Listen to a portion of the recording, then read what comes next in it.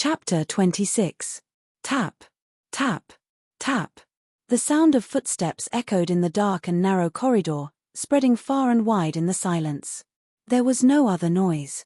Klein straightened his back and followed the middle-aged priest at an unhurried pace.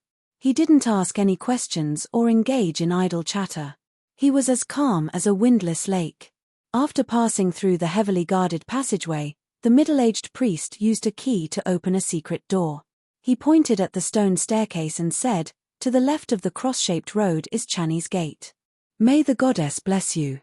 Klein tapped his chest 4 times, outlining the shape of the crimson moon. The secular world used secular etiquette, while the religious used religious rituals. "Praise the goddess." The middle-aged priest returned the gesture.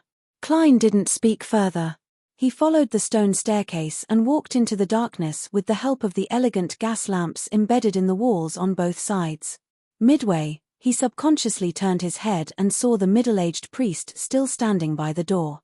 He stood at the top of the staircase, standing in the shadows of the gas lamps like an immobile wax statue. Klein retracted his gaze and continued walking. Before long, he touched the cold stone floor and came to a crossroad. He didn't turn in the direction of Channy's gate because Dunn Smith, who had just been on duty, definitely wouldn't be there. Following the familiar path on the right, Klein climbed another staircase and appeared inside the Blackthorn Security Company. Seeing that the doors were either closed or ajar, he didn't rashly search for them.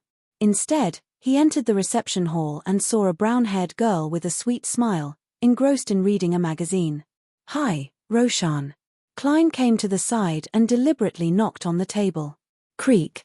Roshan suddenly stood up and knocked over the chair. She said in a panic, "Hi, the weather is nice today." Klein, why are you here?" She held her chest and panted like a little girl afraid of being caught slacking by her father. "I have something to discuss with Captain," Klein answered briefly. "You scared me. I thought Captain had come out." Roshan glared at Klein. "You don't even know how to knock. You should be glad that I am a generous and kind lady." I prefer the word girl." "Why are you looking for the captain?" "He is in the room opposite Madame Oriana." Even though he was rather tense, Klein was amused by Roshan. He pondered for a moment and said, "Secret." Roshan's eyes widened in disbelief. Klein bowed slightly and quickly took his leave. He re-entered the reception room and knocked on the door of the first office on the right. "Please come in." Dunn Smith's low and gentle voice rang out. Klein pushed the door open and closed it. He took off his hat and bowed. "Good morning, Captain." "Good morning, what can I do for you?" Dunn's black windbreaker and hat were hanging on the coat rack next to him. His exposed body was only wearing a white shirt and a black vest. Even though his hairline was a little high and his grey eyes were deep, he still looked a lot more refreshed. "Someone is following me," Klein answered truthfully without any embellishments. Dunn leaned back and clasped his hands together. His deep grey eyes looked into Klein's eyes. He didn't continue the topic of stalking. Instead, he asked, "You came from the cathedral?" "Yes," Klein answered with certainty. Dunn nodded slightly and didn't comment on the matter. He returned to the topic at hand. "Perhaps Welsh's father doesn't believe the cause of death we reported and hired a private detective from the Wind City to investigate." Midseyshires Constant City was also known as the Wind City. It was an area with an extremely developed coal and steel industry. It was ranked in the top 3 among all the cities in the Kingdom of Ruin. Without waiting for Klein to express his opinion, Dunn continued, "It might also come from the source of the notebook. We are currently investigating where Welsh obtained the Antigonus family's notebook. Of course, we can't eliminate the possibility of other individuals or organizations pursuing this notebook." "What should I do?"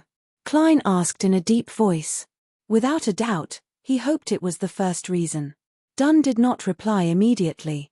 He picked up his coffee cup and took a sip. His grey eyes did not ripple at all. His grey eyes remained calm as he said, "Follow the previous path back and do whatever you want." "Anything?" Klein returned with a question. "Anything." Dunn nodded affirmatively. "Of course, don't scare them away, and don't break the law." "All right." Klein took a deep breath, bade farewell, and left the room before returning to the basement. He turned left at the intersection and bathed in the light from the gas lamps on both sides. He quietly walked through the empty, dark, and cold passageway. The echoes overlapped, making him feel lonelier and more terrified. Soon, Klein approached the staircase and walked up step by step. He saw the middle-aged priest standing in the shadows by the door. The two met without a word. The middle-aged priest turned around in silence and made way for him. As he walked in silence, Klein returned to the prayer hall. The round holes behind the arched altar were still as pure as before. The room was still dark and quiet, and the line of gentlemen and ladies outside the confessional was still the same, except that there were fewer of them. After waiting for a while, Klein held his cane and newspaper as though nothing had happened. He slowly walked out of the prayer hall and left St. Selina Cathedral. The moment he walked out and saw the blazing sun, he immediately felt the familiar feeling of being watched. He felt like he was prey that was being watched by an eagle. Suddenly, a doubtful point appeared in his mind.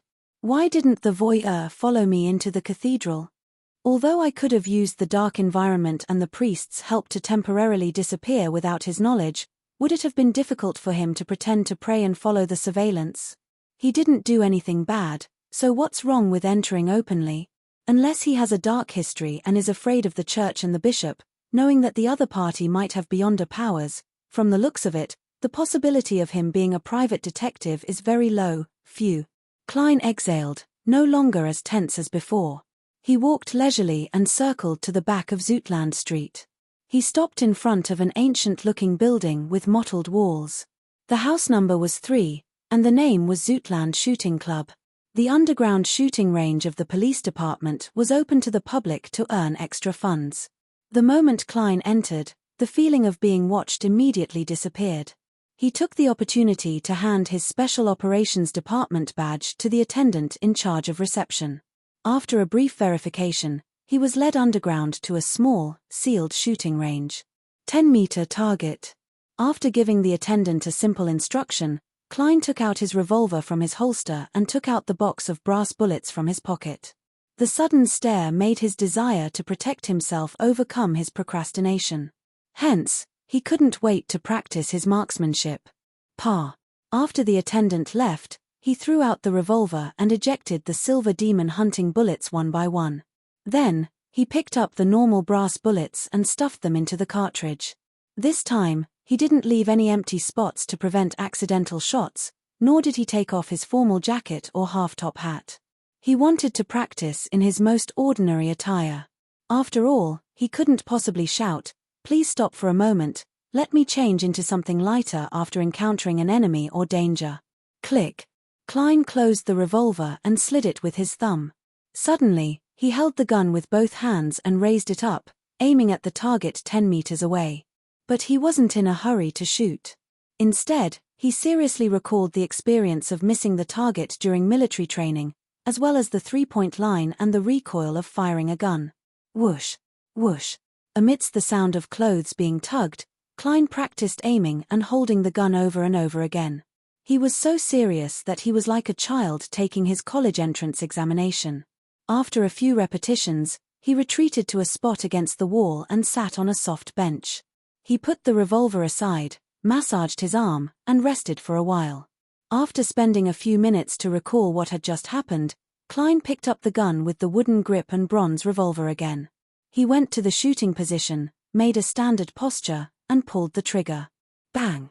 His arm trembled, and his body leaned back slightly. The bullet missed the target. Bang! Bang! Bang! Having learned from his previous experience, he shot again and again. He fumbled with the feeling in practice until he finished shooting all 6 bullets. It's time to hit the target. Klein retreated and sat down again, catching his breath. He threw out the revolver, letting the 6 bullet casings fall to the ground. Then, without a change in expression, he continued to insert the remaining brass bullets. After stretching and relaxing his arms, he stood up again and returned to his shooting position while summarizing. Bang! Bang! Bang! The gunshot reverberated, and the target shook. Klein practiced and rested again and again, emptying the 30 normal bullets he had received and the remaining 5. Gradually, he landed on the target steadily and began his quest for a high score. Shaking his sore arm, he poured out the last 5 bullet casings, lowered his head, and inserted the silver demon hunting bullets with complicated patterns one after another. He also left a spot for an accidental hit. After putting the revolver back into his armpit holster, Klein patted the dust off his body and walked out of the shooting range with a relaxed body. He then returned to the streets. The feeling of being observed surfaced once again, but Klein felt calmer than before. He slowly walked to Champagne Street and spent 4 pence to take a tracked public carriage back to Iron Cross Street. He then entered his apartment. The feeling of being observed disappeared without a trace. He took out his key and opened the door. He saw a short-haired man in his late 30s, dressed in a linen shirt, sitting in front of a desk. His heart tightened, but he quickly relaxed. Klein greeted him with a smile. "Good morning, no, good afternoon, Barnson." The man was his and Melissa's elder brother, Barnson Moretti. He was only 25 years old this year, but due to his receding hairline and aged appearance, he looked to be in his late 30s. He had black hair and brown eyes, resembling Klein to some extent, but he didn't have the faint scholarly air. "Good afternoon, Klein. How was the interview?" Barnson stood up and revealed a smile. His black coat and half-top hat were hanging from the protrusion of the bunk bed. "Very bad," Klein replied without any expression. Seeing Barnson stunned, Klein added with a chuckle, "In fact, I didn't even participate in the interview. I found a job ahead of time, with a weekly salary of £3. He repeated what he had said to Melissa. Barnson's expression eased as he shook his head and smiled. "It feels like watching a child grow up. Yes, this job isn't bad." He sighed and said, "That's right. I heard such good news right after I came back. That's great. We should celebrate tonight. Shall we buy some beef?" Klein smiled. "Okay, but I think Melissa will feel bad.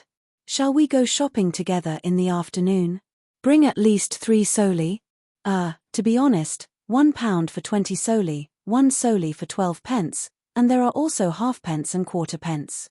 Such a currency system goes against my intuition and is very troublesome. I think it must be one of the stupidest currency systems in the world." After saying that, he saw Barnson's expression suddenly become serious.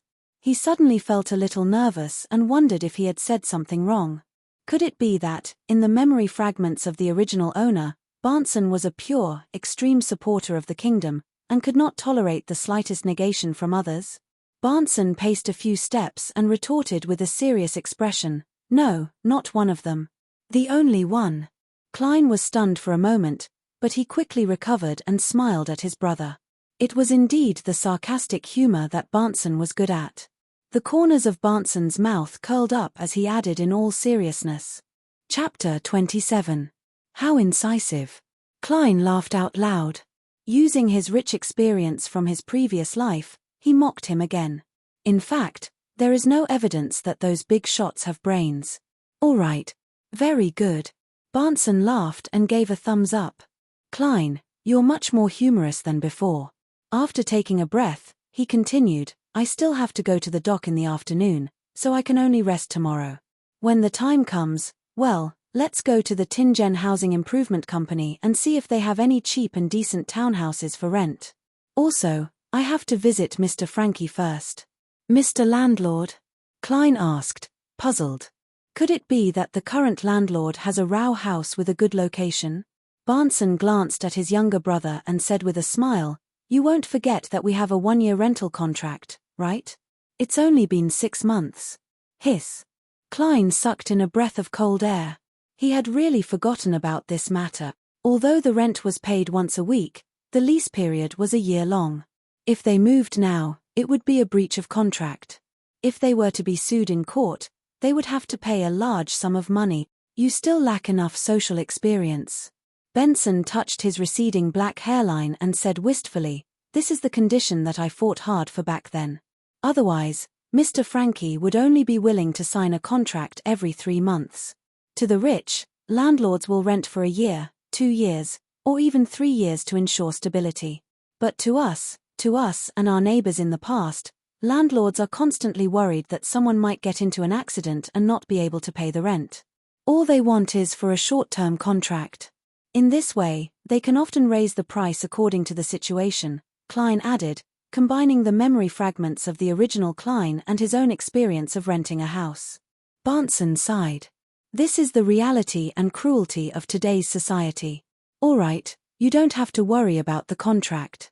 Frankly speaking, as long as we owe a week's rent, Mr. Frankie will immediately throw us out and confiscate our valuables. After all, his IQ is lower than a curly-haired baboon's, and he can't discern complicated matters. Upon hearing this, Klein suddenly recalled Sir Humphrey's meme and shook his head seriously. No, Barnson, you're wrong. Why? Barnson was puzzled. Mr. Frankie's IQ is still higher than a curly-haired baboon's, Klein replied solemnly. Just as Barnson revealed a knowing smile, he added, if he's in good condition. Ha ha. Barnson couldn't control his reaction. After laughing for a while, he pointed at Klein, momentarily unable to find a good way to express himself. All he could do was return to the topic at hand. Of course, as gentlemen, we won't use such a shameless method. We'll talk to Mr. Frankie tomorrow. Trust me, he'll be easily convinced. Klein had no doubt about this. The existence of the gas pipe was the strongest proof. The brothers chatted for a while before putting the leftover pan-fried fish into the vegetable stew.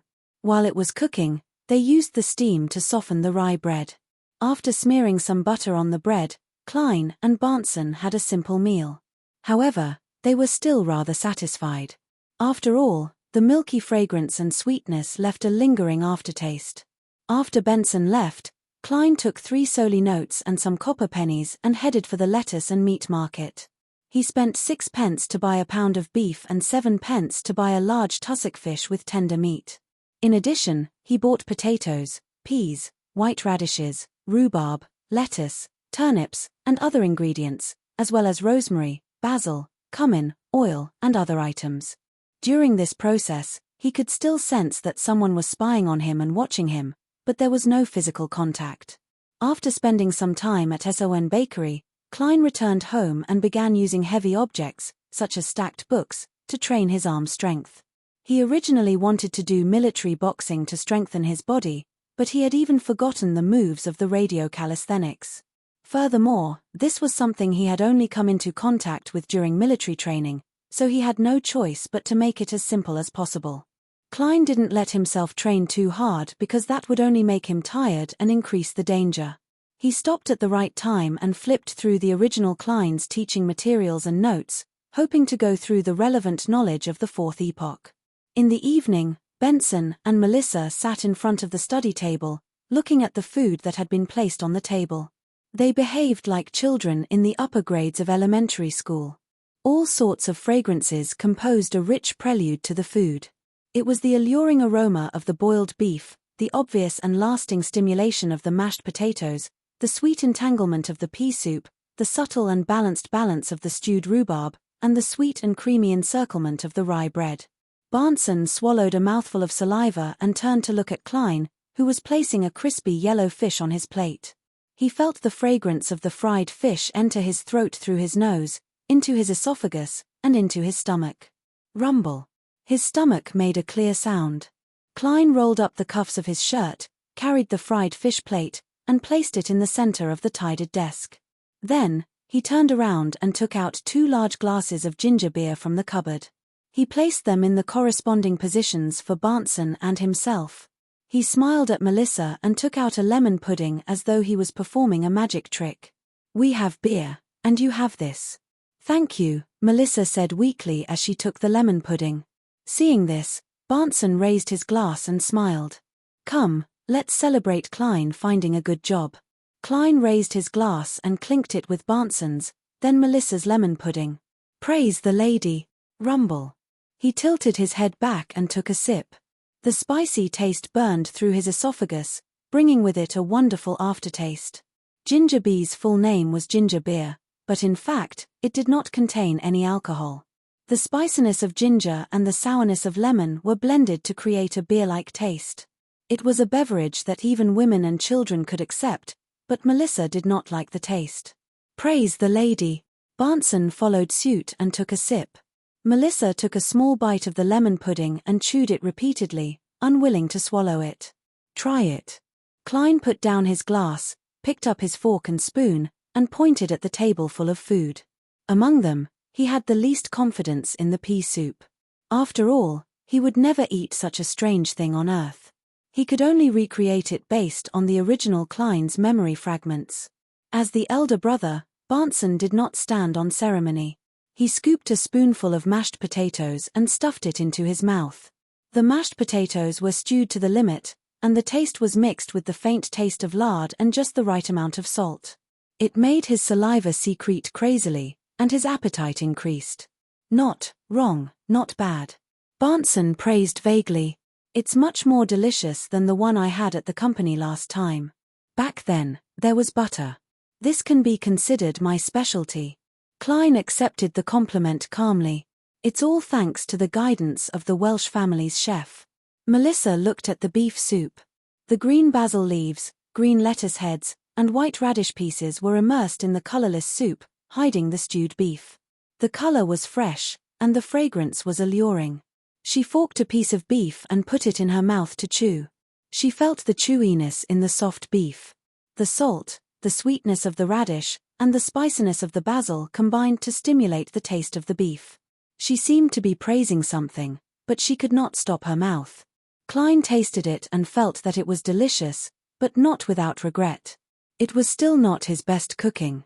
After all, he did not have some seasonings and could only use other substitutes. It was inevitable that it would be strange. Of course, even at his best, the food he cooked was just passable. Suddenly, he felt sorry for Barnson and Melissa, who had never seen the world. After swallowing the beef in his mouth, Klein picked up a piece of fried tussock fish sprinkled with cumin and rosemary. It was crispy on the outside and tender on the inside. It was brown and delicious, and the salty aroma and oil taste intertwined. Nodding slightly, Klein tried a piece of stewed rhubarb, and felt that it was okay. It could relieve the greasy taste of meat. Finally, he gathered his courage and scooped a spoonful of pea soup. Too sweet, too sour. Klein could not help but frown. But when he saw Barnson and Melissa's satisfied looks after tasting it, he began to doubt his taste buds. He could not help but gulp down a mouthful of ginger beer to wash his tongue. This meal made the three siblings' stomachs bloated, and they were unable to get up from their chairs for a long time. Let us praise the goddess again. Barnson raised the remaining ginger beer and said in satisfaction. Praise the goddess. Klein drank the last bit of beer in one gulp. Praise the goddess. Melissa put the last bit of lemon pudding into her mouth and savored it. When Klein saw this, he used his tipsy state to laugh. Melissa, that's not good. The best and most delicious food should be eaten right from the start. That way, you can see the most delicious side of it. When you're full and your appetite drops, the taste will be discounted. No, it's still as delicious, Melissa replied firmly and stubbornly. The three siblings chatted and digested the food for a while. Then, they cleaned up the plates, forks, and spoons together and poured the oil from the fried fish back. After they were done, one of them revised for the course, one studied accounting knowledge, and the other continued flipping through the textbooks and notes. It was a fulfilling and satisfying life. At 11 o'clock, Klein and his sister extinguished the gas lamp, washed up, and went to bed. It was dark in front of him, and he felt groggy. Suddenly, Klein saw Dunn Smith in a black knee-length trench coat and half-top hat. Captain. Klein woke up instantly and knew that he was in a dream. Dunn's grey eyes did not waver.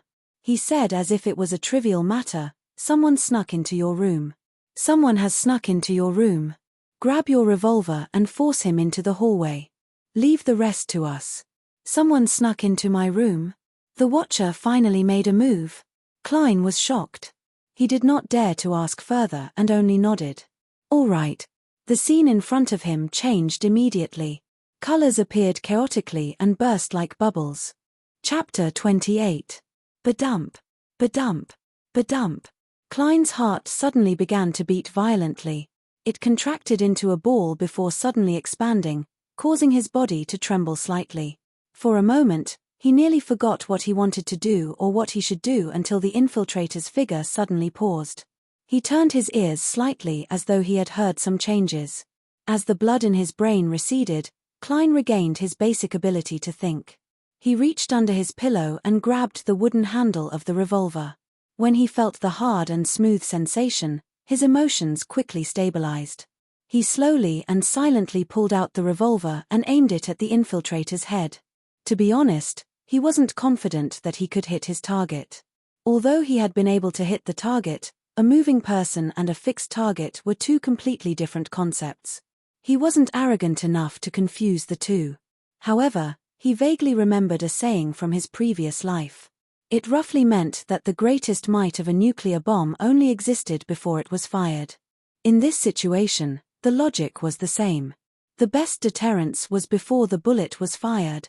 If he didn't pull the trigger and blindly fire, the other party wouldn't be certain that he was a rookie. There was a high chance that he wouldn't be able to hit him.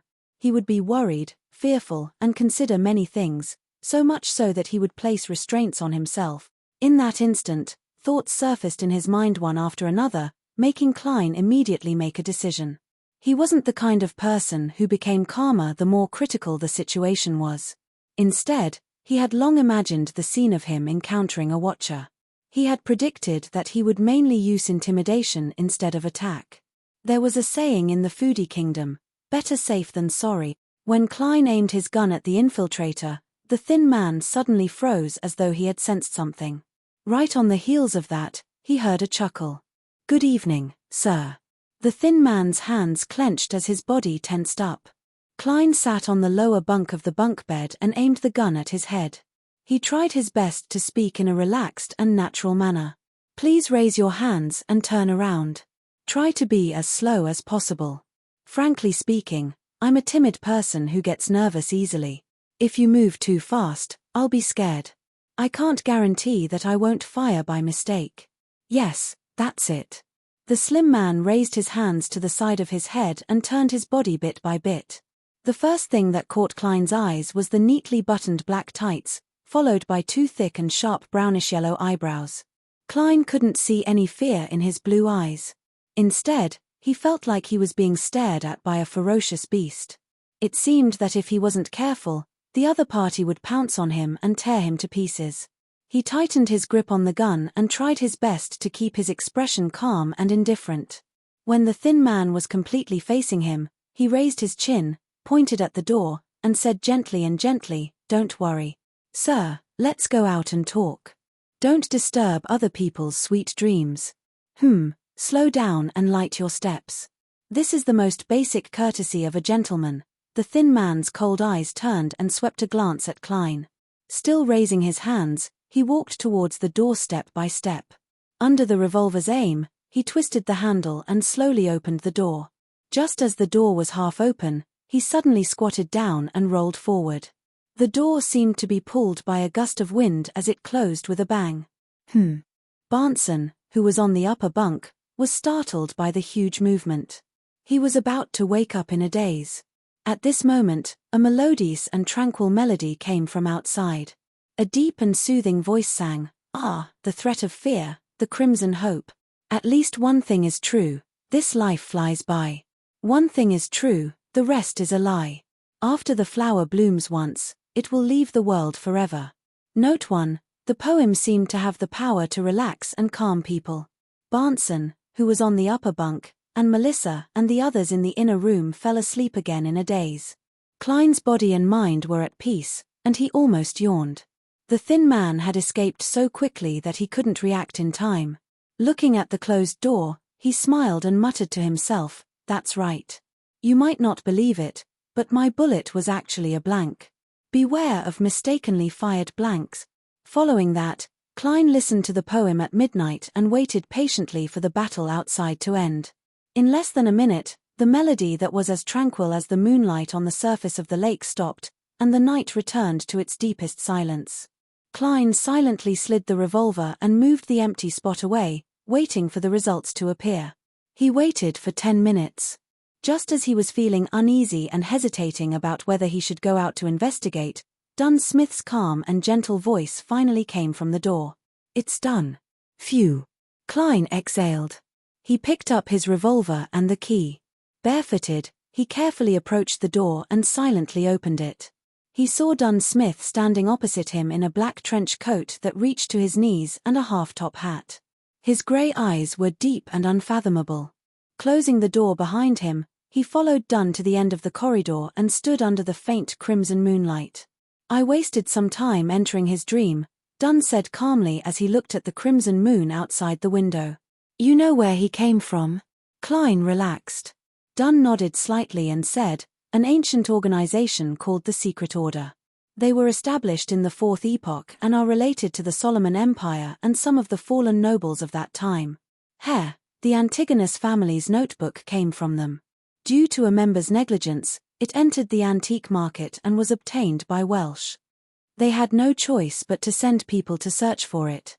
Without waiting for Klein to ask, he paused and said, "We will capture some of their members based on the clues. The outcome might not be good.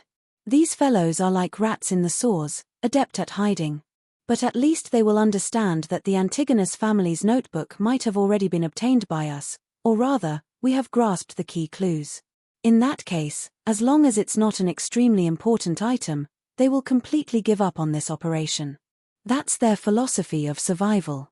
What if the notebook is very, very important?" Klein asked worriedly. Dunn smiled and didn't answer him. Instead, he said, "We know very little about the Secret Order. It's all thanks to your cleverness that we were able to succeed this time. It's all thanks to you.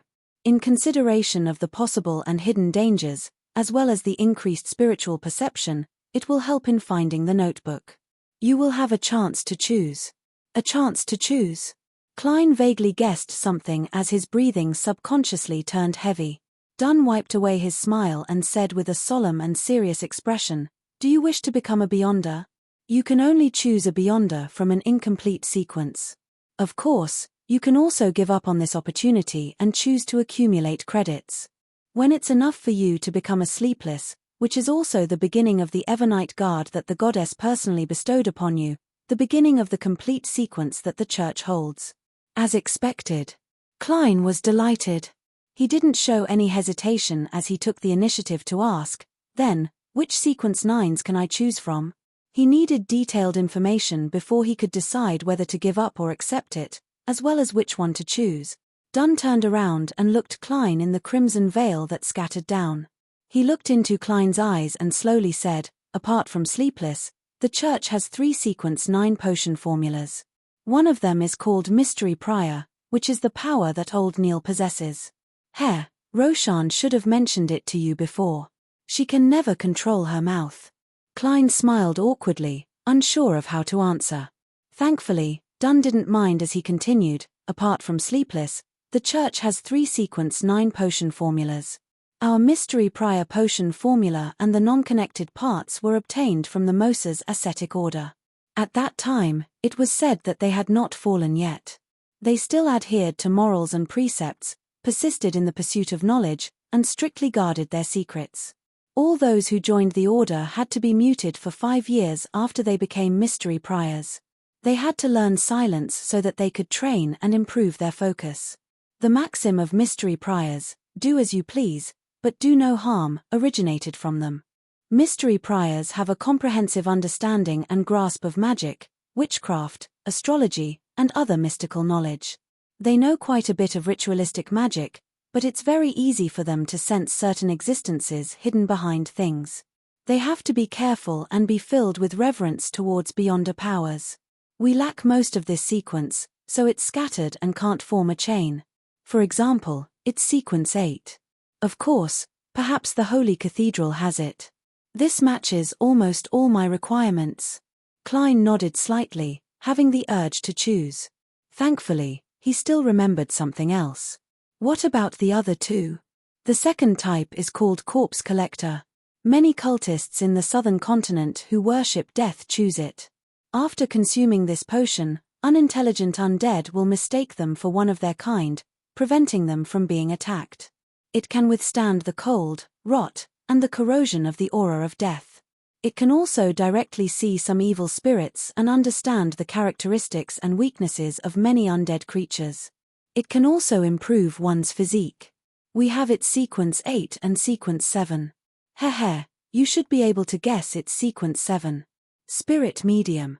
This was Daly's choice back then, Dunn described in detail. Spirit medium does look mysterious and cool, but what I want the most is to grasp the knowledge of mysticism. Klein didn't interrupt as he listened quietly. Dunn Smith turned his head to look at crimson moonlight. We only have sequence 9 for the third type. I'm not sure if the Holy Cathedral has hidden anything else. It's called seer. Seer. Klein's pupils constricted as he recalled the regrets Roselle the Great had left in his diary. He regretted not choosing apprentice, marauder, and seer back then. Chapter 29. Klein tried his best not to show any abnormalities as he asked out of genuine curiosity, "What's the matter?" With genuine curiosity, he asked, "What powers does a seer have?" Your question isn't accurate enough. You should be asking what powers one will obtain after consuming the seer potion. Dunn Smith shook his head and smiled. His grey eyes and face were facing away from the crimson moon, hidden in the shadows. Astrology, card divination, spirit pendulums, spirit vision, and many other similar things. Of course, it doesn't mean that you will immediately understand and master them after consuming the potion. The potion only gives you the qualifications and abilities to learn them. Due to the lack of direct means to deal with the enemy, you should be able to imagine that ritualistic magic requires too much preparation. It's not suitable for encounters, so correspondingly, in terms of mysticism, a seer will be more knowledgeable and professional than a mystery prior. Sounds like it fits my requirements. It's just that the lack of direct means to deal with the enemy makes me hesitant. Besides, there's a high chance that the Church of the Evernite Goddess doesn't have any subsequent sequences. Holy Cathedral should refer to the Church's headquarters, the Cathedral of Serenity. A low-sequence direct means of dealing with the enemy might not be comparable to firearms.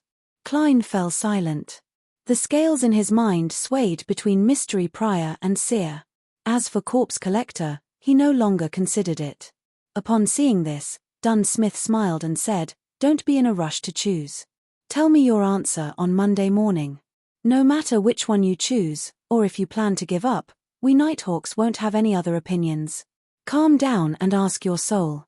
With that, he took off his hat, bowed slightly, and slowly walked past Klein towards the staircase. Klein didn't say a word, nor did he immediately give an answer.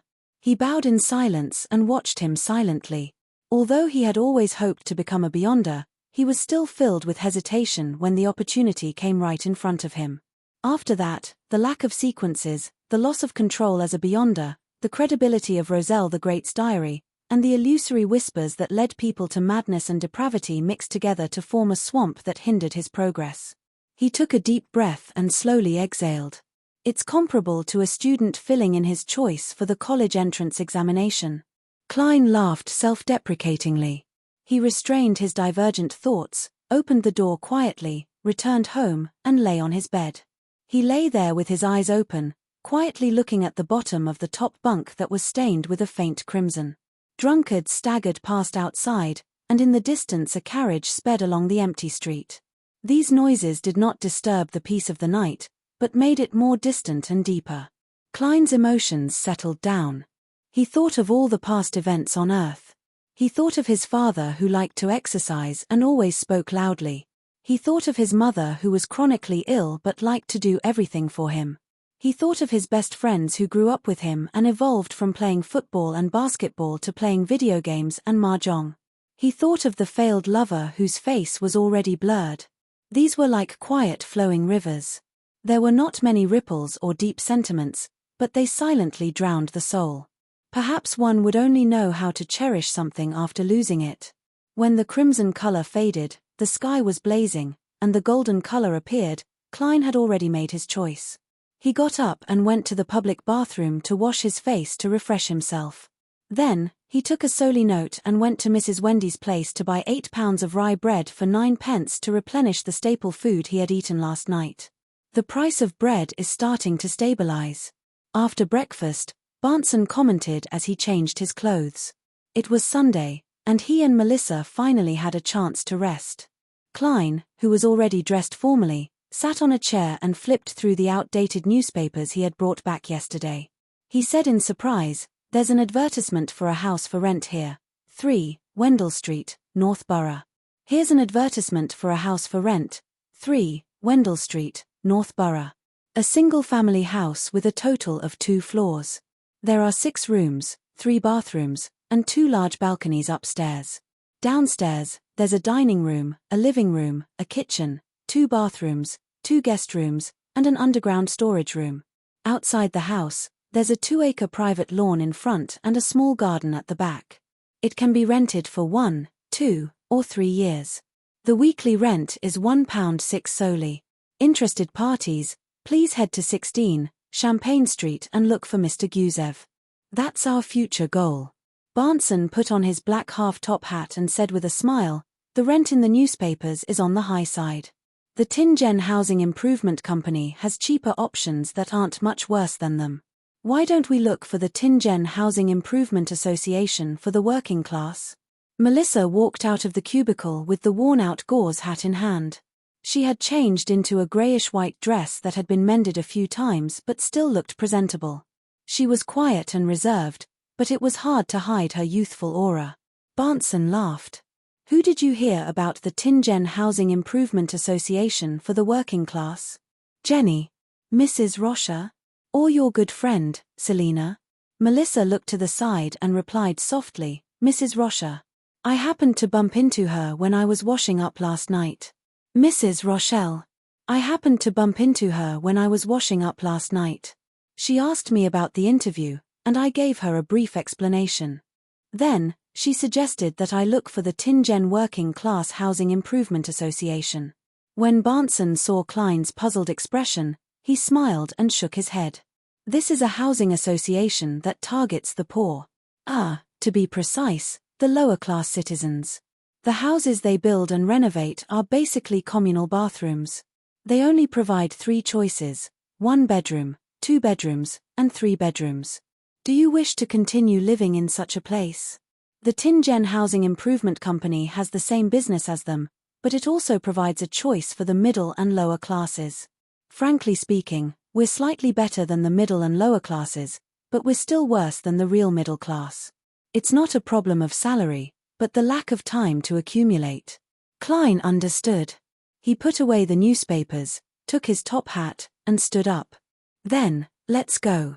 I remember that the Tingen Housing Improvement Company is on Daffodil Street," Barnson said as he opened the door. "They are the same as the Tingen Housing Improvement Association for the working class. They are called the 5% charity. Do you know why?" "No." Klein raised his cane and walked beside Melissa. The girl with smooth black hair that reached her singlet also nodded.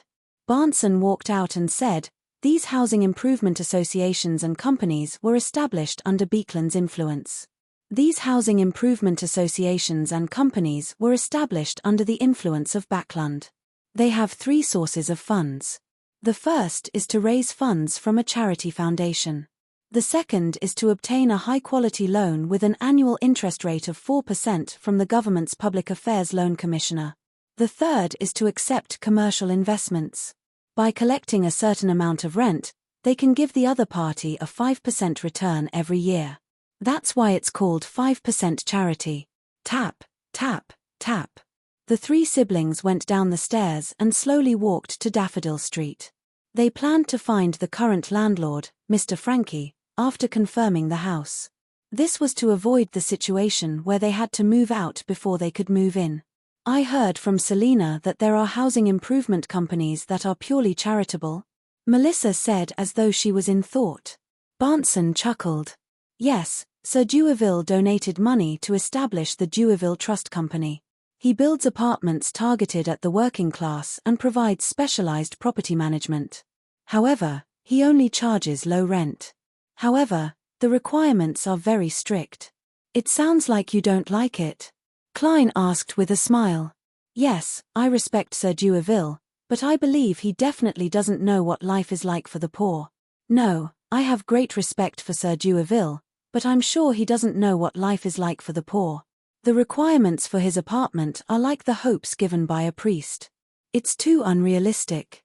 For example, the main vaccinations must be administered, the bathrooms must be cleaned on a rotating basis, the apartment cannot be sublet or used for commercial purposes, litter is not allowed, and children are not allowed to play in the corridors.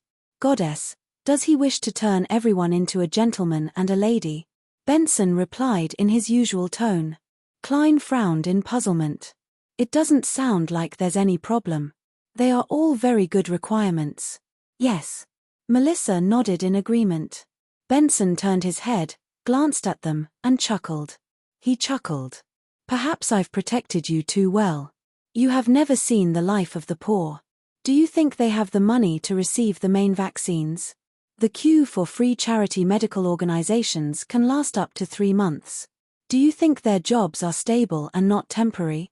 If they can't rent out their apartments and charge a certain fee, they can move out again when they lose their jobs. Besides, many women help people sew clothes and make matchboxes at home to make ends meet. This is considered a commercial use. Do you think they will be chased out? Most of the poor are doing their best to make ends meet. Do you think they have the time to discipline their children and stop them from playing in the corridors? They can probably only be locked in their rooms and sent to places that are willing to accept child labor when they are 7 or 8 years old. Benson didn't use many adjectives to describe it, but it left Klein a little creeped out. This is the life of the poor. Beside him, Melissa also fell into silence. After a long while, she said in an ethereal voice. After moving to Lower Street, Jenny refused to let me go to her house to look for her. Let's hope her father can walk out of the shadow of his injury and find a stable job again. But I've seen too many drunkards numb themselves with alcohol. Benson sneered with a heavy tone. Klein didn't know what to say. Melissa seemed to be in the same state.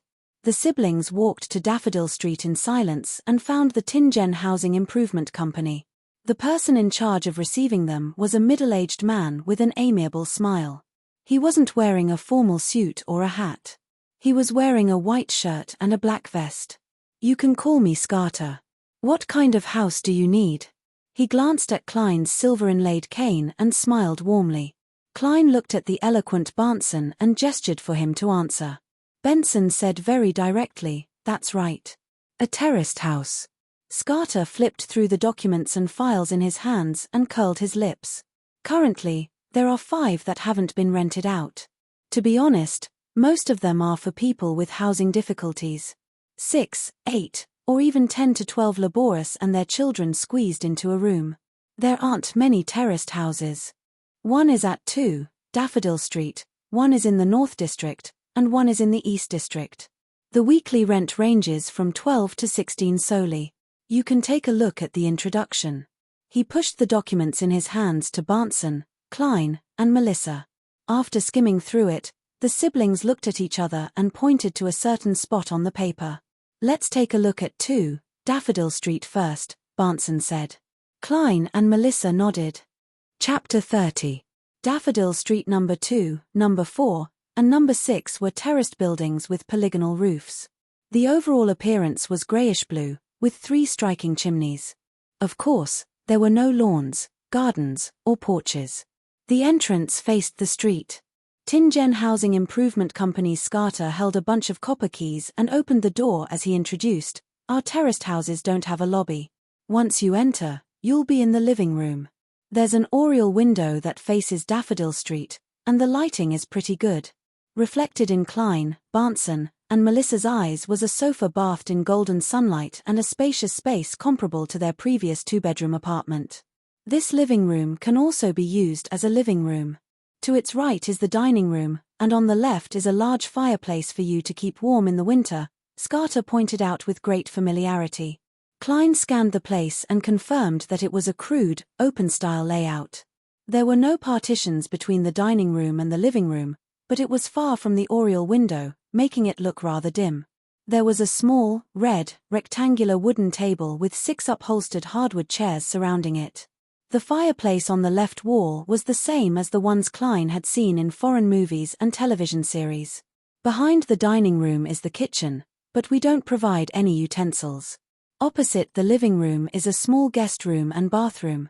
Scarter took a step forward and explained the layout of the first floor in detail. The bathroom was divided into an inner and outer room. The outer room was for washing, while the inner room was the toilet, separated by a folding door. The guest room was said to be small, but it was as big as the cubicle Melissa was currently staying in. She was a little stunned. After looking around the first floor, Scarter led the siblings to the staircase beside the bathroom. Down there is an underground storage room. The air inside is very stuffy. Remember to ventilate it before you enter. Barnson nodded without batting an eyelid and followed Scarter up the stairs to the second floor. On my left is a bathroom, and there are 2 bedrooms on the same side. It's the same layout on my right, but the bathroom is near the small balcony. As he spoke, Scarter opened the bathroom door and turned his body so that Klein, Barnson, and Melissa could look at him without any obstruction. This bathroom had one more bathtub than the one on the first floor, and there was also a folding door next to the toilet. Although there was some dust, there was no other dirty place, and it was not smelly or crowded. Melissa stared at him blankly until Scarter walked to the bedroom next door. Then she withdrew her gaze and slowly followed him. After a few steps, she looked back again. Klein, who had seen the world, was also quite happy and looking forward to it. Even though Mr. Landlord often supervised everyone's cleaning, the public bathroom was still not clean enough. People often had the urge to vomit, not to mention that they would easily encounter a queue when they were in a hurry. The other bathroom was the same as this one. Out of the 4 bedrooms, only one was slightly bigger and had a bookshelf. The rest were about the same size, with a bed, a table, and a wardrobe. The balcony is very small, and we can't dry too many clothes at a time. Scarter stood at the end of the corridor and pointed to the area separated by a door and lock. There's a complete saw, gas pipe, and meter here. It's very suitable for gentlemen and ladies like you.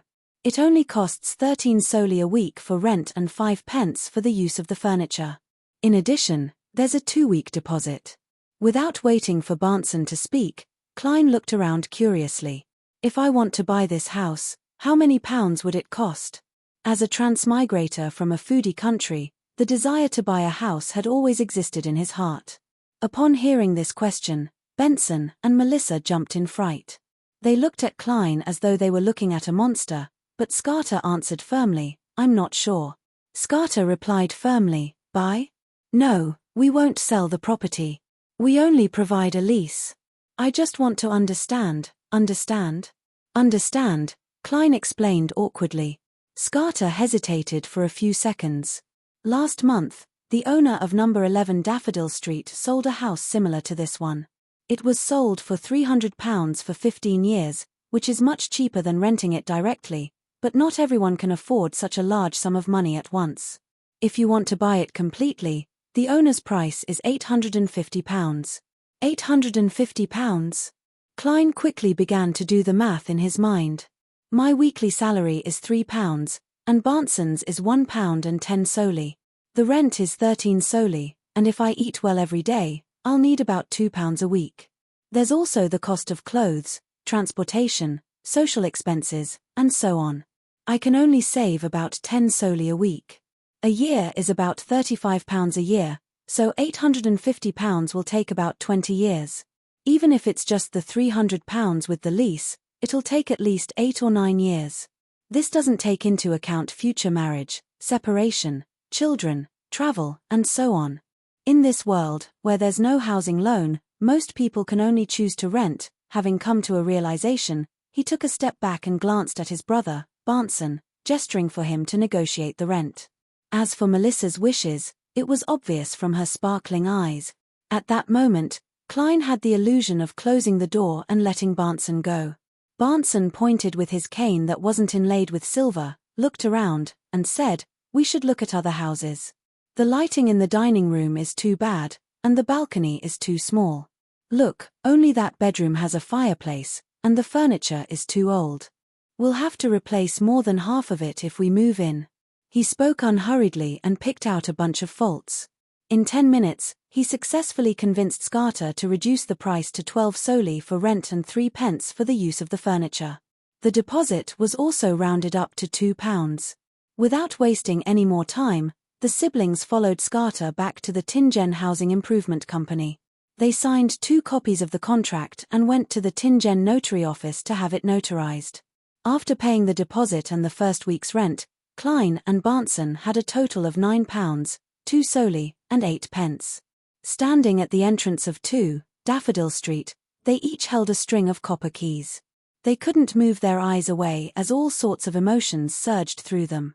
After a while, Melissa raised her head and looked at the Moretti house behind her.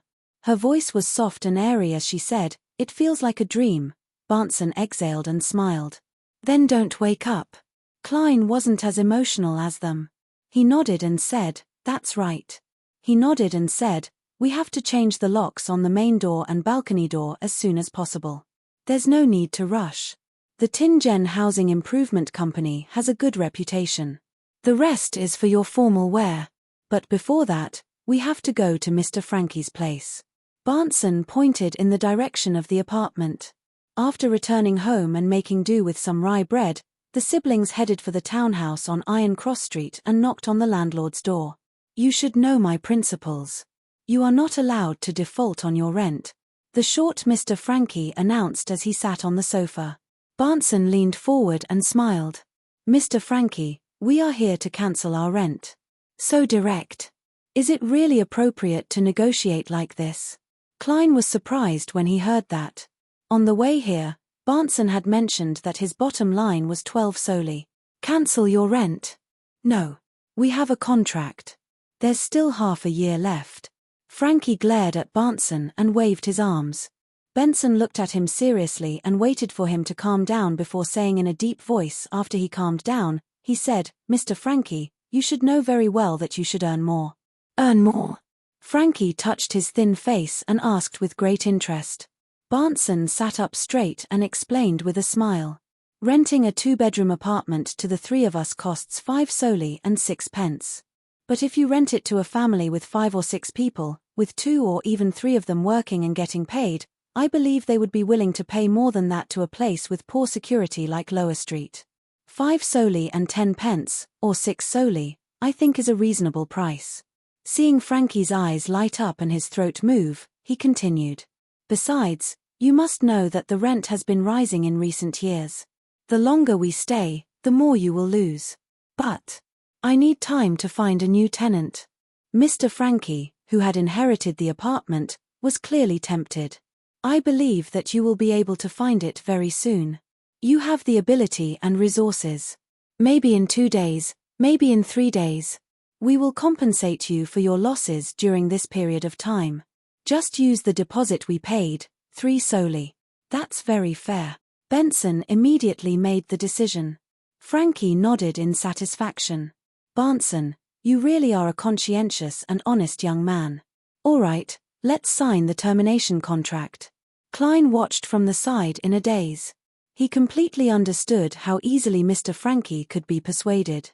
That's way too easy to convince. After resolving the issue of the contract, the 3 siblings first helped Klein buy a suit before they busied themselves with moving. They didn't have any heavy or bulky items as they belonged to the landlord. Therefore, Barnson and Melissa jointly rejected Klein's idea of hiring a carriage. They did it themselves and went back and forth between Daffodil Street and Iron Cross Street. Outside the window, the scorching sun was setting in the west. The golden sun with the smell of fire shone through the oriel window and onto the surface of the desk. Klein looked at the books and notes that were neatly arranged on the shelf and gently placed the ink and fountain pen on the desk that had been wiped clean. "I'm finally done." He exhaled and felt his stomach growl. He rolled down his sleeves and walked to the door. He had a bed that belonged only to him. The bedsheets and quilt were white, old but clean. Klein turned the doorknob and walked out of the bedroom. Just as he was about to speak, he saw the 2 doors opposite him open, revealing Barnson and Melissa. Looking at the dust and dirt on each other's faces, Klein and Barnson suddenly laughed in an unusually carefree manner. Melissa bit her lips lightly, and was gradually infected by them, as she giggled softly. The next morning, Klein stood in front of the full-length mirror that had no cracks. He carefully adjusted the collar and cuffs of his shirt. The set of white shirt, black tuxedo, half-top hat, black vest and pants, leather boots, and bow tie cost him a total of £8. It made his heart ache. However, the effect was good.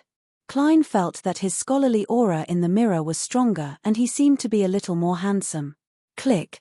He closed his pocket watch and placed it in his inner pocket. Then, he took his cane, hid his revolver, and took the public carriage to Zoutland Street.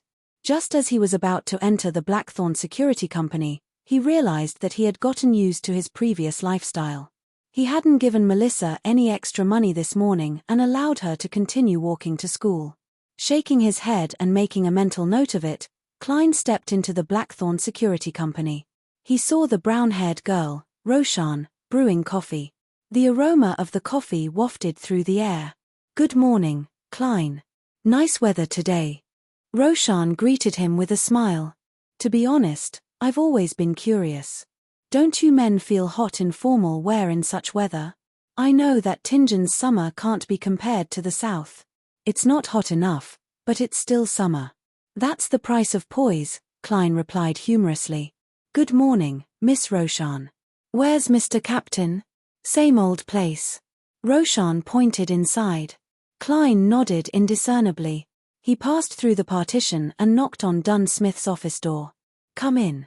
Dunn's voice and tone were as gentle as ever. Seeing that Klein had indeed changed into a decent formal suit, he nodded slightly and said with a smile in his grey eyes, "Have you made up your mind?" Klein took a deep breath and answered solemnly, "Yes. I've made my choice." Dunn slowly sat up straight, his expression quickly turning solemn. His grey eyes remained deep and unchanging. His grey eyes remained deep and said, "Tell me your answer." Klein answered without hesitation. Chapter 31. Dunn Smith's grey eyes stared straight into Klein's eyes for a full minute without saying a word. Under such silence and the pressure of the gaze, Klein didn't shrink back. He didn't move his eyes away as he stared back firmly. "You should understand that once you consume the potion, there's no chance for regret." Finally, Dunn spoke again. His voice was deep and emotionless. Klein smiled. "I know, but I respect the voice in my heart. First of all, Sleepless didn't meet his requirements. The spectator in the tarot gathering was the same based on the description. He didn't know when he would be able to make contact with the other Beyonder pathways, so there was no need to wait. By the same logic, Corpse Collector was eliminated, leaving only Mystery Prior and Seer. Under the premise that sequence potions were equally dangerous, and in the situation where he couldn't obtain any more information, with the fact that Mystery Prior and Seer both fit the requirements, it didn't matter if Emperor Roselle had casually written it down, or if he really regretted not choosing Apprentice, Marauder, or Seer. It was enough to tip the scales in his heart. Furthermore, from his notes, as long as he could understand the true meaning of digestion and acting, he could avoid the negative effects of the potion to the greatest extent. As for the whispers and illusory temptations that caused people to fall into madness, even if he didn't become a Beyonder, he would still be able to come into contact with them. "All right." Dunn Smith stood up and picked up his black halved top hat. As he wore it, he said, "Follow me underground." Klein nodded and gave a gentleman's bow in gratitude. Tap, tap, tap. The two of them went down, their footsteps echoing in the quiet and empty staircase and aisle. Klein suddenly felt a little nervous as he tried to strike up a conversation. "Captain, you said that after consuming the potion, one doesn't directly obtain the corresponding mysticism knowledge, but only the qualifications to learn and grasp them. Then, where did the mysticism knowledge come from in the first place? Did the sages risk their lives to figure it out bit by bit, or did it come from something else?" Every time he came underground, he could feel that the air here was quite fresh. Obviously, the ventilation here was very good. However, in this kind of environment, the occasional gust of wind that blew was really frightening. Dunn tilted his head and glanced at him. His grey eyes were unusually deep in the darkness. He calmly replied, "Firstly, the exploration, summarization, and improvement that you mentioned. Secondly, the blessing of the gods. Thirdly, those dangerous whispers that others could not hear were not always crazy and meaningless. Sometimes, they would still talk about mysterious things.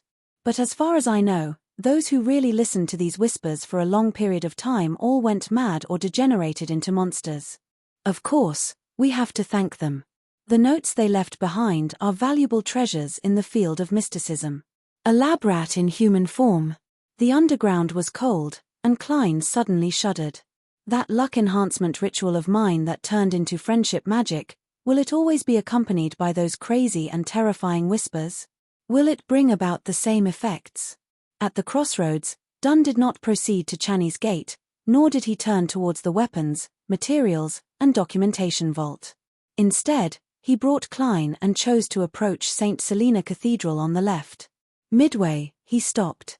It was unknown what he had triggered, but it opened a secret door. This is the alchemy lab of our Nighthawks team. I will get old Neil to retrieve the seer potion formula and the corresponding ingredients from Channy's gate. Heh, you're in luck. The goddess is watching over you. There should still be 2 portions of the seer ingredients left. Otherwise, you'll have to wait a long time. Dunn pointed at the room behind the door and said, "Wait here and watch the entire process of old Neil concocting the potion. This is the most basic thing in mysticism. Yes, don't touch the items inside. They are either very dangerous, very expensive, or both." Having said that, Dunn added, "By the way, I forgot something again. You became a Beyonder because of the need to deal with danger and search for the notebook. The credit is only a portion of it, so you can't become an official member of the team for now. You'll still be a clerk, and you'll still receive the corresponding salary. You'll still do what I arranged for you, but you'll have to learn a lot of mysticism knowledge from old Neil. Make your own arrangements." All right. Apart from being a little resentful about not getting a raise, Klein agreed wholeheartedly.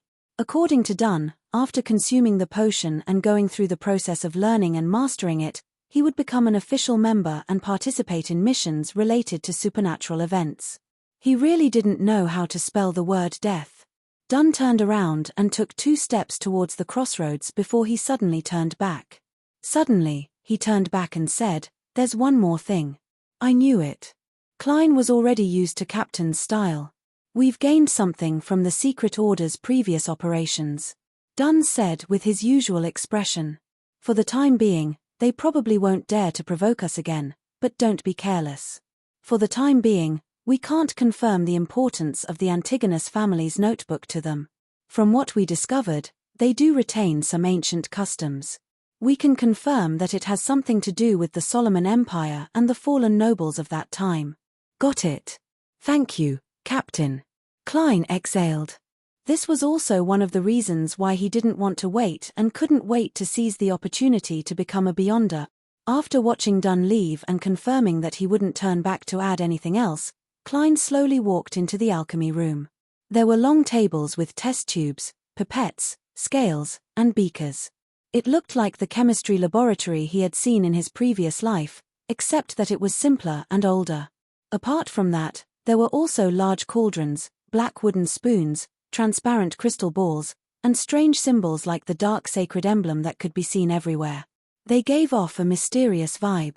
Klein looked around with interest, but he didn't touch anything. After a while, he heard footsteps. Old Neil walked in with a small silver chest with complicated patterns. He was still wearing a classic black robe that didn't match the style of the times, and he wore a round-brimmed felt hat of the same color. "Little guy, I didn't expect you to choose seer." As old Neil put down the silver chest, he glanced at Klein with his slightly turbid, dark red eyes. "You have the same character as I did back then. Not bad. Light up these few gas lamps and close the secret door." "All right." Klein held back his trembling and lit up the gas lamps in the alchemy room, allowing the dim light to rule over the place once again. After the secret door was closed, he turned around and came to the side of the white-haired old Neil, who had deep wrinkles at the corners of his eyes and mouth. He saw old Neil using a few strange tree branches to brush the black cauldron. The concoction of sequence potions is very simple, at least for those below sequence 7. There's no need for special flames, additional rituals, or even incantations. There's no need for the spirituality of the body to participate. All you need to do is to accurately add the ingredients according to the order on the formula and stir it. Old Neil's wrinkles seemed to bloom as he smiled. Really? Klein asked in surprise. This sounds as simple as my luck enhancement ritual. Man, it's a little scary just thinking about it. Perhaps this is a gift from God. Praise the lady. Old Neil drew a circle on his chest in an extremely irregular manner. Following that, he opened the silver chest and took out an ancient scroll of goatskin. The yellowish-brown goatskin unfolded inch by inch, revealing the words written on it. Klein looked into the distance and realized that it was Hermes, which he was familiar with. They were written in blood-like ink and seemed to retain the feeling of flowing, but other than that, there was nothing extraordinary about it. Seer, 100 milliliters of pure water plus 13 drops of night vanilla juice plus 7 golden mint leaves. Klein silently recited the contents of the formula, but the subsequent parts happened to be blocked by Old Neil's elbow, preventing him from seeing them. Pure water is water that has been repeatedly distilled. It just so happens that I've made it before, so there's no need to waste time. As Old Neil introduced it, he familiarly picked up a large sealed glass bottle from the long table. He opened the lid and casually poured about 100 milliliters of pure water into the cauldron. Klein didn't dare to ask, afraid that he would affect the concoction process. After all, he had to drink the potion he concocted. 13 drops of night vanilla juice. This can be extracted and turned into essential oil for preservation. Old Neil took out a small brown bottle from the silver chest, and with the aid of a pipette, he easily dripped 13 drops into the cauldron. A faint but calming fragrance emanated, and Klein's mood unknowingly became calm. 7 golden mint leaves. Old Neil picked up the silver-patterned tin can, opened the lid, and pinched out a few pieces with his bare hands. He sprinkled them into the cauldron, and a fresh and stimulating smell was faintly discernible. 4, 5, 6, 7. Just right. Old Neil chuckled and looked at the potion formula on the goatskin. 3 drops of poison hemlock juice. You can't drink this carelessly. It will numb your entire body and you will die in a stiff state. In ancient times, it was the best choice for suicide. I'm not stupid. Klein silently lampooned. Old Neil switched to a pipette and dripped the poison hemlock juice into the cauldron. It was mixed with a strange smell that made one's mind clear. 9 grams of Dracaena powder. Old Neil calmly reached into the silver chest and picked up a transparent test tube. The powder inside was as black as iron. He used a beaker, a balance, and other items to weigh the 9 grams of powder. He casually poured it into the cauldron and stirred it with a black wooden spoon. Klein's liver trembled as he watched. He felt that it wasn't very reliable. Actually, these ingredients are all supplementary. Adding more or less won't affect the final effect. Should I add more? Old Neil joked. The remaining 2 are the key. The amount can be slightly less, but it can't deviate too much. Otherwise, your advancement will fail. Yes, the amount can't be too much, even if it's just a little bit. Otherwise, you'll have to treat your mental problems after taking it. It's not impossible for you to die directly. Klein immediately tensed up and watched as Old Neil took out a black glass bottle from the silver chest. 10 milliliters of Lavos octopus's blood. This octopus is an extraordinary species with obvious mutations. Its body is covered with mysterious symbols. Its blood will quickly decompose under the sun and lose its uniqueness. It has to be stored in an opaque material. Old Neil's tone was no longer relaxed. He quickly and carefully extracted 10 milliliters of blood with a test tube. The blood was as blue as the sky. From time to time, it would gurgle with illusory bubbles, as if it was connected to the spiritual world. Pour the blood in the test tube into the cauldron. Don't care about the remaining bit on the wall. This is to prevent overuse, Old Neil said in a low voice. As soon as the blue blood entered the cauldron and came into contact with the previous liquid, there was a splashing sound. The surrounding light was dyed blue, giving Klein a strange feeling of distance and familiarity. It seemed to be the experience of being in a mother's womb. It made one's soul feel elevated. The last item, 50 grams of star crystal. Old Neil's voice rang in Klein's ears. He snapped out of his daze and looked at the long table again. In the old man's hand was an extremely pure crystal. Furthermore, the crystal was gelatinous, like jelly on earth. It lacked sufficient hardness. Under the illumination of the blue light, It reflected specks of light. It was as if there was a resplendent starry sky hidden within it. This is an excellent material for making divination crystals. Just a little less to consider the margin of error. Old Neil weighed it as he used a patterned silver knife to cut it. Pure water plus night vanilla plus golden peppermint leaf plus poison hemlock juice plus dragon's blood plus Lavos octopus blood plus star crystal equals seer. At that moment, Klein couldn't help but recall the formula. After the preparations were done, Old Neil threw a few small pieces of star crystal into the cauldron. Sizzle. An illusory fog instantly appeared, turning the alchemy room into a blur. In the fog, Klein seemed to see the starry sky.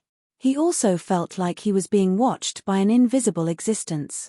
A few seconds later, the fog dissipated. Old Neil used a black wooden ladle to scoop out the viscous, dark blue liquid from the cauldron. It had a strange characteristic. It was connected to each other without separating. As a result, there was nothing left in the black cauldron. The dark blue liquid was poured into an opaque cup. Old Neil pointed at it. Chapter 32. Klein looked at the dark blue, viscous liquid, which was hard to tell if it was a cup or a cube, and he swallowed his saliva with great difficulty. I'm going to drink it just like that. Don't you need any other preparations? Like a ritual, incantation, or prayer? Old Neil tersely said, preparations? Yes. First, have a cup of Ormir red wine for inties, then smoke a desi cigar. Then, hum a melodious melody and dance a brisk palace dance. If you like tap dancing, that's fine too. Finally, have a round of Gwent. Seeing Klein's expression turn more and more dazed, Old Neil smiled and summarized his previous description. If you're feeling nervous, you're quite humorous. The corners of Klein's mouth twitched as he resisted the urge to pull out his gun. He put down his cane, reached out his right hand, and picked up the opaque cup as though he was holding something heavy. The smell of the potion was faint and illusory. Young man, don't hesitate. The more you hesitate, the more nervous and afraid you will be. It will affect your absorption later, Old Neil said in a seemingly casual manner with his back facing Klein. At some point in time, he had walked to the sink beside him, turned on the tap, and washed his hands. Klein nodded silently and took a deep breath. Just like how he pinched his nose to take medicine when he was a child, he brought the opaque cup to his mouth, tipped his head, and gulped it down. A cool and slippery feeling quickly filled his mouth before sliding down his esophagus and into his stomach. The viscous and dark blue liquid seemed to grow thin and long tentacles as the coldness and stimulation instantly drilled into every cell in Klein.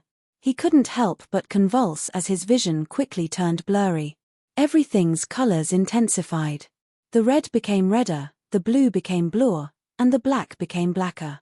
The colors were rich and randomly pieced together, like an oil painting by an impressionist master.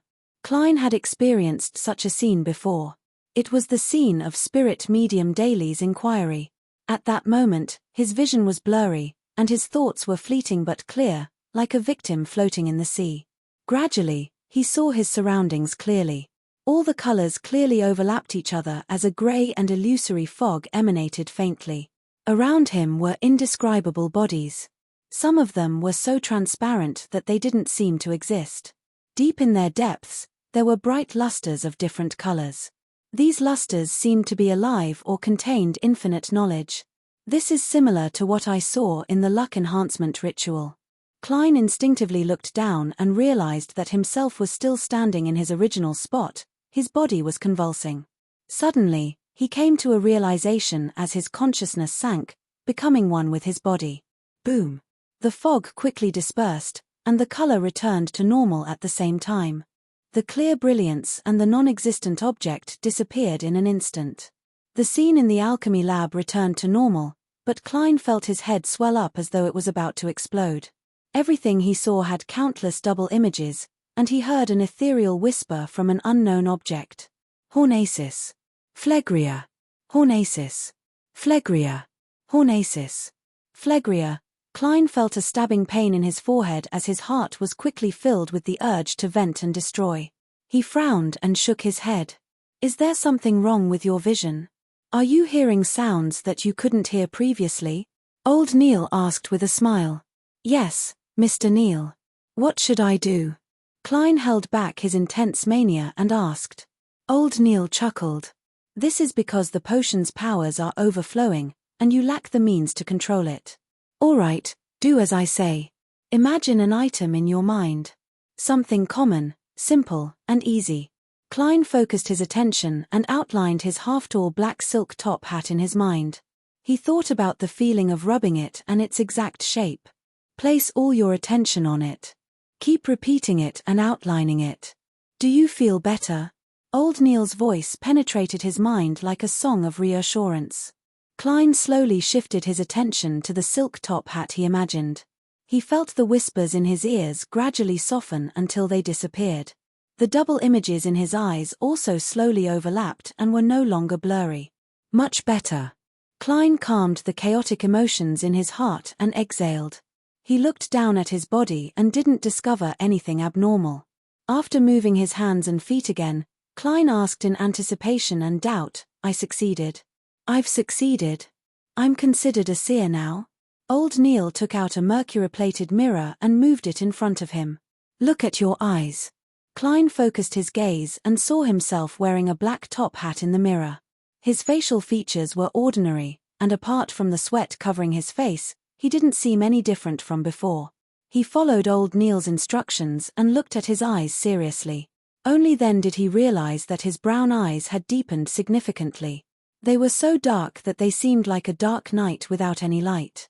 They were so dark that they seemed to be able to absorb the souls of others. Normally, dark brown pupils were easily mistaken for black. Without careful observation, even Klein wouldn't be able to notice it. This is the manifestation of the potion's powers. When you learn cogitation and know how to restrain it, your eyes will return to normal. Old Neal smiled and extended his right hand. Congratulations, new Beyonder, our seer. Thank you. Klein shook his hand. Mr. Neal, when can I learn cogitation? You can do it now. The initial stages of cogitation are rather simple, especially for Beyonders. Old Neal said with a smile. Just now, you outlined an item in your mind to divert your attention and restrain the overflowing power. That was actually the first step of cogitation. Do it again. Klein closed his eyes and once again pictured the half-tall black silk top hat in his mind. It was easier for him to focus his attention than before. Soon, some distracting thoughts surfaced before they faded away, leaving only the outline of the top hat. Let your mind go slightly blank. Then, replace the item you outlined with something that doesn't exist in this world, something you imagined out of thin air. You have to abide by this rule. Only then can you enter cogitation. Only then will you be able to transcend the me, the limitless me, and the me of the universe. You will obtain insights and revelations towards the truth. You will obtain knowledge that only you can comprehend.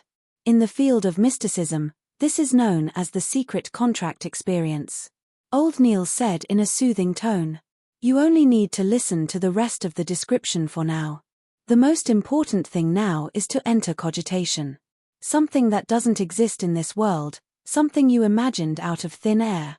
Does what's on Earth count? Klein attempted to replace the black top hat with the earthen green, long, and thick intercontinental ballistic missile he had seen on television. However, no matter how he outlined or imagined it, all he did was focus his attention. Looks like it won't work. Klein had no choice but to use his imagination to outline a ball of light.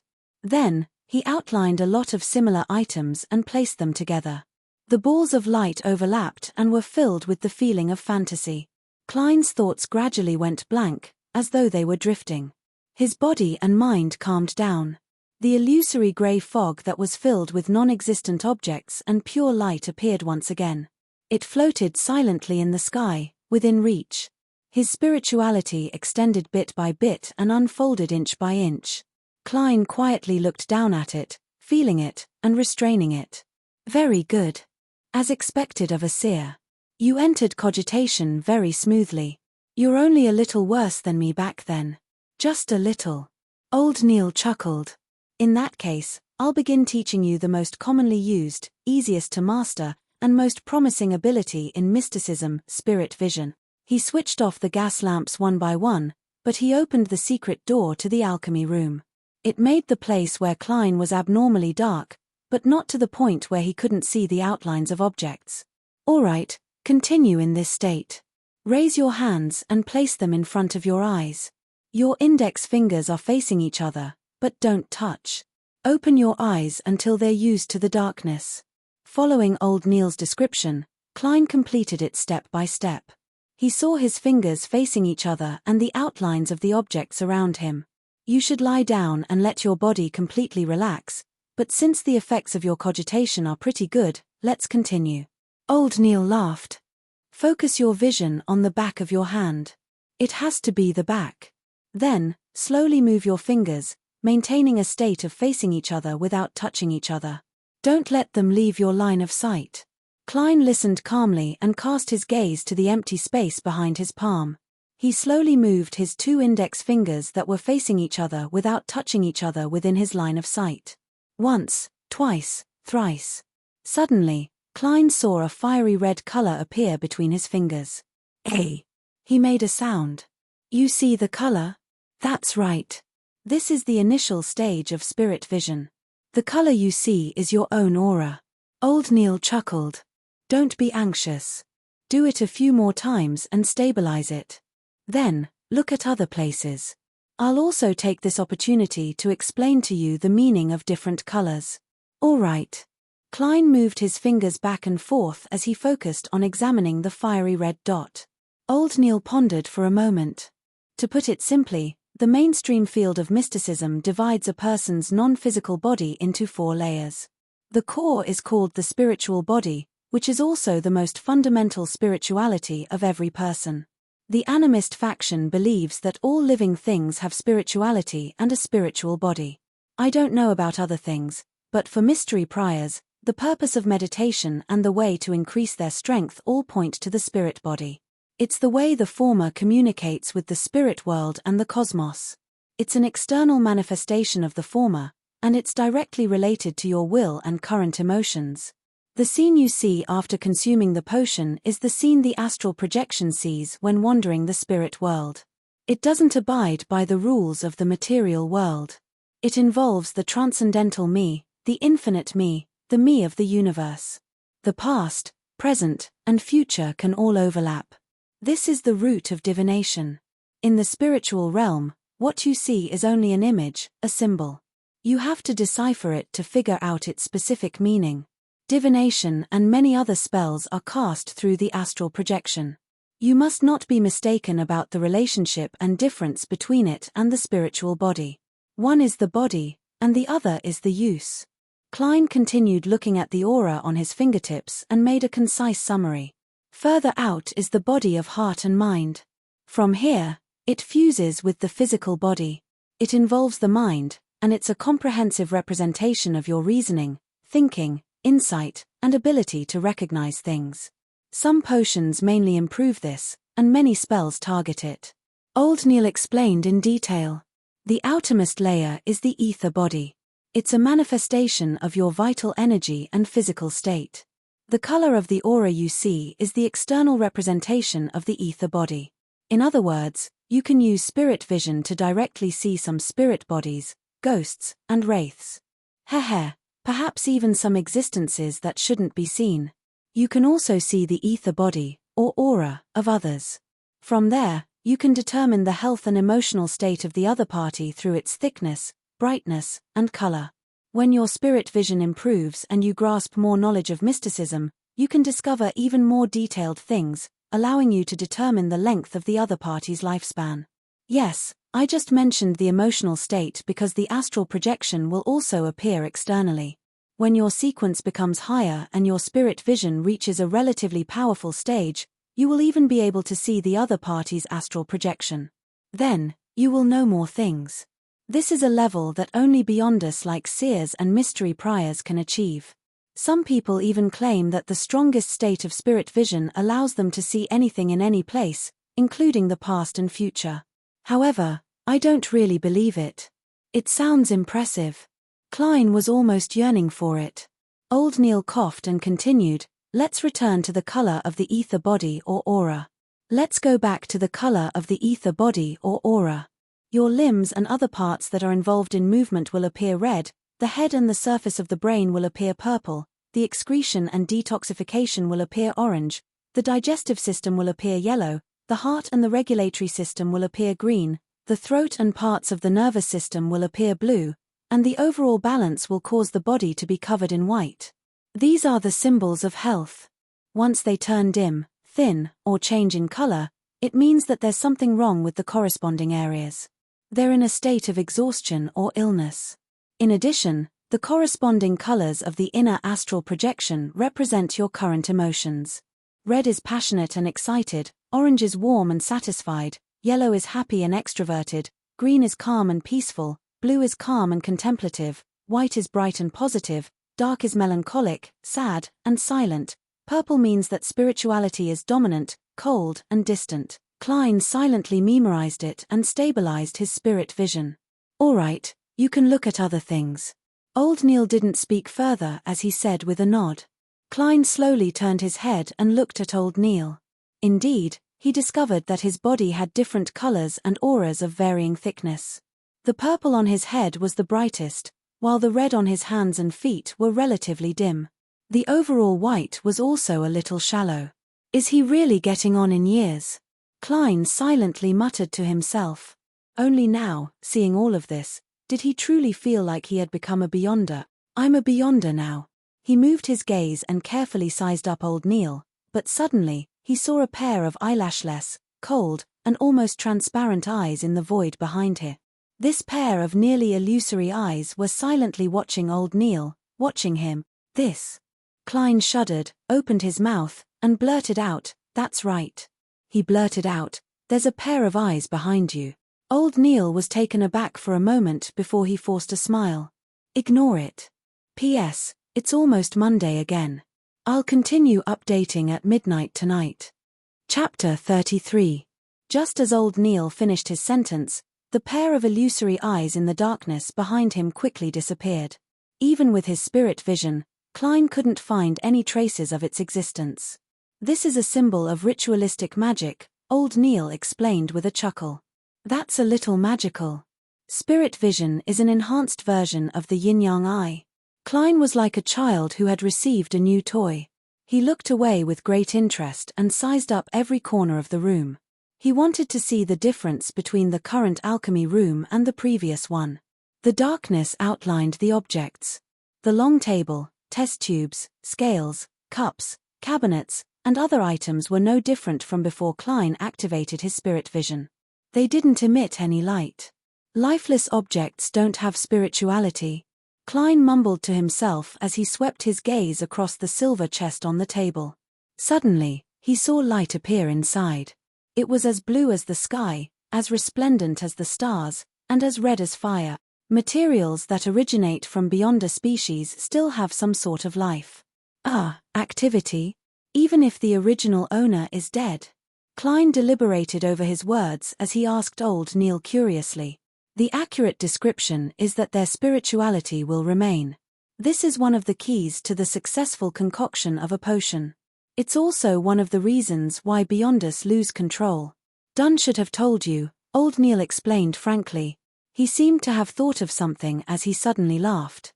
I remember that the corpse collector formula has a dried adult black-spotted frog.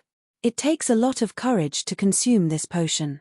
Klein imagined it and felt a little disgusted. He didn't echo Old Neil's words and turned his gaze to the darkness around him. However, there weren't any spirits or ghosts that he was looking forward to. "Isn't it said that the world of spirits is everywhere?" he asked in puzzlement. Old Neil chuckled. "Little guy, repeat after me.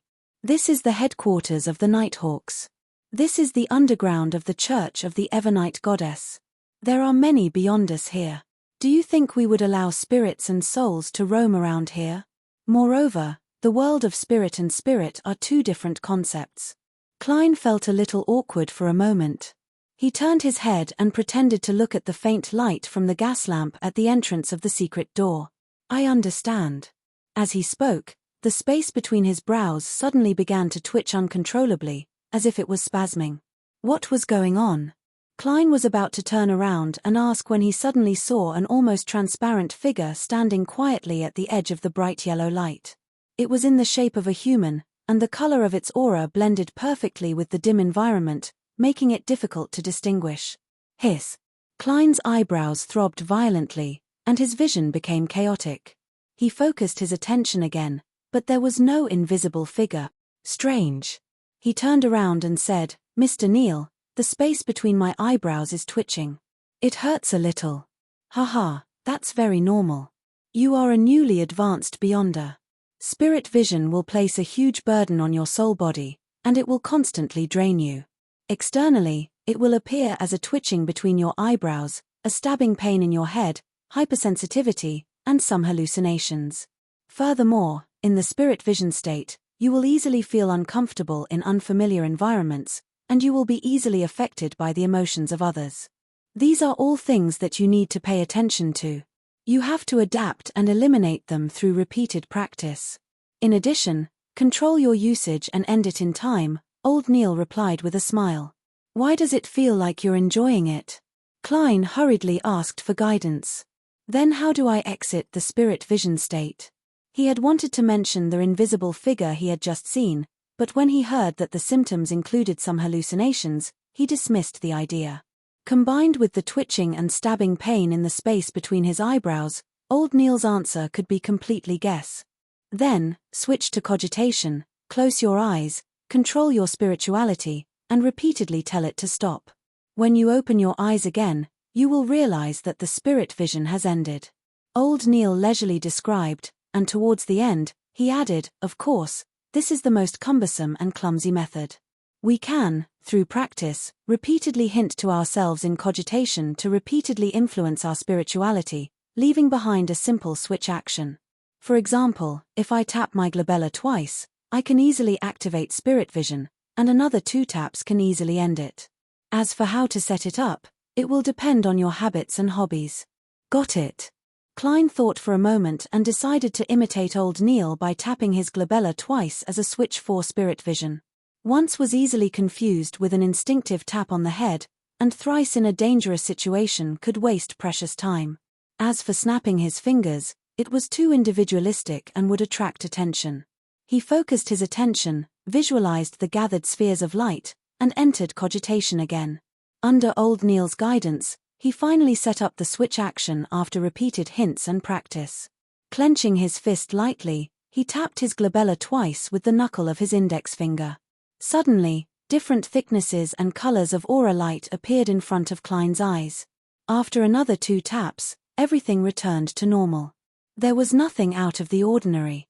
"I've finally mastered it," he exclaimed in joy. Only then did he realize that he was so tired that he could fall asleep at any moment. His head was empty and aching, as though he had pulled 3 all-nighters. Old Neil smiled and said, "We aren't sleepless. Every time we practice excessively or use spirit vision excessively, we need a period of sleep to recover. You can go home now and have a good rest. In the afternoon, go to Welsh Place and take a stroll along the road to Iron Cross Street. Try to find clues to the Antigonus family's notebook as soon as possible. Tomorrow, we will continue teaching you about mysticism. Of course, don't forget to read those historical documents." "All right." Klein agreed wholeheartedly with Old Neil's arrangements. He took his cane and left the alchemy lab. Watching the secret door close, Old Neil returned to the armory. Klein rubbed his glabella and sun acupoint. He pressed on the handrail and walked up the stairs. At this moment, Dunn Smith came from behind. The corners of his mouth curled up slightly, and his eyes were deep.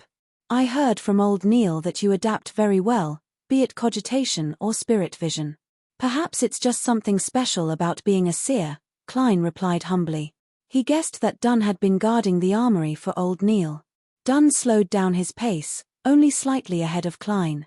After a few seconds of silence, he said without turning around, "You have to remember that curiosity kills the cat. It also kills the beyonder. Don't try to investigate the whispers you shouldn't hear or the existences you shouldn't see." "All right." Klein knew that this was another reminder about losing control as a beyonder. After entering the Blackthorn Security Company, he greeted Roshan, who clearly didn't know that he had become a beyonder. He slowly walked out of the door and onto the streets. He took a trackless carriage back to Daffodil Street, nearly falling asleep on the way. It was still morning, and the temperature was only 26 degrees Celsius. Klein took the copper key from his belt and opened the door to his house. There were many items in the house that hadn't been added. The living room and dining room were empty. Barnson and Melissa, one working and the other studying, had long left the house. Klein couldn't be bothered with anything else. He closed the door behind him and quickly went upstairs to his bedroom with bookshelves. After taking off his tuxedo and hanging it on the coat rack, he eagerly fell into bed. The moment his head hit the pillow, he fell into a deep sleep. Klein was woken up by the bright sunlight. He turned his head and slowly opened his eyes. He realized that the sun was just right outside. What time is it? I didn't miss the tarot gathering in the afternoon, did I? He struggled to get out of bed and walked to the coat rack because his pocket watch was still in the inner pocket of his tuxedo. Not only had he forgotten about it, but he had also forgotten to close the bedroom door and draw the curtains of the oriel window. Klein took out his pocket watch and opened it. He immediately felt relieved. It was only a little past 12, and there was still some time before the agreed time of 3 in the afternoon. Today was Monday, the day he, the hanged man, and Justice would be having a gathering. Klein pretended to think and tapped his glabella twice. The scene before his eyes changed once again, and he saw his aura regain its bright luster. After tapping twice more and dismissing his spirit vision, he easily walked to the first floor. He boiled a pot of water and put in some inferior tea leaves. With it and a little cream, he finished a loaf of rye bread. After that, Klein flipped through the history textbooks and the original Klein's notes and leisurely revised and consolidated his knowledge. At 2:57 in the afternoon, Klein closed the book, capped the fountain pen, and drew the curtains. Following that, he locked the bedroom door from the inside, making the room abnormally dark. He tapped his glabella twice again, activated his spirit vision, and surveyed his surroundings. After confirming that there were no invisible spirits in the room, Klein ended his spirit vision, took out his pocket watch, and checked the time. Tick-tock, tick-tock. When it was 1 minute to 3, he took 4 steps counterclockwise like before, forming a square. With each step, he recited the corresponding incantation in Mandarin. However, he didn't prepare any staple food this time. Klein closed his eyes and felt the back of his hand itch. It was as if the 4 black dots that formed the small square were protruding and appearing. Crazy shouts and seductive murmurs began to echo, but Klein realized that his headache wasn't as bad as the last time. It wasn't that he wasn't affected, but that he could control himself from actively listening. Having become a beyonder, he had a little more self-control in such an environment. Soon, his body became light and floated upwards. He saw the pervasive, grayish-white, boundless, and hazy fog, as well as the crimson stars. 2 of them seemed to have a subtle connection with him, giving him an abnormally familiar feeling. Klein looked at his blurry body and muttered in puzzlement. The astral projection that old Neil mentioned? He calmed down for a few seconds, and once again, the magnificent temple appeared above the grey fog. The long bronze table that was directly under the wide dome, as well as the 22 high-back chairs that had different constellations symbolizing them. Klein quietly walked to the seat of honor and sat down. He covered his body and face in an even thicker grey fog. Then, he reached out his right hand and tapped the 2 familiar crimson stars from afar, forming a magical connection. P.S. Seeking recommendation tickets for Monday PS2, the mysticism knowledge involved in this book has been magically altered. Do not imitate it. Chapter 34. In the windowless basement, the rough-looking Alger Wilson sat beside a long table with various utensils and sheepskin scrolls.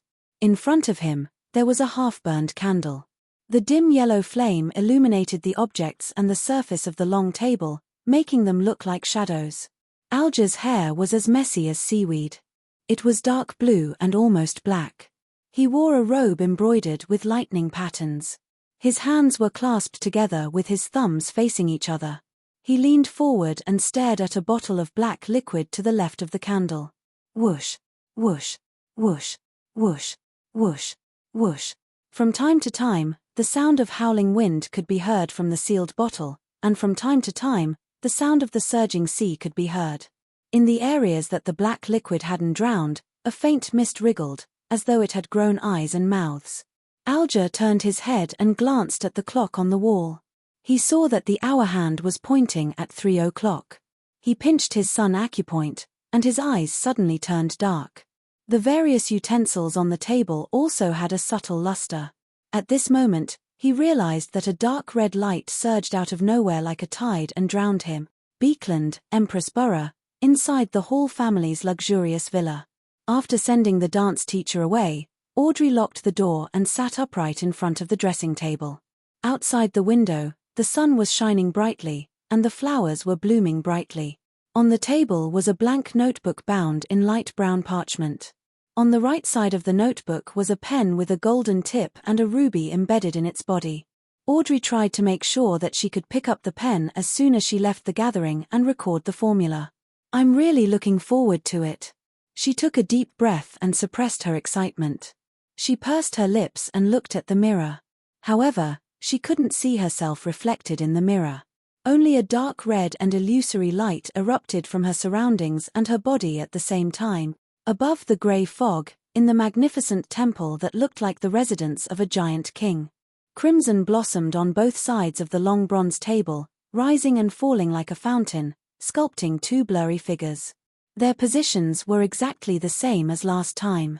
The tall, blonde Audrey instinctively looked towards the seat of honor, only to see the figure shrouded in thick grey fog leaning back. One of his hands was flat, touching the edge of the table, and the other was lightly stroking his chin. "Good afternoon, Mr. Fool," Audrey shouted in a brisk tone. Then, she turned her head, looked at the opposite side, and said in the same tone, "Good afternoon, Mr. the Hanging Man. This girl is really heartless. She's so sure that I'm a good person that she's not afraid at all. A well-protected noble girl." Klein smiled and maintained his unfathomable image. "Good afternoon, Miss Justice." As he spoke, he lowered his head slightly, raised his left hand, and tapped his glabella twice. What he saw instantly changed. He saw the aura radiating from Justice and the Hanging Man. As for the surrounding grey fog and crimson stars, there were no changes. There was nothing that didn't seem to exist, nor was there any bright brilliance that seemed to have a certain level of life. Shifting his gaze, Klein saw that Justice's aura was completely in line with old Neil's description. It was red, purple, blue, and white when it should be red. Furthermore, it was lustrous and of appropriate thickness. It was obvious that she was a lively young lady. Her emotions are red and yellow, happy, passionate, excited. Klein made a judgment and cast his attention on the Hanging Man. Similar to Justice, the Hanging Man's aura wasn't anything special. It was just that his emotions were blue, mixed with a few hints of orange. Calm, thoughtful, cautious, and a little satisfied. This was his first attempt, so Klein didn't have much confidence in his conclusion. Just as he was about to shift his gaze away, he suddenly discovered something strange. In the innermost layer of the Hanging Man's aura, the colors and feelings seemed to be completely unified. Klein focused his mind and took a closer look. He could vaguely see that deep within the Hanging Man's ether body was a deep blue that resembled the color of the sea. It gave off the feeling of strong winds and waves. His astral projection? Or should I say the surface layer of the astral projection? From the looks of it, he really is a beyonder. Furthermore, he seems to be stronger than old Neil. Klein's thoughts ran wild as his heart was filled with questions. Not necessarily. Perhaps it's because of this special environment. It's only because this is my home turf that I can see all of this. It's not that old Neil doesn't have similar performances. He turned to look at Justice again and confirmed that it was a special trait that only Beyonders possessed. At this moment, Alger had also completed his greeting. Audrey took a light breath and asked with a hint of anticipation, "Mr. the Hanging Man, did you receive the box of ghost shark blood?" Alger glanced at Klein and saw him tapping his glabella, as though he was thinking about something else. "Thank you very much. It perfectly met all my expectations. I really didn't expect you to send it over so quickly. The blood of a ghost shark isn't an ordinary Beyonder item," Alger answered frankly. Audrey smiled modestly. I'm very happy to see this outcome. As she had enjoyed matters related to the mysterious since she was young, she had made friends in the aristocratic circles who shared the same interests. They would exchange information, books, and rare items with each other. But before this, no one had obtained any supernatural powers or become a true beyonder. Instead, a few princes had hinted that if she were willing to become a consort, she would receive the gifts she wanted. However, this time, she had directly obtained the ghost shark blood from her family's treasury. In any case, the list only stated that it was a large bottle. It didn't record the number of milliliters, nor did it state whether it was full or not.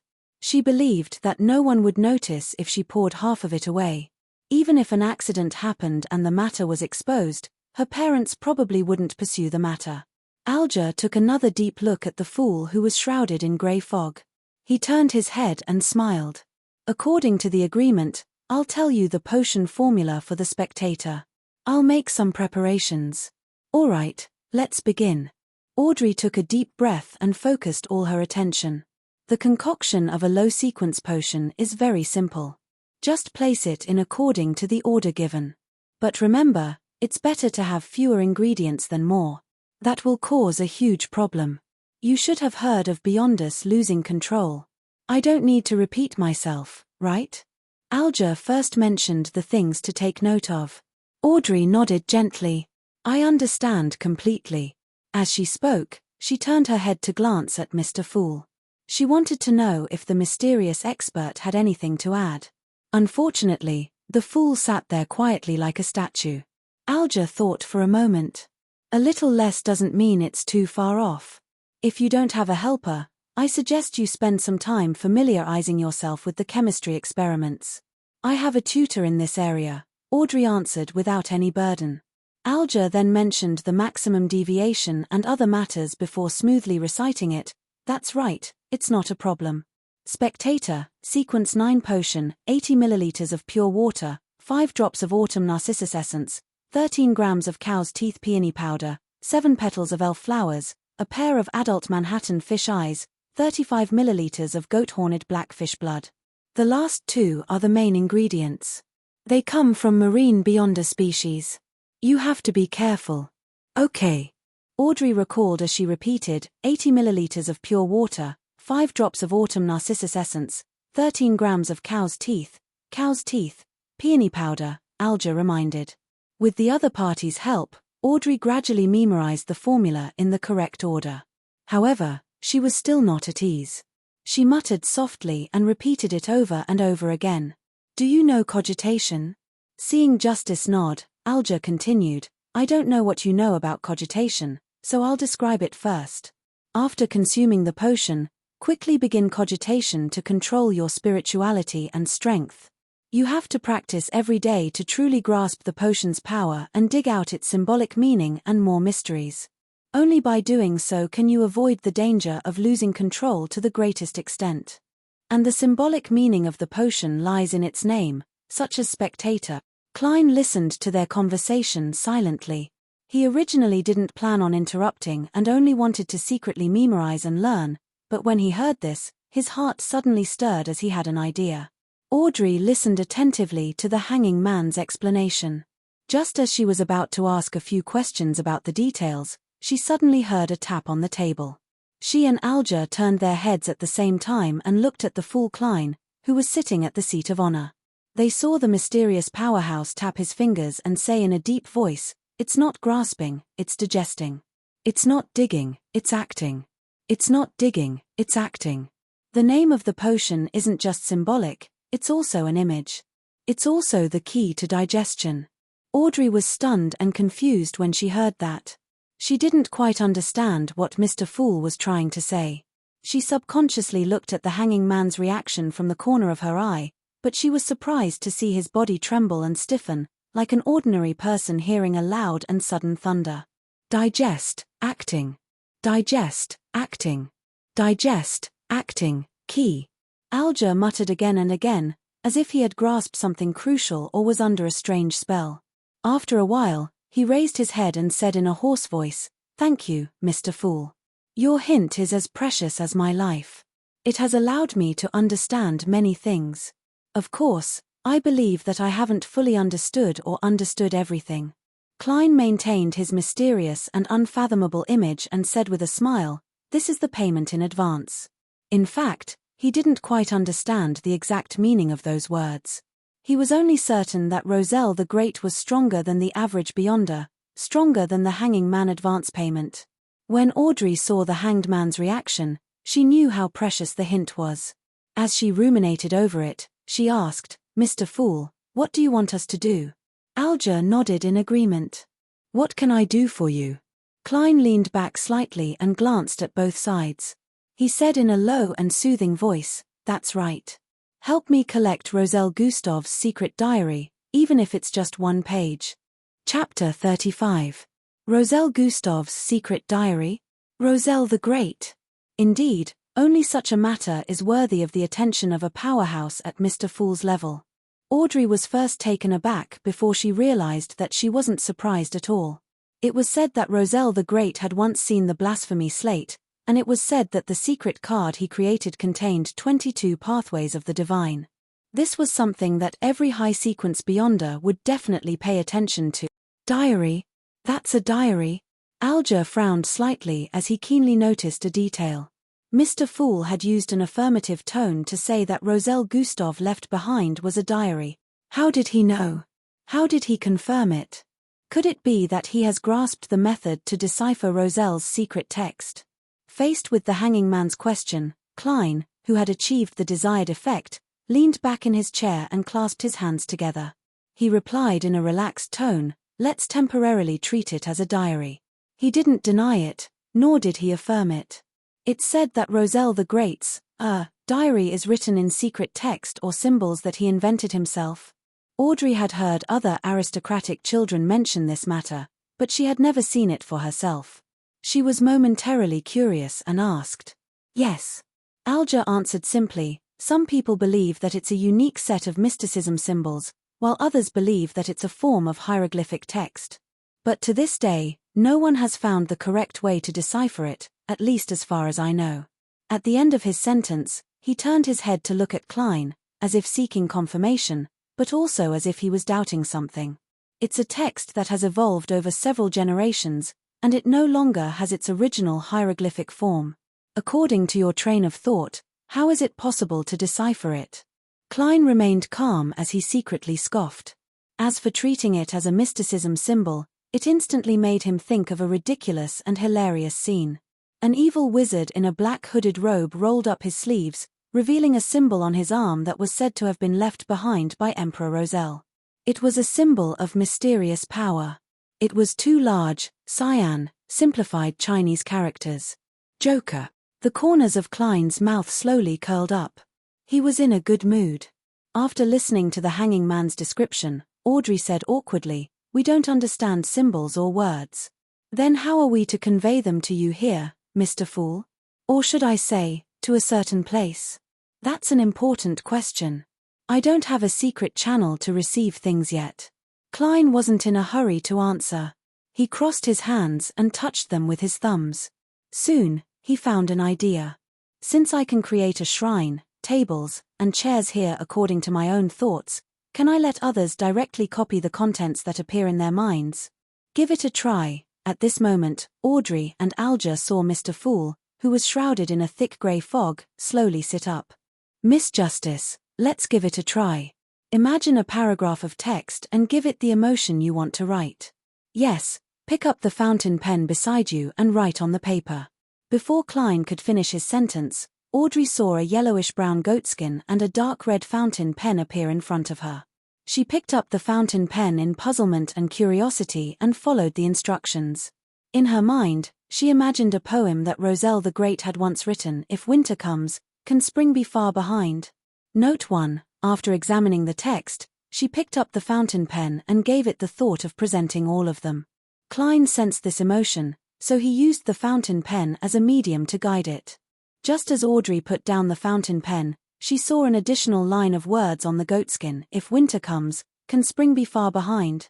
"Goddess, this is amazing," Audrey exclaimed in surprise, filled with emotion. Then, She looked at Klein with some fear. Mr. Fool, you can read my thoughts. No, I'm just a guide. I've simplified the process of you writing the words and turned it into a rubbing method. If you don't want to express yourself, there won't be any traces of it appearing. Klein used a deep voice to comfort her. Is that so?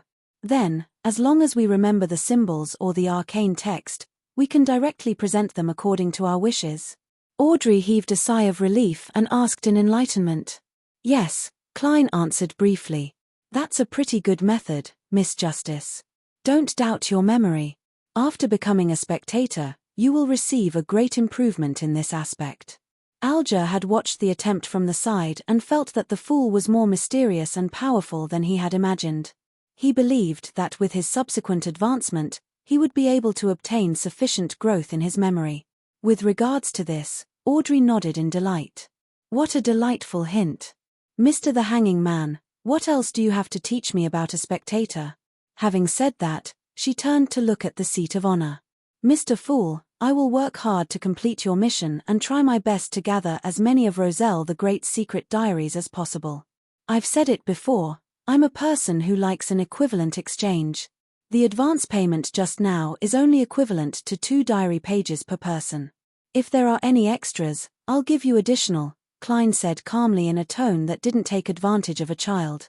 As for where the additional payment would come from, it would naturally be from New Roselle the Great's secret diaries. This would form a good cycle. You are truly a generous gentleman. Alger was silent for a few seconds before he placed his hand on his chest and bowed slightly.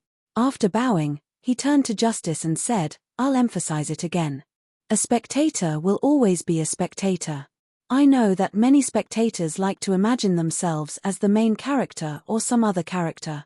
As such, they will invest a lot of their emotions into it, to the point that they will cry, laugh, be angry, or be sad along with the drama. However, this isn't something a spectator like you should do. When facing the various dramas in secular society, when facing the characters who are consciously or unconsciously playing a certain role, you have to maintain an attitude of absolute spectator. Only by doing so can you calmly and objectively observe them, discover their habitual actions, detect their habit of lying, smell their nervousness, and grasp their true thoughts from the various minute clues. Believe me, due to the different emotions everyone has, they will naturally secrete different things, which will emit different scents. However, only a true spectator can smell it. Once you invest your emotions, your observation will be affected. Your perception of the emotions of others will deviate. Audrey listened carefully as her eyes lit up. That sounds very, very, very interesting. Klein's heart stirred when he heard that. The requirement of the spectator potion could be summarized as being an absolutely neutral spectator. This is equivalent to acting to a certain extent. Acting? Could this be what Roselle the Great meant by acting? Then, do I need to act as a seer and digest the potion bit by bit? Just as Klein was deep in thought, Alger finished explaining what he knew about the requirements of a spectator and pondered for a moment. Everything seems to be fine now. Maybe we can have a casual chat and talk about what's happening around us. A piece of information that might seem normal to you might be a very important clue to someone else. Sure. Klein returned to his senses and nodded slightly. He had already planned on acting as a seer since it didn't seem like there would be any negative effects. Shall we start with you, Mr. the Hanging Man? Audrey agreed with great interest. Alger thought for a moment. The pirate who calls himself Admiral Ludwell has begun his voyage to explore the eastern end of the Sonia Sea. Oh, the owner of the Black Tulip?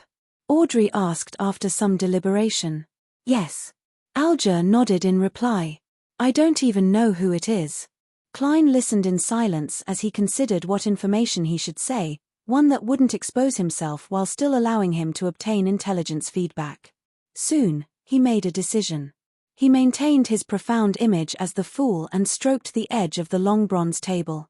According to what I know, the Secret Order has lost a notebook of the Antigonus family. This information wasn't only known by the Tingen Nighthawks. The Secret Order and the Beyonders who had close ties with them also knew of it.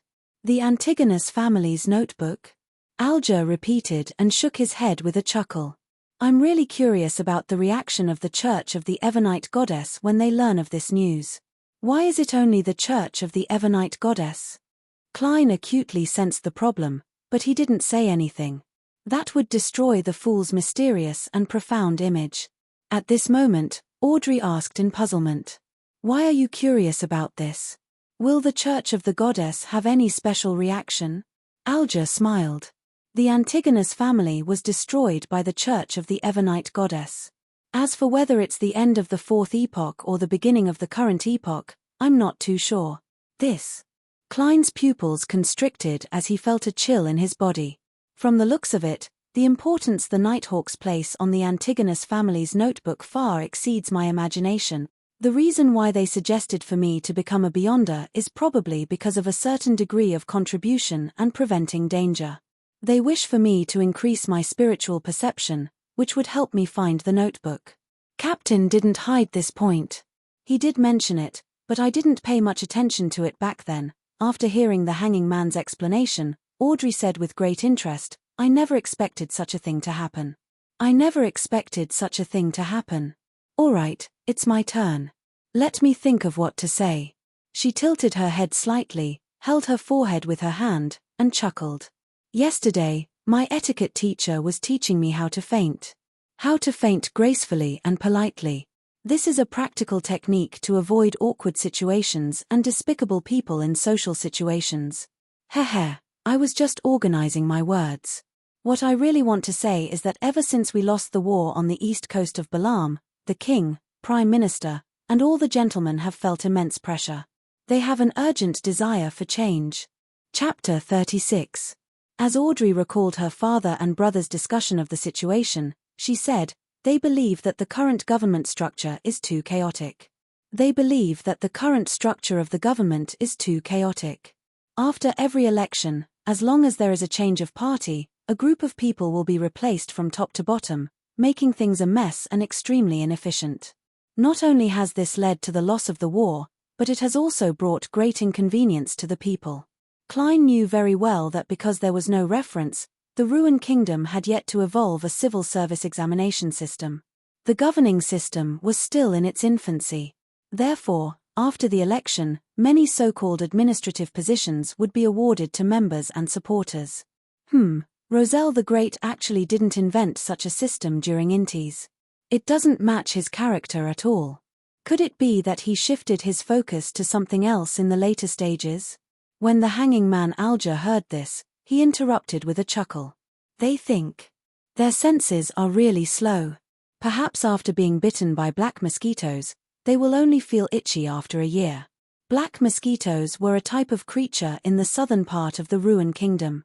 They were known for their potent venom that made people want to scratch their skin. Audrey extended her palm and covered her mouth.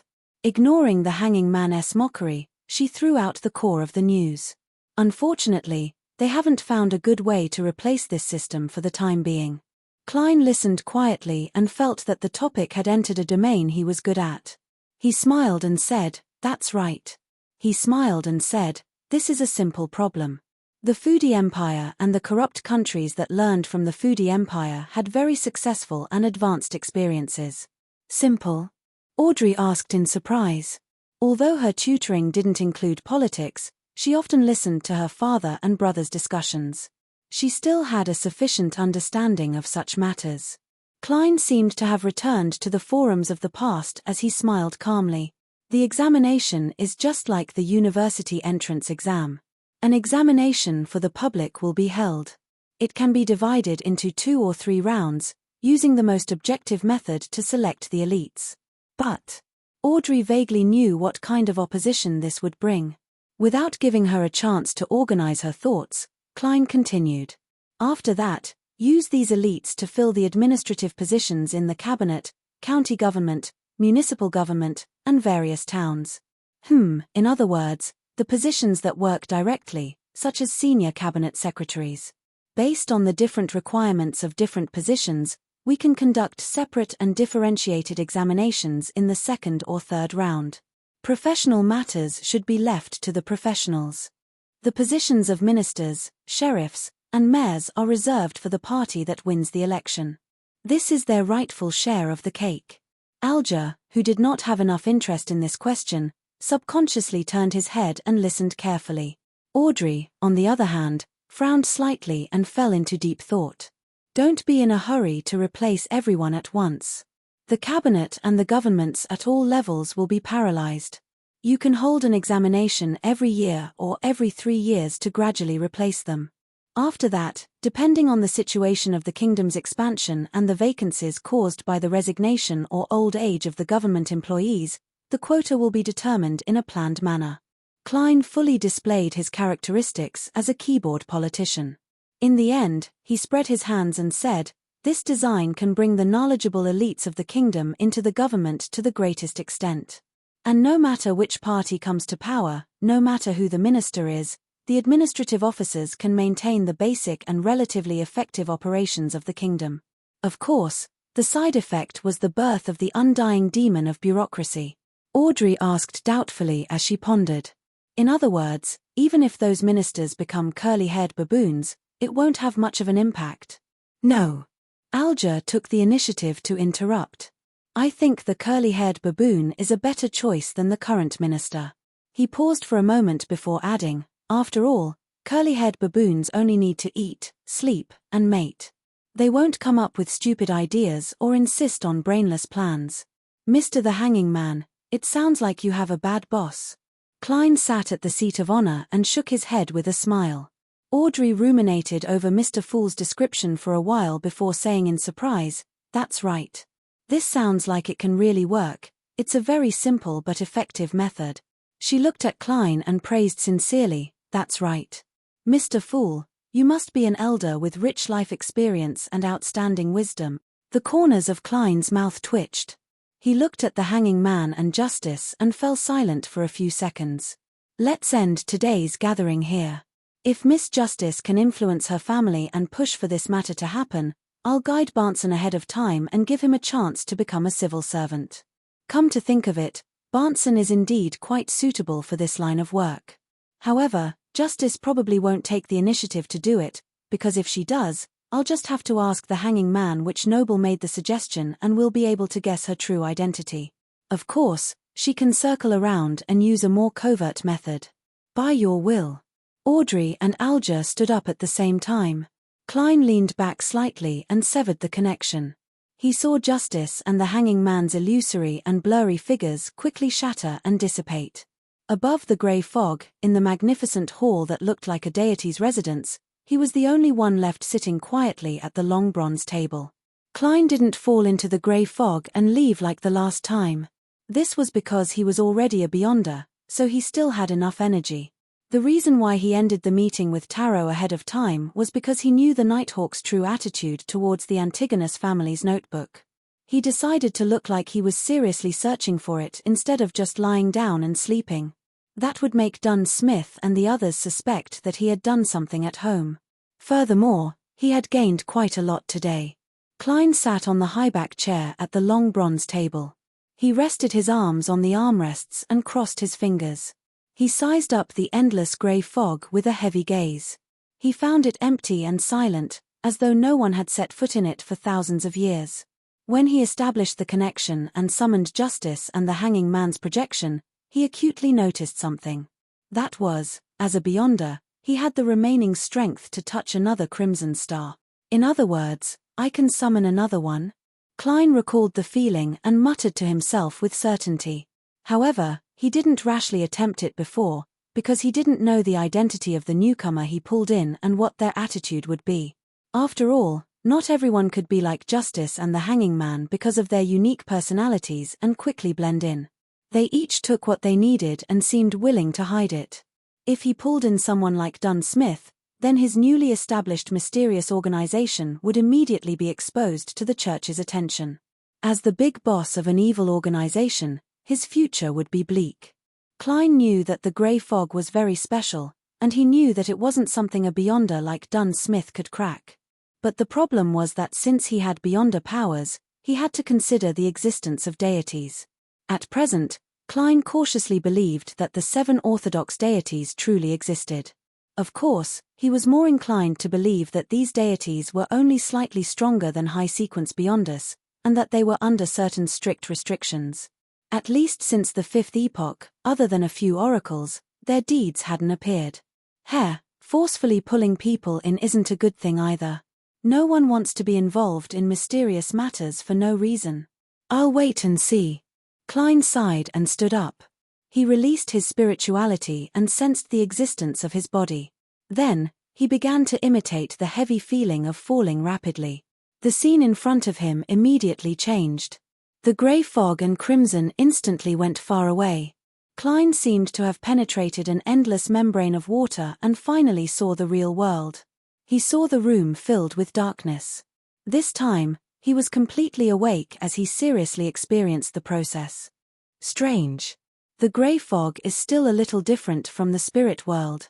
Klein moved his hands and feet, feeling the reality of his flesh and blood. He seriously experienced it for a while, shook his head, walked to the desk, and pulled the curtains. Whoosh! The curtains retracted, and sunlight shone in, illuminating the room.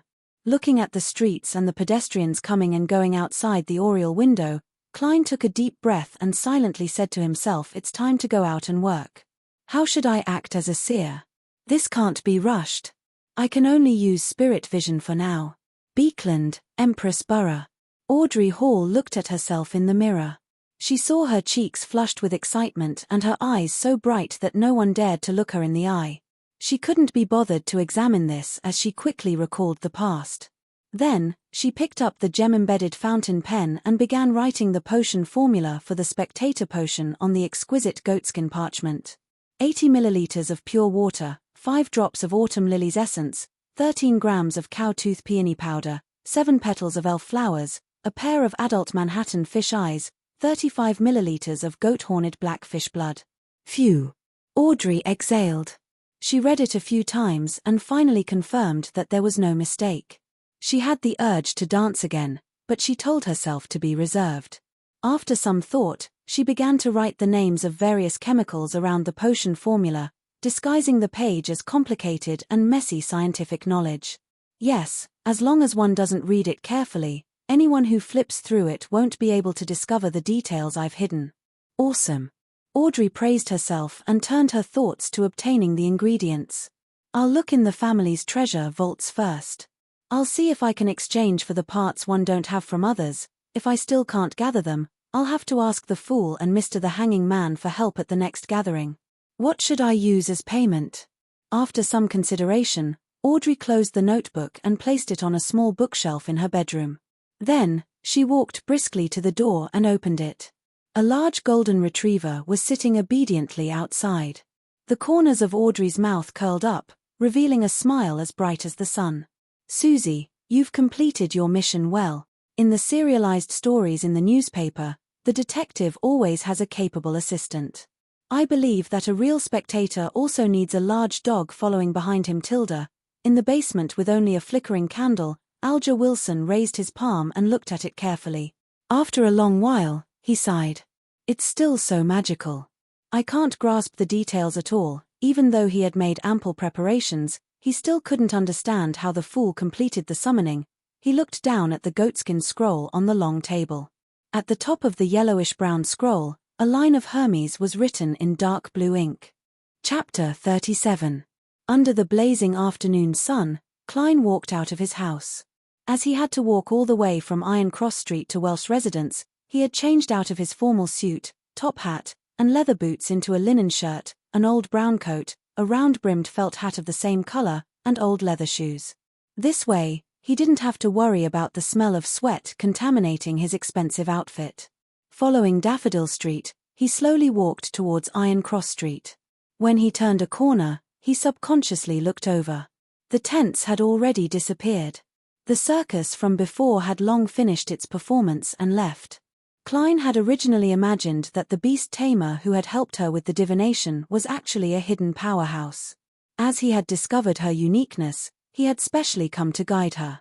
There would definitely be subsequent encounters and hints. However, none of that happened. She followed the circus and began the next part of her journey. How can there be so many tricks? Klein laughed and shook his head as he turned towards Iron Cross Street. There wasn't only one Iron Cross Street. Just like its name, it was formed by two intersecting streets. With the intersection as the core, it was divided into Left Street, Right Street, Upper Street, and Lower Street. The apartment that Klein, Barnson, and Melissa had previously lived in was located on Lower Street. However, the people who lived in the apartment and the surrounding residents didn't think that the neighborhood was Lower Street. Instead, they coined the term Middle Street to differentiate it from the slums 200 meters away. There, a bedroom could be packed with 5, 6, or even 10 people. As Klein walked along the edge of Left Street, his thoughts wandered. He thought of the Antigonus family's notebook and its unknown whereabouts. He thought of the importance the Nighthawks placed on it, and he thought of the murder that resulted from it. His heart slowly turned heavy as his expression turned gloomy. At that moment, a familiar voice entered his ears. "Little Klein." Klein turned his head in puzzlement and realized that he had walked to the entrance of Son Bakery. The gray-haired Mrs. Wendy was waving her hand at him with a gentle smile. "You don't look too happy," Wendy said warmly. Klein rubbed his face. "A little. No matter how many troubles there are, tomorrow will eventually come." Mrs. Wendy smiled and said, "Come, help me try my new sweet iced tea. I don't know if it suits the local taste." "A local? Could it be that you're not, Mrs. Slyn?" Klein shook his head in amusement. Giving it a try should mean that it was free, right? The corners of Wendy Slyn's mouth lifted. "You guessed it right. I'm actually from the South. I came to Tingen with my husband more than 40 years ago." "Heh, Barnson wasn't even born then. Your father and mother didn't even know each other yet." "I've always been a little unused to the northern food style. I always miss the food from my hometown. I miss pork sausages, potato bread, pancakes, fried vegetables, and roasted meat with special sauces. Yeah, I miss sweet iced tea too." Klein smiled when he heard that. "Mrs. Slyn, this is really a hungry topic. However, I feel much better, thank you. Delicacies can always cure sadness." Wendy handed Klein a cup of brownish-red liquid. "I concocted this sweet iced tea based on my memories. Try it and see if it tastes good." After thanking her, Klein took a sip. He felt that the drink tasted like the iced black tea on Earth, but it wasn't as stimulating. The tea flavor was stronger and more refreshing, instantly dispersing the heat brought about by the scorching sun. "Excellent," he exclaimed. "Then I'm relieved." Wendy smiled until her eyes narrowed. She kindly watched as Klein finished the cup of sweet iced tea. After chatting with Mrs. Slyn about moving to a new home, Klein returned to the street he was most familiar with. In the afternoon, there were much fewer street vendors. They would only gather again after 5:30. The remaining ones looked listless. Just as he turned into the area, Klein suddenly felt inexplicably gloomy. He felt an indescribable sense of depression, gloom. "What's going on?" He acutely sensed that something was amiss with him. He immediately stopped and looked around, but he didn't see anything strange. After some thought, Klein raised his hand and tapped his glabella twice, as though he was in thought. Everything in his line of sight immediately changed, and the auras of the street vendors and pedestrians appeared in front of him. Before Klein could examine their healthy colors, he was attracted by the rich gloom that symbolized their emotions. He couldn't determine the exact thoughts of the person he was observing, but the impression of pessimism, numbness, and gloom was deeply engraved in his mind. Looking around, he realized that the surroundings were filled with this gloomy hue. Even sunlight couldn't disperse it. This was a depression that had accumulated over countless days, months, and years. Upon seeing this, Klein instantly understood the reason. Just as old Neil had said, it was easy for him to feel uncomfortable when he entered an unfamiliar environment with his spirit vision activated. It was also easy for him to be infected by the emotions of others. A similar principle could be applied to the ability of spiritual perception. This was an ability that could be obtained without any additional learning after becoming a seer. It was a passive and irresistible sensing ability that allowed one to directly sense the existence of abnormal situations. And there was definitely a certain degree of interaction between senses. Therefore, in the eyes of Beyonders like spirit mediums, the strength of each person's spiritual perception was obvious, like a torch in the dark night. Therefore, people with high spiritual perception would naturally and easily be affected by abnormal and intense environments. They could only grasp, control, and adapt through repeated practice. Such a repressive hue probably takes a long time to form, right? Klein sighed and shook his head. He was touched. He tapped his glabella twice again and tried his best to restrain his spirituality. Tap, tap, tap. Klein walked towards the apartment step by step. He sensed the other possible abnormalities and subtle connections so as to search for the Antigonus family's notebook that he had hidden. The streets were the same as usual. There was dirty water and trash. It was only clean when he reached the apartment's entrance. Klein pushed open the half-closed door and circled the first floor in the darkness where sunlight couldn't reach. He took one step at a time, causing the wooden stairs to creak. The second floor lacked light as usual. Klein indulged his spiritual perception and stared straight into the darkness. However, not only did he not find any clues to the notebook, he didn't even see a single invisible spirit body. If it were that easy to encounter them, most ordinary people wouldn't be unable to detect the existence of Beyonders. Klein sighed to himself. He already understood that most spirits didn't exist in the form of spirit bodies, but spirituality. Only a spirit medium could effectively communicate with them. After circling the third floor, Klein left the apartment and walked to Welsh's residence, following the path in his memory. He walked for a full hour, but he still didn't find anything along the way. Standing outside the garden villa, Klein looked at the house through the tightly locked iron door and mumbled to himself, "That's right, it's not that simple." He mumbled to himself, "There's probably no need to search Welsh's house, right? Captain and Marham Daly must have done a carpet search. Besides, I don't have the key to this place. It's not like I can climb over the wall. Let's try another route tomorrow. I've walked so much today, but there's no leaderboard for the number of steps I've taken." As he lamented, Klein turned around and headed to a nearby street. He planned on taking a public carriage to the Blackthorn Security Company to collect his 30 rounds of ammunition for the day and make the best use of his time to practice. Asir lacked fast and effective means of attack, so he could only rely on his revolver and cane to make up for it. The area around Welsh's residence was rather clean. There were many clean shops on both sides of the street. After turning the corner, Klein was looking for a public carriage when his gaze suddenly swept across the signboard on the second floor. Harold's Department Store. Military Veterans Club. Divination Club. Divination Club. Klein silently recited the name and suddenly thought of how he had to act as a seer. Yes, I'll go take a look. Search for new ideas. As his thoughts ran wild, Klein crossed the street and came to the opposite side. He went up to the second floor and entered the hall. He stood in front of the beautiful lady who was in charge of reception. The lady had brownish-yellow hair. She sized up Klein and smiled. "Sir, would you like to have your fortune told or join our club? What are the conditions?" Klein asked casually. The lady with blonde hair tied up in a high bun introduced with great familiarity. "Fill in the detailed information and pay the annual membership fee. The first time is £5, and after that, £1 per year. Don't worry, we're not like those political or business clubs that require the recommendation of official members to join. Members can use the club's conference room, various divination rooms, and divination tools for free. They can also enjoy the coffee and tea we provide for free. They can also read the newspapers and magazines we subscribe to for free. They can also purchase lunch, dinner, alcohol, and some divination teaching materials and materials at cost.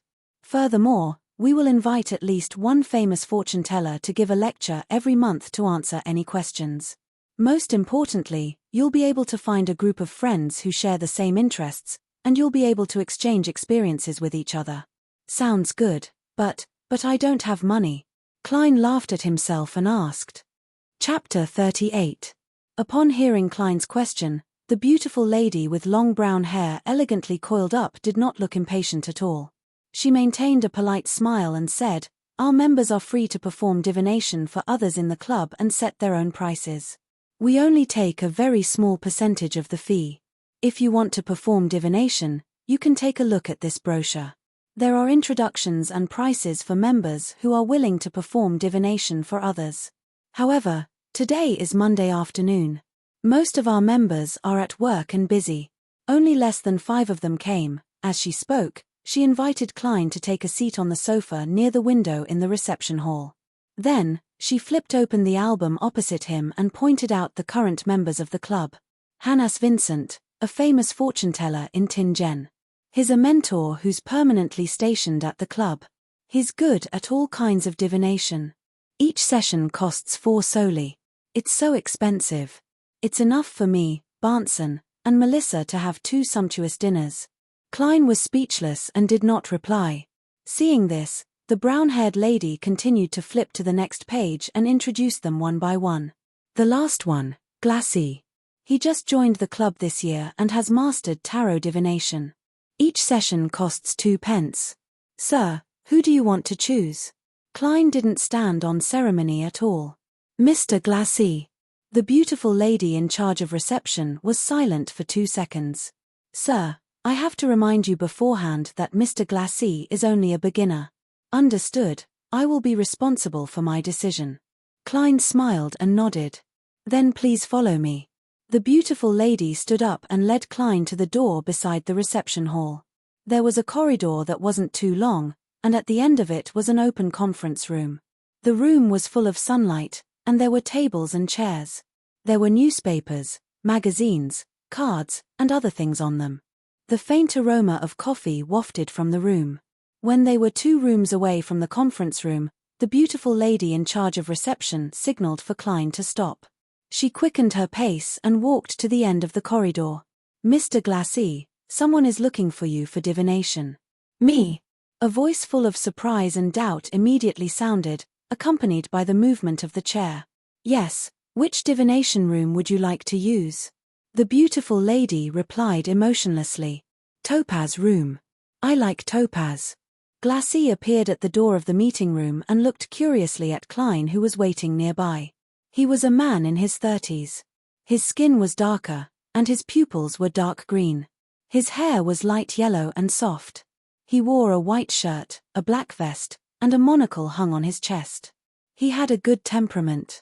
The beautiful lady in charge of reception did not say much. She opened the Topaz room next to the conference room. Inside, the curtains were tightly shut and the light was dim.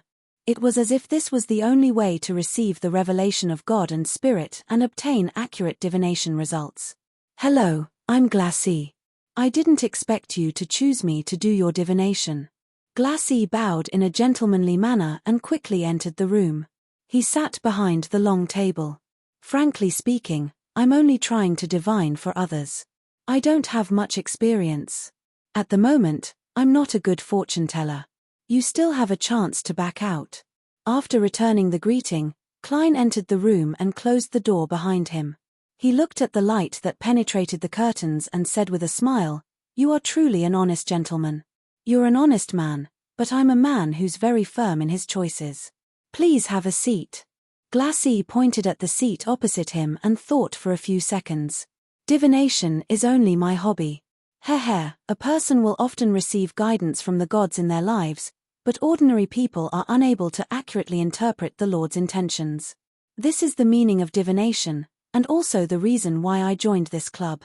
In this aspect, I don't have enough confidence in myself. Let's treat the divination from now on as an exchange, a free exchange. How about that? The club's fee will be borne by me. It's only a quarter penny. Klein didn't say yes, nor did he shake his head. Instead, he smiled and said, "I can tell that you have a good and decent job." As he spoke, he leaned forward slightly, clenched his right fist, and tapped his forehead twice. "But that doesn't increase the accuracy of my divination," Glassy replied humorously. He pondered for a moment before asking, "Do you have a headache? You wish to divine something related to your health?" "Just a little. I wish to divine the whereabouts of an item." Klein had long thought of an excuse as he slowly leaned back.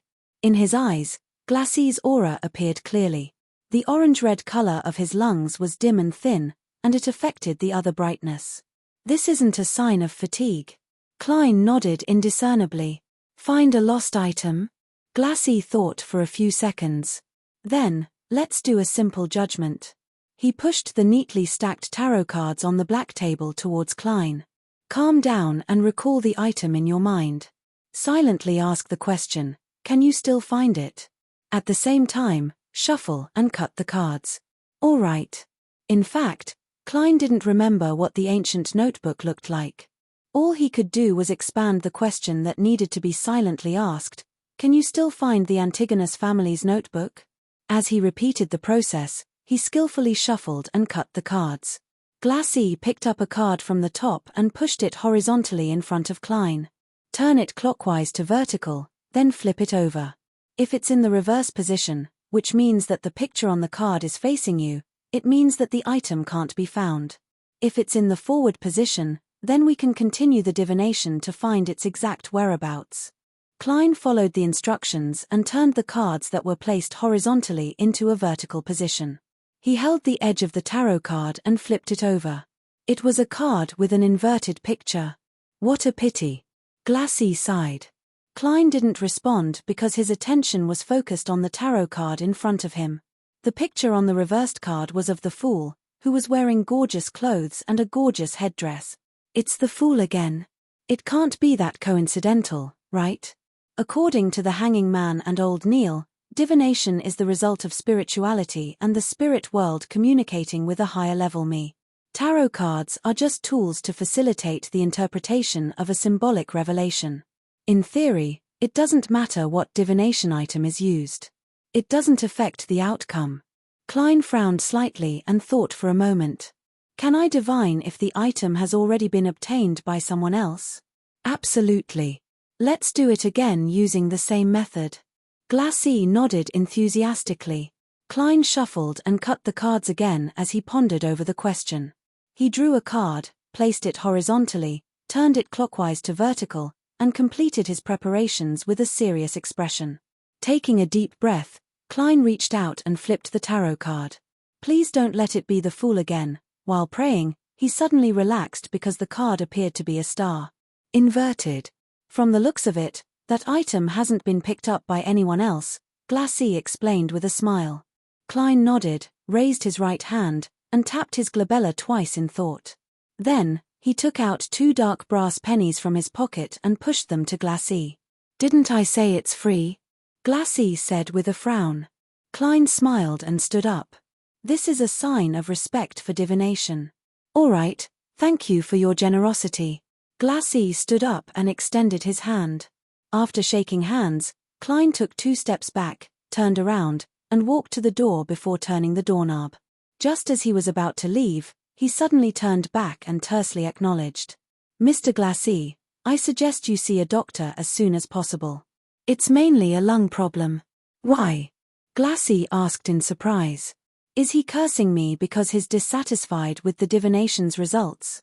Klein thought and said, it's a symptom that can be seen from your complexion. This is a symptom that can be seen from your complexion. Your eyebrows are dark. Black between the glabella. This was the first time Glassy was hearing such a description. Klein didn't explain further as he walked out of the room with a smile, closing the wooden door behind him. Is he an unlicensed doctor or a rural apothecary? Glassy shook his head in amusement as he picked up the silver mirror used for divination. He took a careful look and realized that his glabella was indeed black. However, this was a problem with the environment.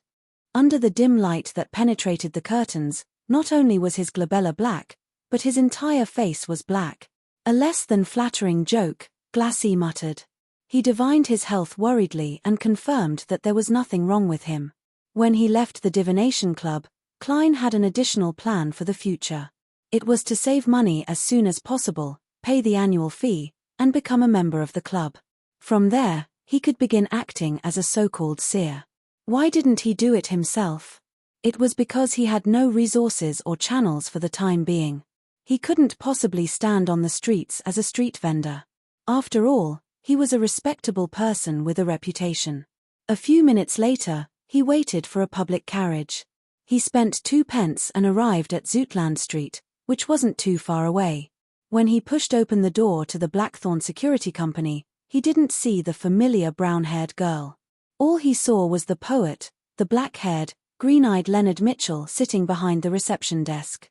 "Good afternoon. Where's Roshan?" Klein asked after taking off his hat and bowing. Leonard smiled as he pointed at the partition door. "She's on duty at the armory tonight." Without waiting for Klein to ask further, Leonard said as though he was pondering something, "Klein, there's something I've always been puzzled about." "What is it?" Klein wore a blank look. Leonard stood up and smiled with a soothing tone. "Why did Welsh and Naya commit suicide on the spot, while you returned home?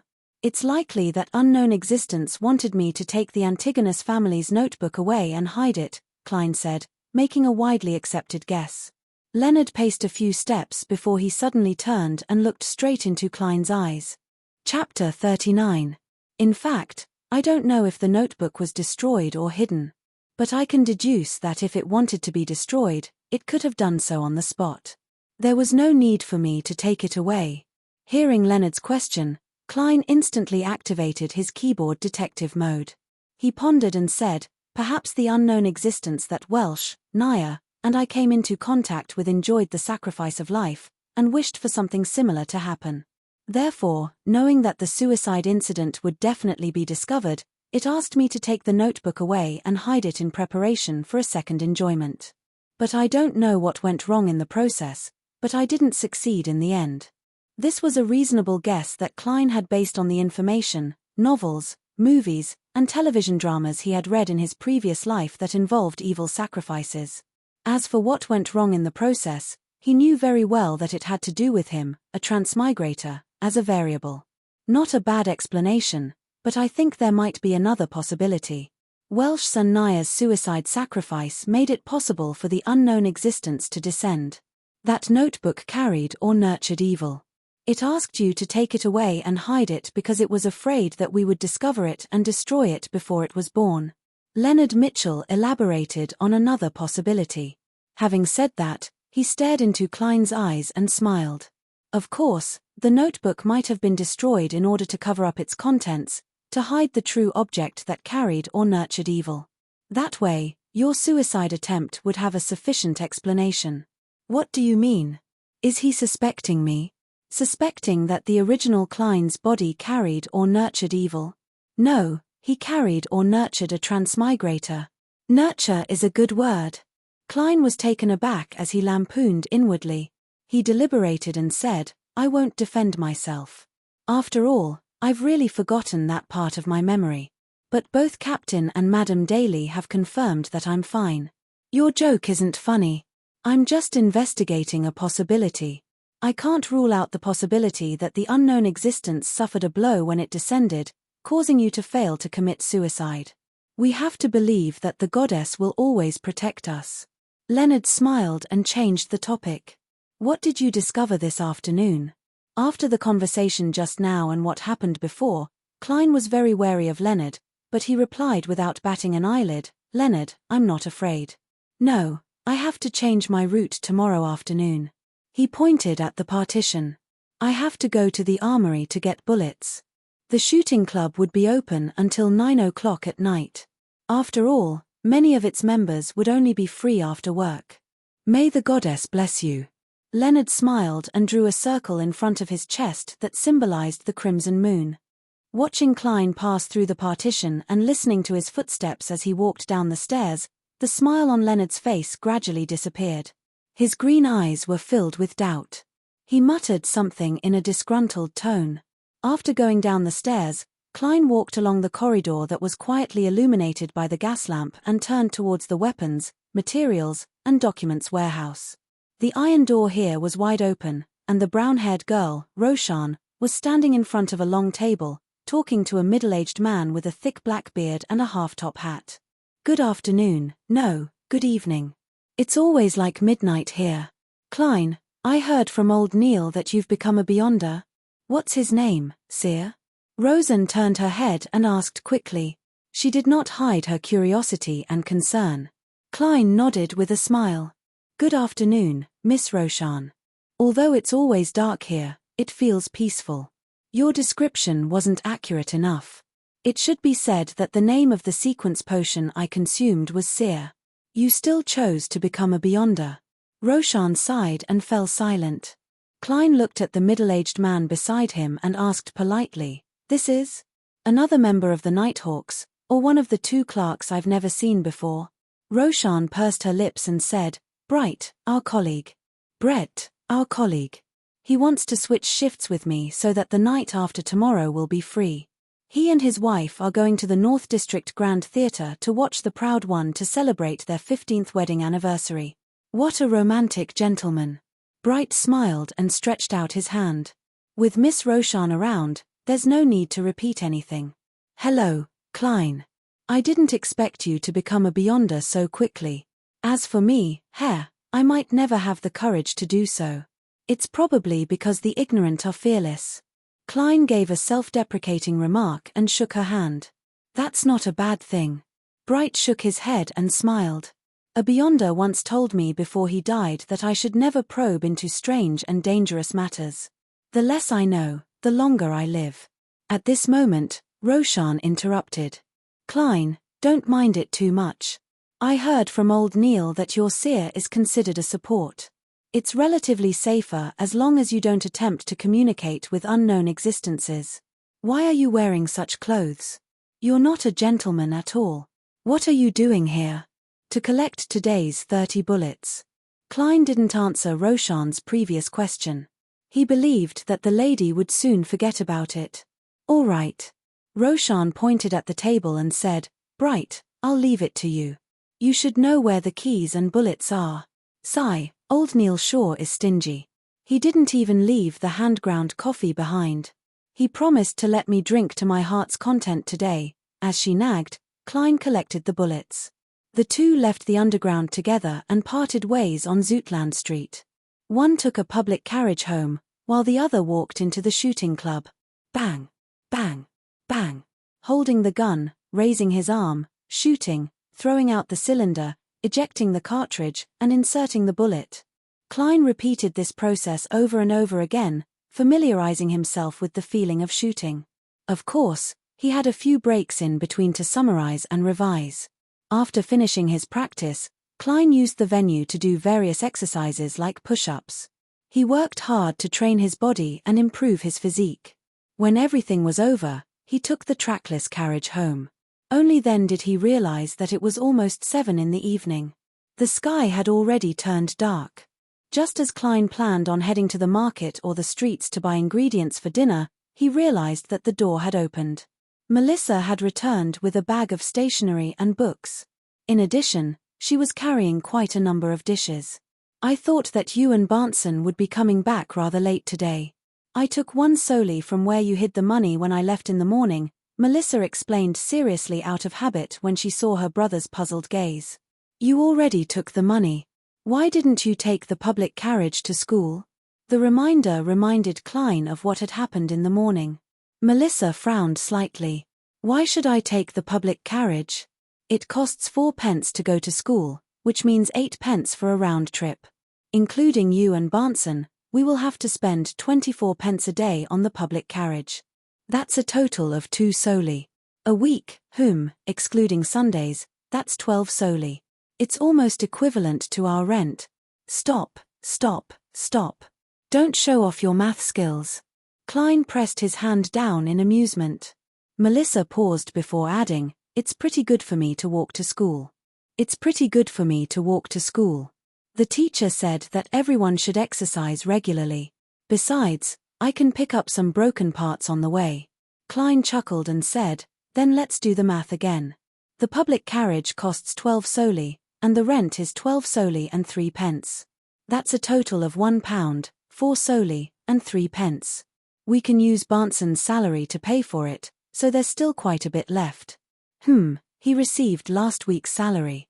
As for me, I can still receive £1, 10 solely every week. Even if we eat meat every day, even if we include the cost of gas, coal, wood, condiments, and so on, if we eat frugally for lunch, there'll still be leftovers. We can even subscribe to the morning paper for 1 penny a day. 2 months later, after I've made up for my advance salary, I can save money to buy new clothes for Barnson and you. But, we have to consider the unexpected. Melissa insisted on her unchanging point of view. Klein looked at her with a smile and said, "Then we can eat less meat. Don't you think it's a waste of time to spend 50, no, 100 minutes on the road every day? We can use it to read more books, consider more problems, and improve our grades. This way, Melissa, you can graduate with excellent grades and find a job with a good salary. When that happens, what's there to worry about?" He used his past experience in debating with people on the forum and finally convinced Melissa to agree to take the public carriage to school. Phew, I've finally hoodwinked her. No, how can it be called hoodwinking?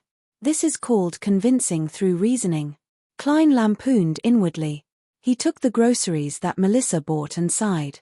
Remember to buy beef, lamb, or chicken tomorrow. Eat your fill and eat well.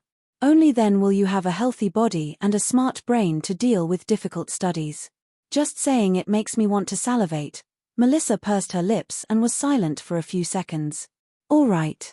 The next morning, Klein and Barnson parted ways at the street corner after supervising Melissa to board the public carriage and arrived at their respective companies. Just as Klein stepped through the door, he saw old Neil and Roshan chatting at the reception desk. The former was still dressed in a classic black robe, seemingly unbothered by the gazes of others. The latter had changed into a light yellow dress. "Good morning, Mr. Neil, Miss Roshan." Klein took off his hat and bowed. Old Neil gave him a mischievous look. "Good morning. You didn't hear anything you shouldn't have last night, right?" "No, I slept very well." Klein was also rather puzzled by this. He could only attribute it to his lack of spiritual perception. "Haha, don't mind it.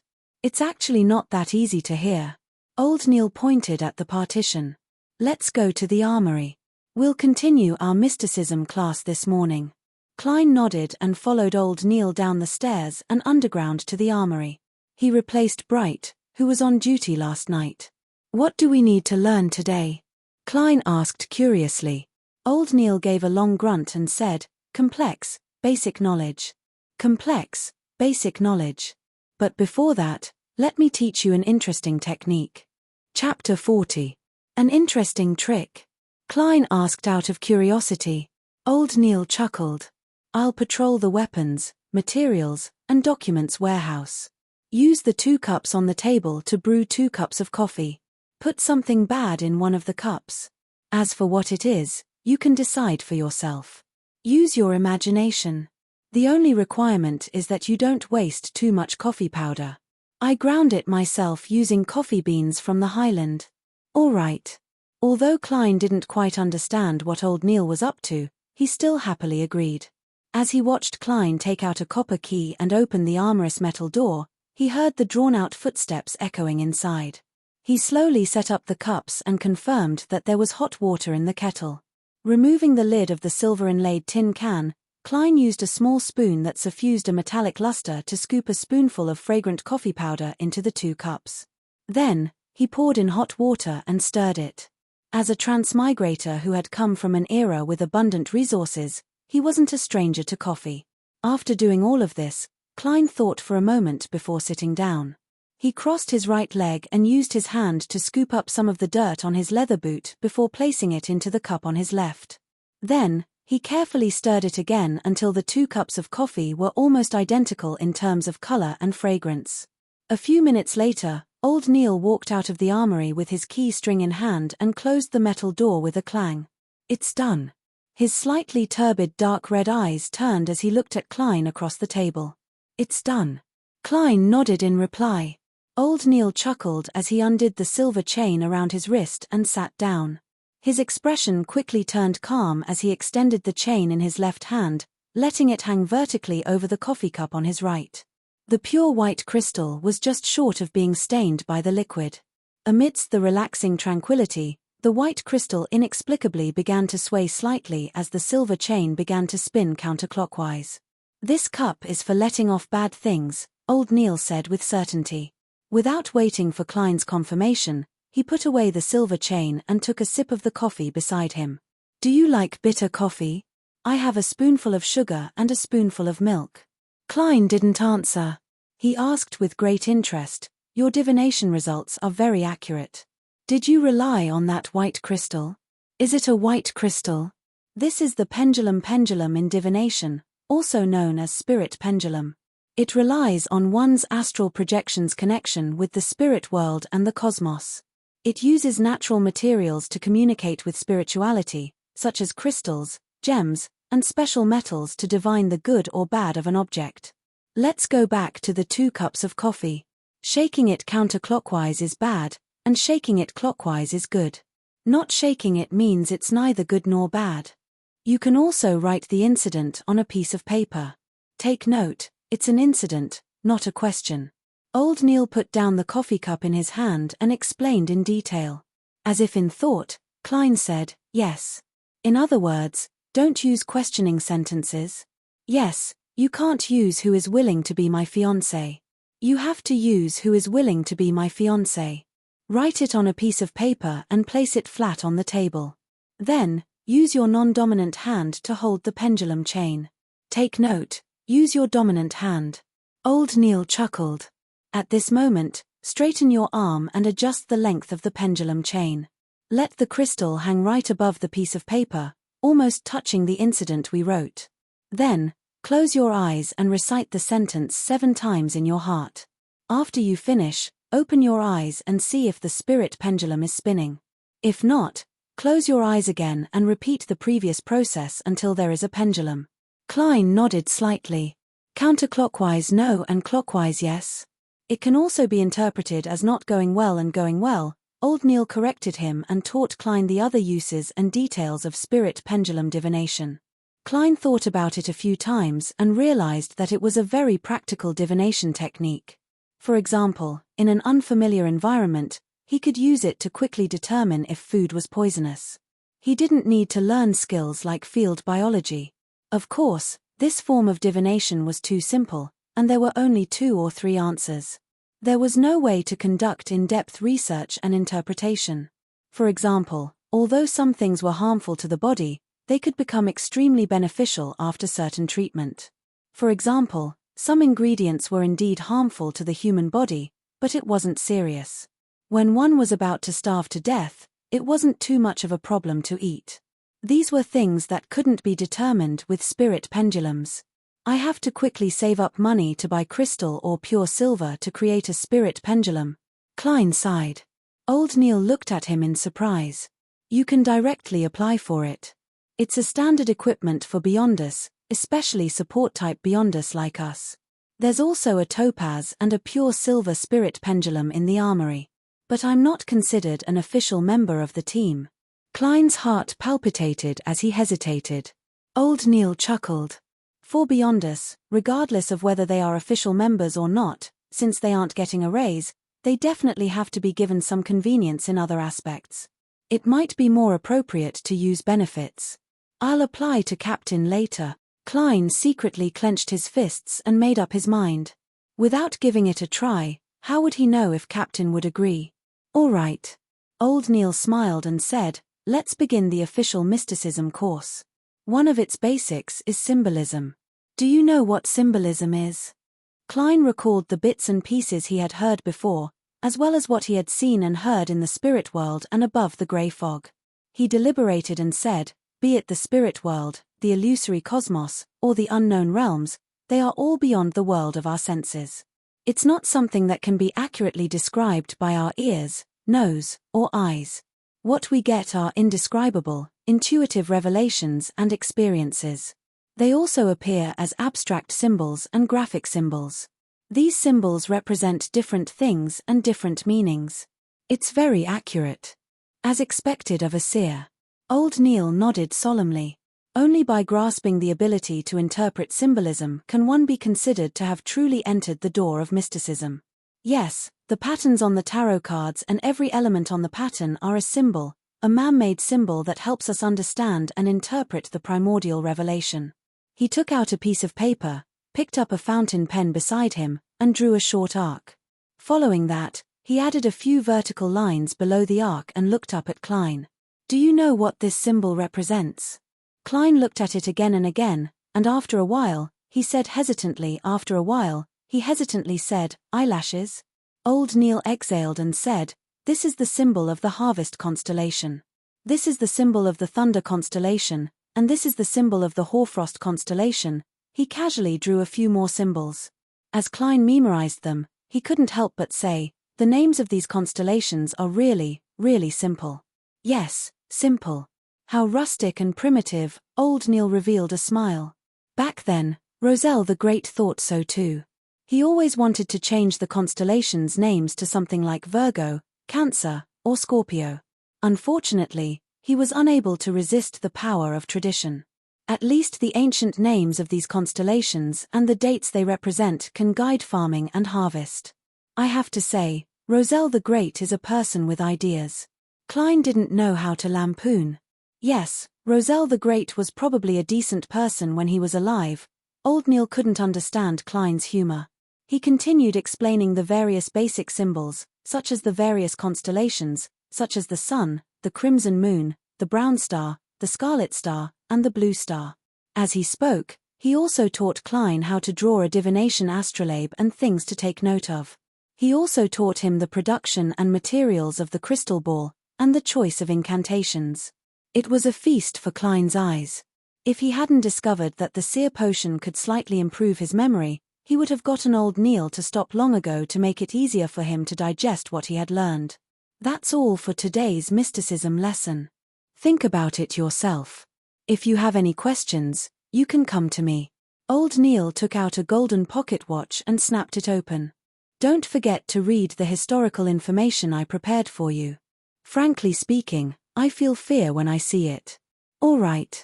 Klein took the draft that old Neil had written with symbols and quickly went through the mysticism knowledge he had learned today to prevent himself from forgetting it.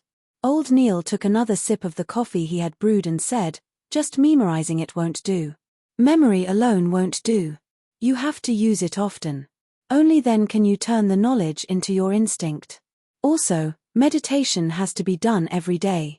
Only by practicing and using it often can you truly grasp the power of the potion, dig out its hidden mysteries, and eliminate the negative effects." At the mention of this, Klein thought of acting and the divination club. He probed, "My potion's powers are related to divination. It's impossible to practice it alone. I have to interact with a large number of people and divine for them separately to quickly grasp it. I plan on joining the divination club on House Street in North Borough when I have extra money. I want to become a true seer. This matter would definitely not be hidden from the Nighthawks in the future. It was better to lay the groundwork ahead of time. Your thoughts are very similar to Daly's. She keeps saying that she wants to become a true spirit medium." Old Neil shook his head and laughed. "But why wait until I have extra money? You can write an application to Dunn and get him to approve the fees. Organizations like the Divination Club might have cultists and members of evil organizations mixed in. As a civilian member of the Nighthawks, you are a standard beyonder. Joining them will make it easier for you to monitor them. It's a job requirement. We used to patrol these places regularly, but due to a lack of manpower, it was difficult for us to follow them for long periods of time. Now, I'll leave it to you." Was there such a thing? Looking at old Neil's serious expression, Klein was stunned. This was an open and above-board excuse to claim expenses for his personal affairs. "I don't know anything about such things. I'm just a keyboard warrior after all. You want to use your own money to do this?" Old Neil saw this and added with a smile. Klein immediately shook his head and replied in a firm tone, "I'll report it to the captain later." Old Neil nodded in satisfaction and looked at the cup of coffee that had yet to be poured out. "What exactly did you put in there?" Klein smiled in embarrassment. It's just a little bit of mud on the soles of my boots. It's almost the same color as your coffee powder." Old Neil was startled. He suddenly covered his mouth with his hand and growled in a low voice. Chapter 41. After pouring himself a cup of coffee, he returned to the armory and took the thick stack of historical documents and the explanatory drafts that old Neil had organized. Klein followed the gas lamps on the wall and turned towards the staircase that led to the Blackthorn Security Company. Tap. Thud, thud, thud. The sound of footsteps echoed in the sealed and empty underground. Klein walked down the spiral staircase, pushed open the door, and went straight for the second office on the opposite side. After 2 days of familiarizing himself with the place, he had a general understanding of the layout of the Blackthorn Security Company. The first thing he saw was a spacious reception hall with a set of sofas, tables, and chairs. After passing through a partition, he reached the inner area. The 3 rooms on the left of the corridor, from near to far, were Mrs. Oriana's accounting office, a lounge with a few sofa-like beds, and the staircase that led underground.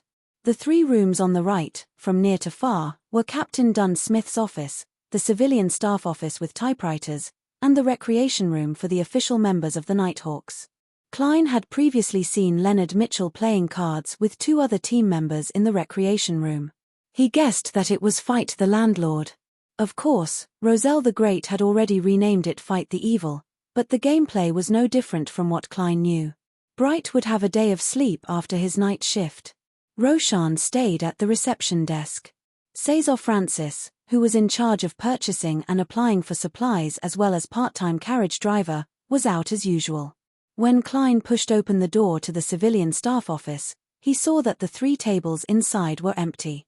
A typewriter was placed there silently. Akerson Company's Model 1346 typewriter. Klein, who had seen similar items in his tutor's office and Welsh's house, muttered. He felt that the vaguely visible complex control system was filled with a mechanical beauty. He walked to the desk with the typewriter and sat down. After some thought, he attempted to type in virtual mode. In the beginning, he instinctively converted it to Pinyin. Only when he was familiar with it did he digest the corresponding memory fragments of the original Klein and stop making mistakes. Tap, tap, tap.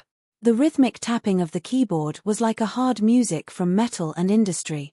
Accompanied by this melody, Klein quickly completed the application documents.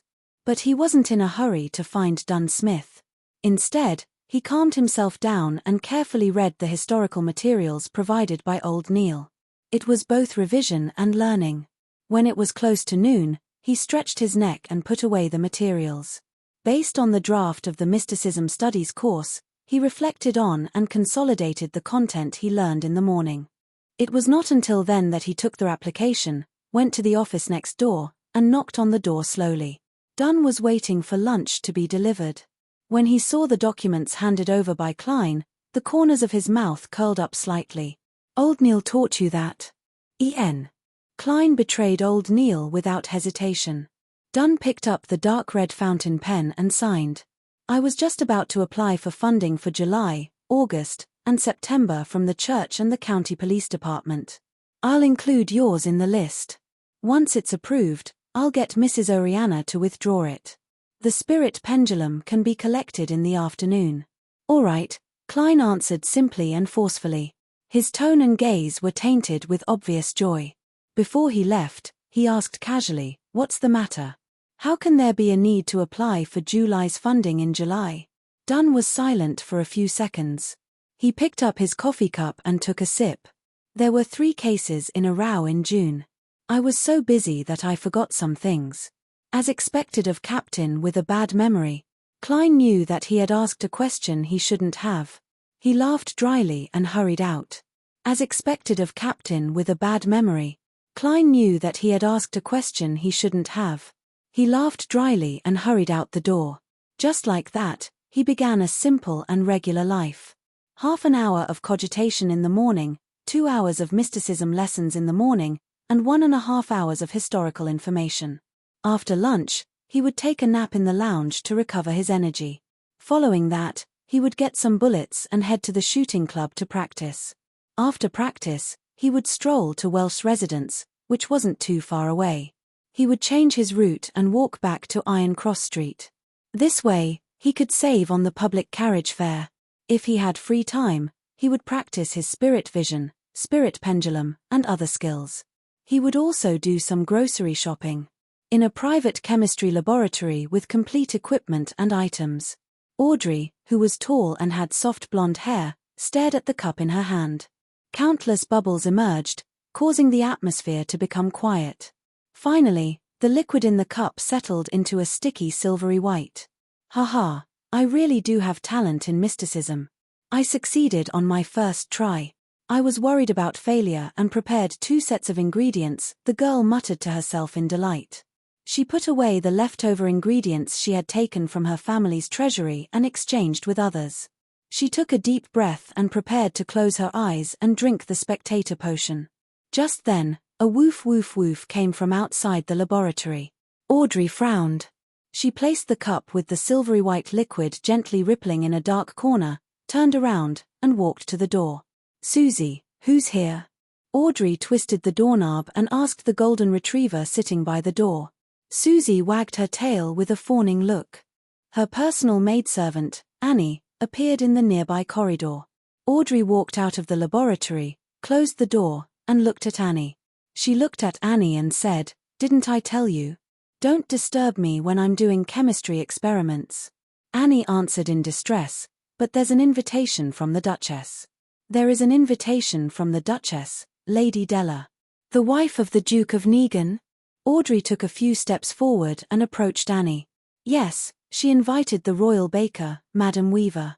She invited Madam and you to have afternoon tea." Annie explained the contents of the invitation. Audrey indiscernibly puffed up her cheeks and said, "Tell my mother that I'm dizzy. Perhaps it's because the sun is too strong and I'm a little dehydrated. Get her to apologize to Lady Della on my behalf." As she spoke, she pretended to be weak. "Miss, this isn't just afternoon tea, it's also a literary salon," Annie added.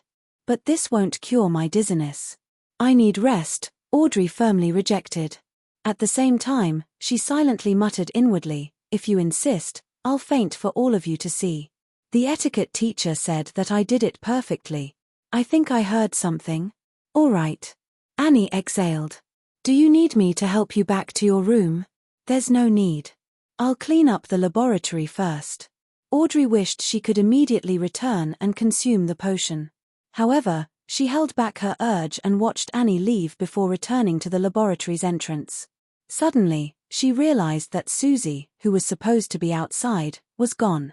The laboratory's door was ajar.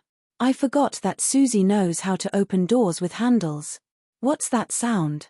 "Not good."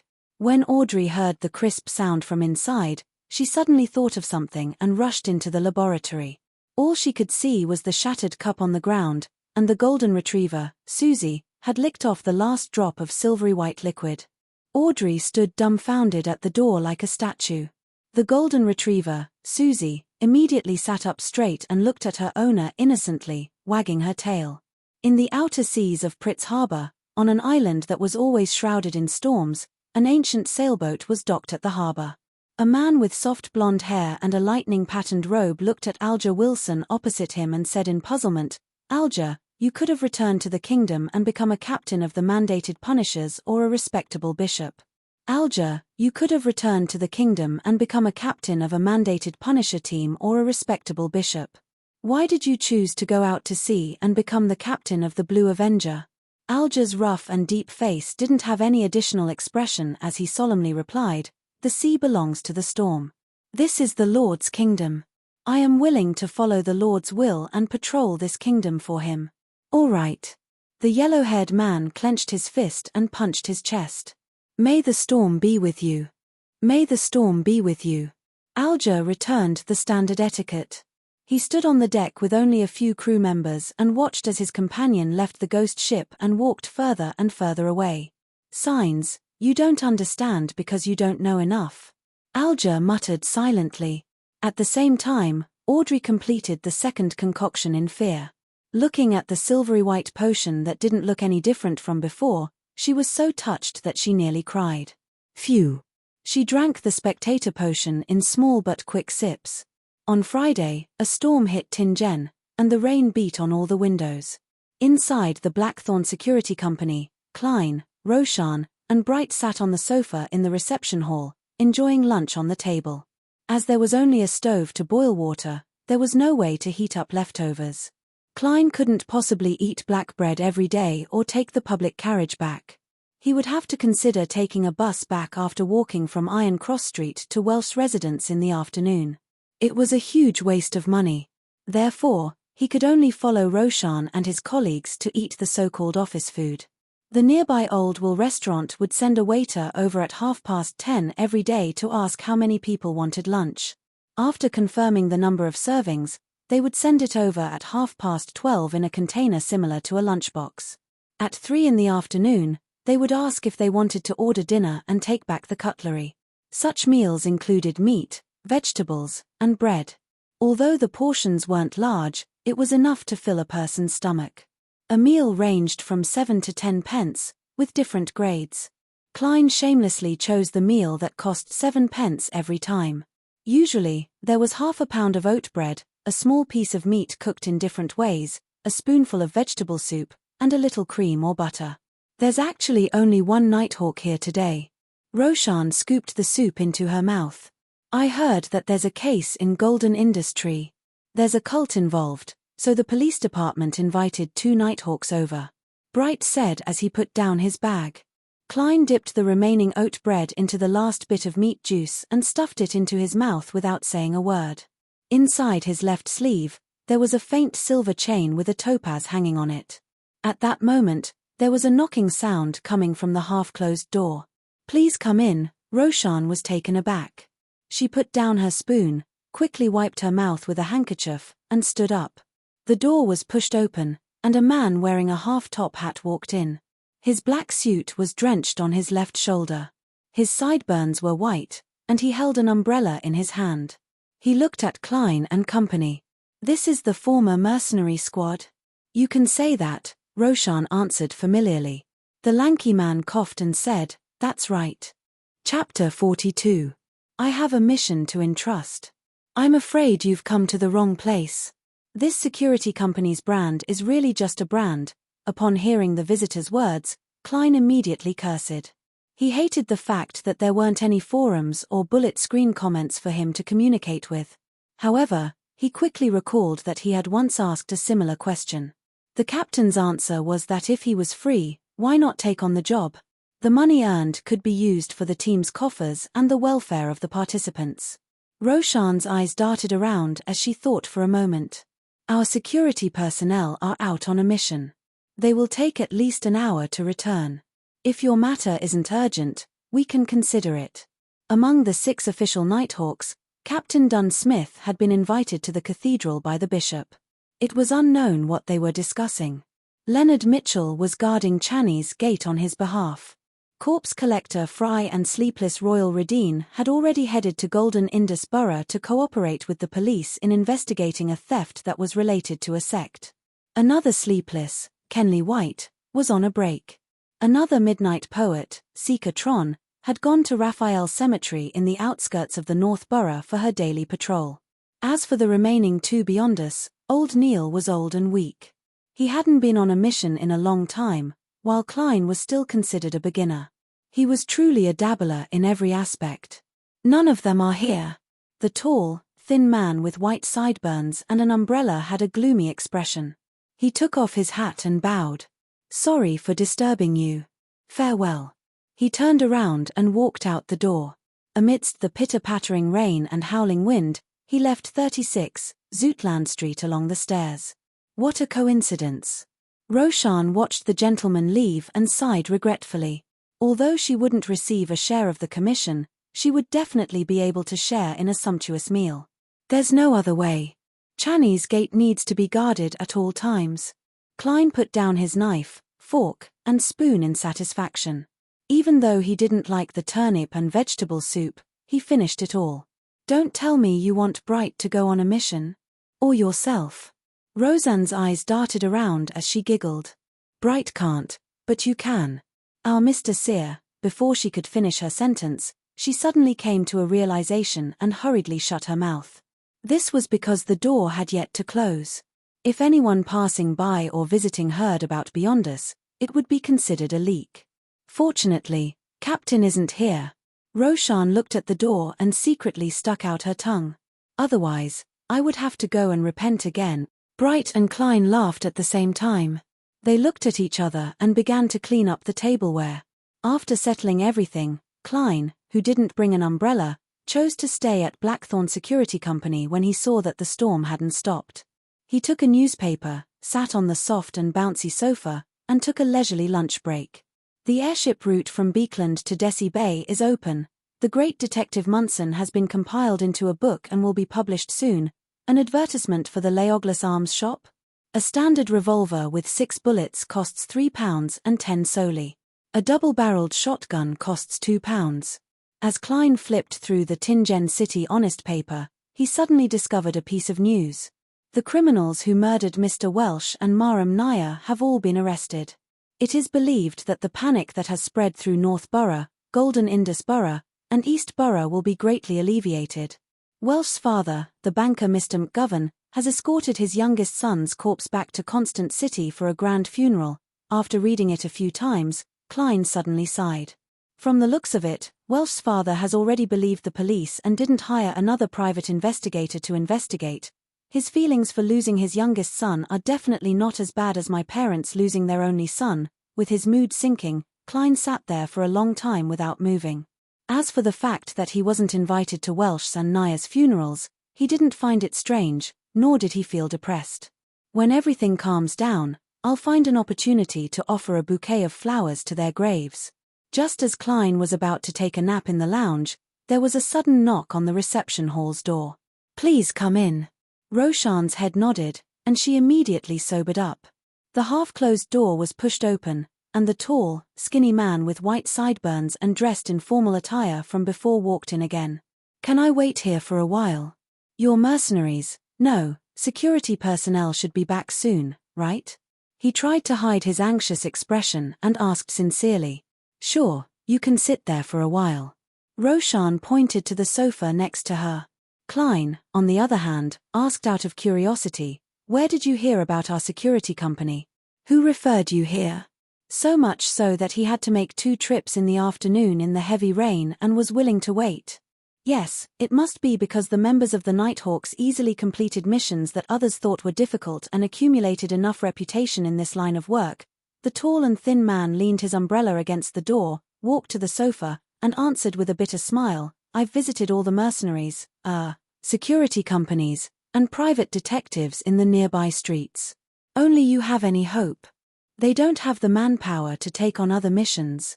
To be honest, if I hadn't met a waiter who delivered food, I really wouldn't have thought that there would be a security company here. It's completely different from what I imagined." Klein was stunned. Roshan interrupted and asked, "They're very busy. So many missions." The tall and thin man with white sideburns sat down and sighed. "You're a mercenary team, no, a security company. You should have heard of the burglary and murder case on House Street, right?" "House Street? Burglary and murder case? All right, unfortunately, I'm one of the people involved." Klein nodded with a heavy heart. "You're a mercenary team, no, a security company. You should have heard of the burglary and murder case on House Street, right?" "Yes. Due to the viciousness and cruelty of the criminals, all the tycoons in the nearby streets, and even all of Tingen City, are afraid. Other than increasing their own guards, they also hired a lot of additional security personnel and private detectives. This has created an obvious lack of manpower in this line of work," the tall and thin man answered clearly. A standard chain reaction. Klein and Roshan looked at each other and saw the self-deprecating look on each other's faces. The security industry had entered its golden age, but the Blackthorn didn't feel anything at all. It was obvious how much of a failure this company was. Of course, in a certain sense, it also proved that the Nighthawk's concealment was successful. After waiting for another 20 minutes, seeing that the storm was about to stop, Klein prepared to pack up and leave for the shooting club to practice his revolver. At that moment, the black-haired, green-eyed Leonard Mitchell came out from the partition and looked at the sofa in confusion. "Who is this?" "The client, Captain, is back," Roshan asked happily. "Back?" The tall and thin man was stunned. "I've been sitting here, staring at the door. Why didn't I notice anyone coming back?" Roshan's expression froze as she chuckled. "As a security company, we don't just have the front door." "Got it." The tall and thin man nodded in enlightenment. As for being addressed as Captain, he didn't find it strange at all. A security company used to be a small mercenary team or a small mercenary guild. It was rather normal for a captain to appear. Leonard's white shirt wasn't tied up, and his black vest was casually draped over his shoulders. He looked at the tall and thin man and suddenly snapped his fingers. "I'm a security member of the Blackthorn. How should I address you? What's the matter you wish to entrust me with?" Perhaps having heard of the unrestrained nature of mercenaries, the tall and thin man wasn't angered by the insult. Instead, he heaved a sigh of relief. He watched as Leonard sat down and organized his words. "My name is Clee. I'm the butler of the tobacco merchant, Mr. Vickroy. His only son, little Elliot, was kidnapped this morning. We have already reported it to the police and received sufficient attention. However, Mr. Vickroy is still worried. He wishes to use your mercenary, security channels, as well as your understanding of Tingen to investigate from another direction to ensure that little Elliot is rescued safely. If you can find the kidnapper's hideout, Mr. Vickroy is willing to pay £100. If you have a way to successfully rescue young Master Elliot, he is willing to double the payment to a lump sum of £200. Leonard Mitchell smiled leisurely. "Mr. Vickroy seems to only wish for us to find the kidnapper's hideout. Otherwise, he wouldn't think that his only son is only worth £100. A tobacco merchant with close ties to the southern plantations wouldn't only be able to fork out £200. No, Mr. Vickroy is only an ordinary businessman. He isn't a tycoon. Besides, he believes that the police are more professional when it comes to rescuing people," Clee answered frankly. "All right, no problem." Leonard snapped his fingers again. He looked at Roseanne with his dark green eyes. "Beautiful lady, I'll have to trouble you to draft up a contract. Don't always think of yourself as a poet. In fact, you only know how to recite the works of others." Roseanne was used to exchanging mockery with Leonard, so she forgot that there were guests present. Of course, the Blackthorn Security Company didn't care who the client was. It was fine if they had it, but it didn't matter if they didn't. Roseanne left the reception desk and entered the clerk's office. Tapping sounds could be heard immediately. The corners of Klein's mouth twitched. He felt that they were too unprofessional. They didn't even have a standard, ready-made contract. "This is really a sad thing, and what's even sadder is that I'm actually in such an unprofessional company." Amidst his thoughts, Rona drafted up a contract that only had a few clauses. She got Clee and Leonard to sign it. After Clee stamped it, she took the contract and entered the accounting office. She got Mrs. Oriana to get the Blackthorn Security Company stamp. The stamp was practically useless. Dunn usually handed it to Oriana for safekeeping. On Sundays, he would give it to Roseanne and the rest. "I'll be waiting for your good news." After receiving one of the contracts, Clee stood up, took off his hat, and bowed. Leonard didn't respond. He remained silent for more than 10 seconds, as though he was thinking about something. He suddenly turned his head and looked at Klein, revealing a smile. He revealed a smile and said, "I need your help." "Ah!" Klein was taken aback. "What I mean is that you and I will complete this mission together." Leonard's lips curled up as he explained, "I'm good at fighting, shooting, climbing, sensing, and reciting, as well as some support, but that doesn't include finding people. You wouldn't want old Neil to go out in such weather, right?" When he said sensing, his voice was muffled, making it impossible for anyone to hear him clearly. "All right." Klein had the urge to try out a new skill, but he was also a little wary of Leonard Mitchell. Chapter 43. Looking at Klein, Leonard nodded with a smile in his green eyes. "What do you need from them?" He had worked with old Neil and the others many times, so he naturally knew that divination needed a medium, especially when the protagonist wasn't around. Klein thought for a moment before looking at butler Clee. "I need clothes that Elliot has worn recently that haven't been washed. It would be even better if there are accessories that he used to wear." He tried to choose the normal medium, and not the kind of thing that would arouse the imagination of ordinary people. But even so, Clee still had a puzzled expression on his face. "Why?" After asking, he added, "I have young Master Elliot's photo with me." "Why?" "Because we need to find his whereabouts through divination." Klein was momentarily at a loss for an answer. If he told them the truth, ignoring the fact that it might violate the confidentiality clause, Kelly would most likely turn around and leave. He would tear up the contract and curse inwardly, "These cheats." If this works, I might as well find the most famous shaman in a war county. Beside him, Leonard Mitchell chuckled and said, Mr. Clee, my companion, colleague, has a strange pet. Its sense of smell is even more sensitive than a hunting dog's, so we need the clothes that little Elliot has worn and the items that he once carried with him to help us find him. As you know, clues usually only lead to a general area. As for that photo, we also need it. He and I need to know what Elliot looks like. Clee accepted the explanation and nodded slowly. Are you going to wait here, or are you coming with me to Mr. Vickroy's residence in the city? Let's go together to save time, Klein answered concisely. He wanted to test his beyonder abilities, but he also had the simple desire to save others. All right, the carriage is downstairs, the old butler, Clee, said as he took out a black and white photograph from his pocket and handed it to Leonard. This was a solo photo of Elliot Vickroy. He was about 10 years old, and his hair was slightly long, almost covering his eyes. There were obvious freckles on his face, and he didn't look too special. Leonard glanced at it and passed it to Klein. Klein took a closer look and pocketed the photo. He picked up his cane, put on his hat, and followed the two people in front of him out of the Blackthorn Security Company. They entered the carriage parked downstairs. The interior of the carriage was quite spacious, with thick carpets and small tables for placing items. Due to the old butler Clee's presence, Klein and Leonard did not say anything. They quietly sensed the carriage moving forward steadily on the puddled road amidst the gradually lightening raindrops. Not a bad coachman.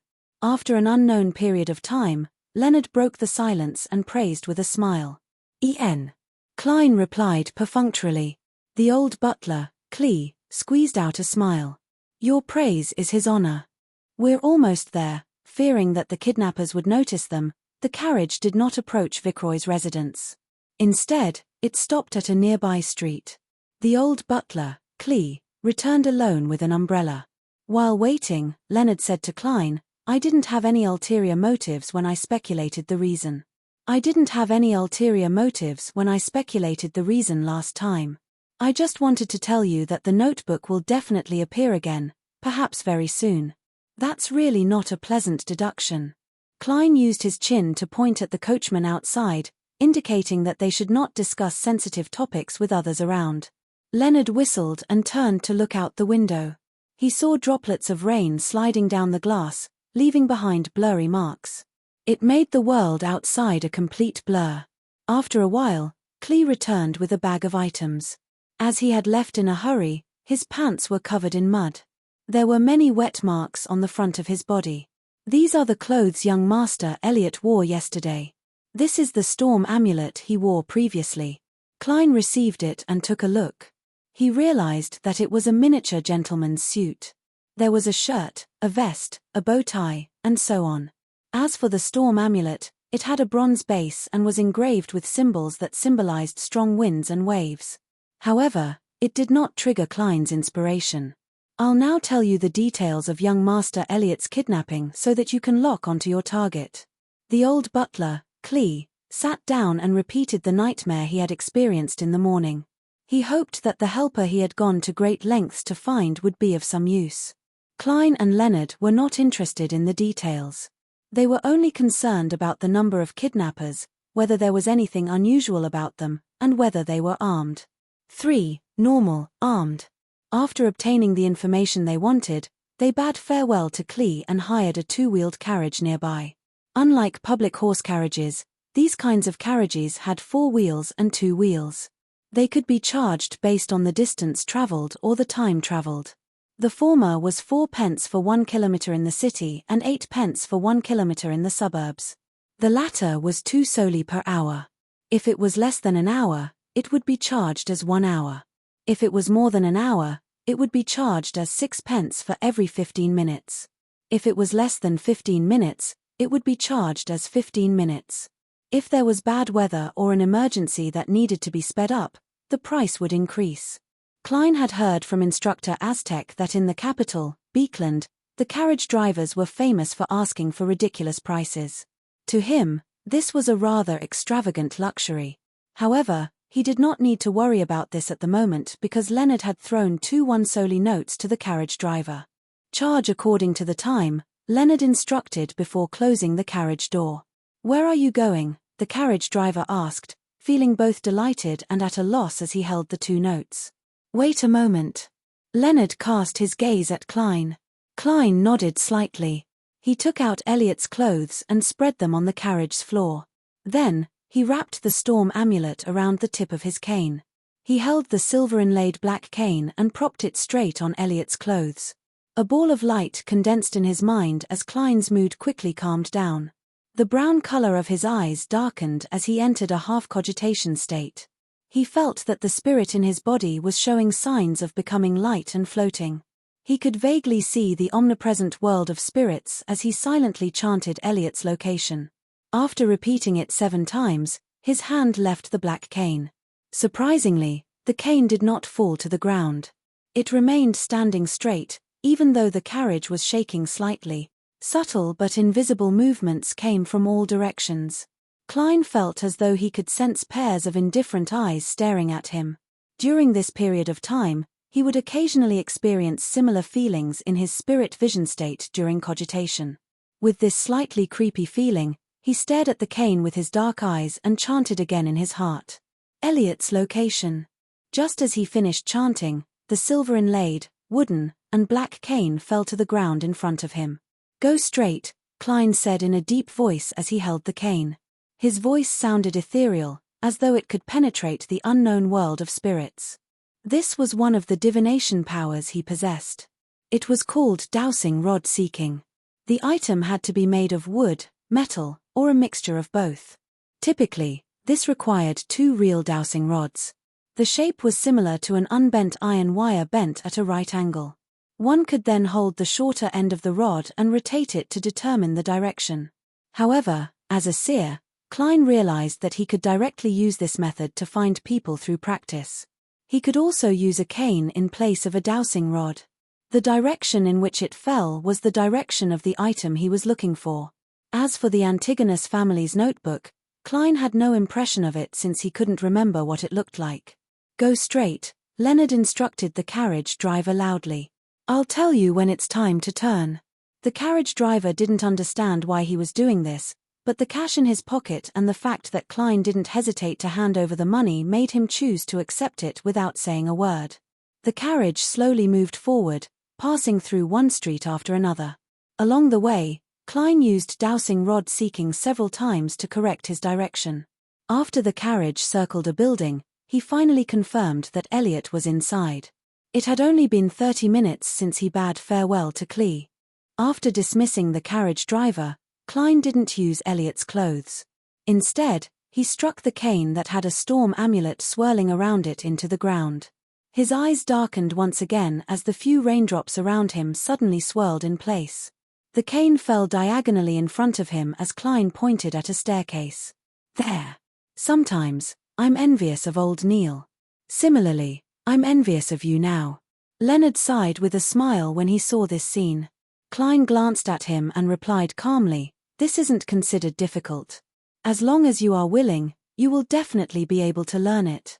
Your spiritual perception should be very high, right? Leonard nodded and chuckled. That's not a good thing. He hastened his footsteps and walked into the staircase amidst the lingering rain. Afraid that he would ruin his suit, Klein nearly jogged to keep up. The building only had 3 floors, similar to an apartment building on Earth.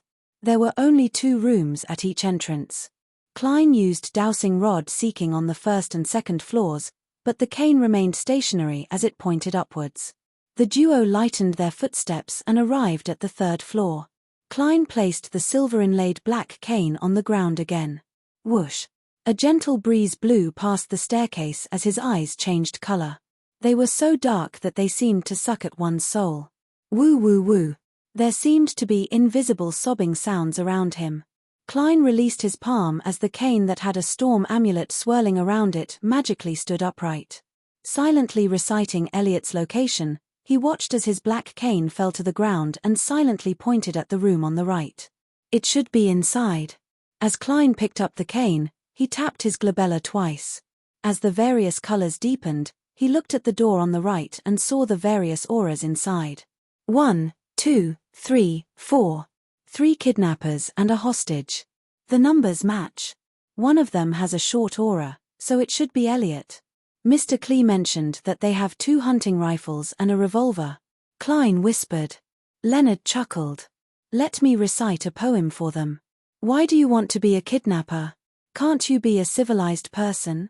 He put down the bag containing Elliot's clothes and took 2 steps forward. His expression instantly turned serene and sorrowful. His magnetic and deep voice slowly spread out. Ah, the threat of fear, the crimson hope. At least one thing is true, this life flees. One thing is true, and the rest are lies. Chapter 44. Leonard's recitation was like a lullaby. It gently reverberated between the left and right doors, and it echoed in the winding wooden staircase. Klein's mind immediately went into a trance, as though he could see the tranquil moonlight and the tranquil surface of a lake. His eyelids rapidly turned heavy, as though he could fall asleep standing up. In this blurry state, he felt an invisible, strange, and indifferent gaze from behind. It was as though he was roaming the spirit world. A baffling sense of déjà vu suffused him as Klein suddenly regained his train of thought. With his powerful spiritual perception and extremely familiar cogitation, he barely escaped the influence of the midnight poem. However, he remained calm, unable to produce any other emotions. Soon, Leonard stopped reciting and turned his head with a smile. I'm considering applying for a Feinapotter lute. How can I recite without any accompaniment? Heh, I'm just joking. I heard them falling asleep. The black-haired, green-eyed nighthawk with the bearing of a poet strode forward and walked to the door where the kidnappers and hostages were. He suddenly swung his shoulders and punched the door lock. Kacha. The wooden boards around the door lock shattered, and the sound was extremely weak. This requires precise control, Leonard joked as he turned his head back. He reached his hand into the hole and opened the door. Klein, who had regained consciousness, wasn't as confident as he was. He reached under his armpit and pulled out his pistol. He adjusted the cylinder to ensure that he could fire immediately. As the door retreated, he saw a man sleeping on the table with his pistol by his feet. He also saw a man rubbing his eyes in a daze as he tried to stand up. Thud. Leonard slid forward and knocked out the hijacker who was about to wake up. Klein was about to follow in when he suddenly sensed something. He turned around abruptly and faced the stairs. Tap, tap, tap. The sound of footsteps gradually became clearer. A man in a brown coat without a hat was carrying a paper bag of bread. He circled the corner of the stairs and headed for the 3rd floor. Suddenly, he stopped and saw the metallic muzzle of the gun looking down at him. His pupils reflected a young man in a half-top hat, a black suit, and a bow tie of the same color, his cane leaning against the railing, his dangerous revolver. Stop all your movements and raise your hands. 3, 2. Klein's tone was low and soothing. He held the revolver with both hands and tried to use the man as a practice target. In the tense atmosphere, the man in the brown coat threw away the bag of bread and slowly raised his hands. Sir, have you misunderstood something? He stared at Klein's finger on the trigger and squeezed out a smile. For the time being, Klein couldn't determine whether he was a companion of the kidnappers or a neighbor, but he didn't show any abnormality on his face and said in a deep voice, "Don't try to struggle. Someone will come to check if it's a misunderstanding." At this moment, Leonard, who had dealt with the kidnappers in the house, walked out. He glanced at the man at the corner of the stairs and said leisurely, "So the kidnappers have a companion who's responsible for receiving and buying food?"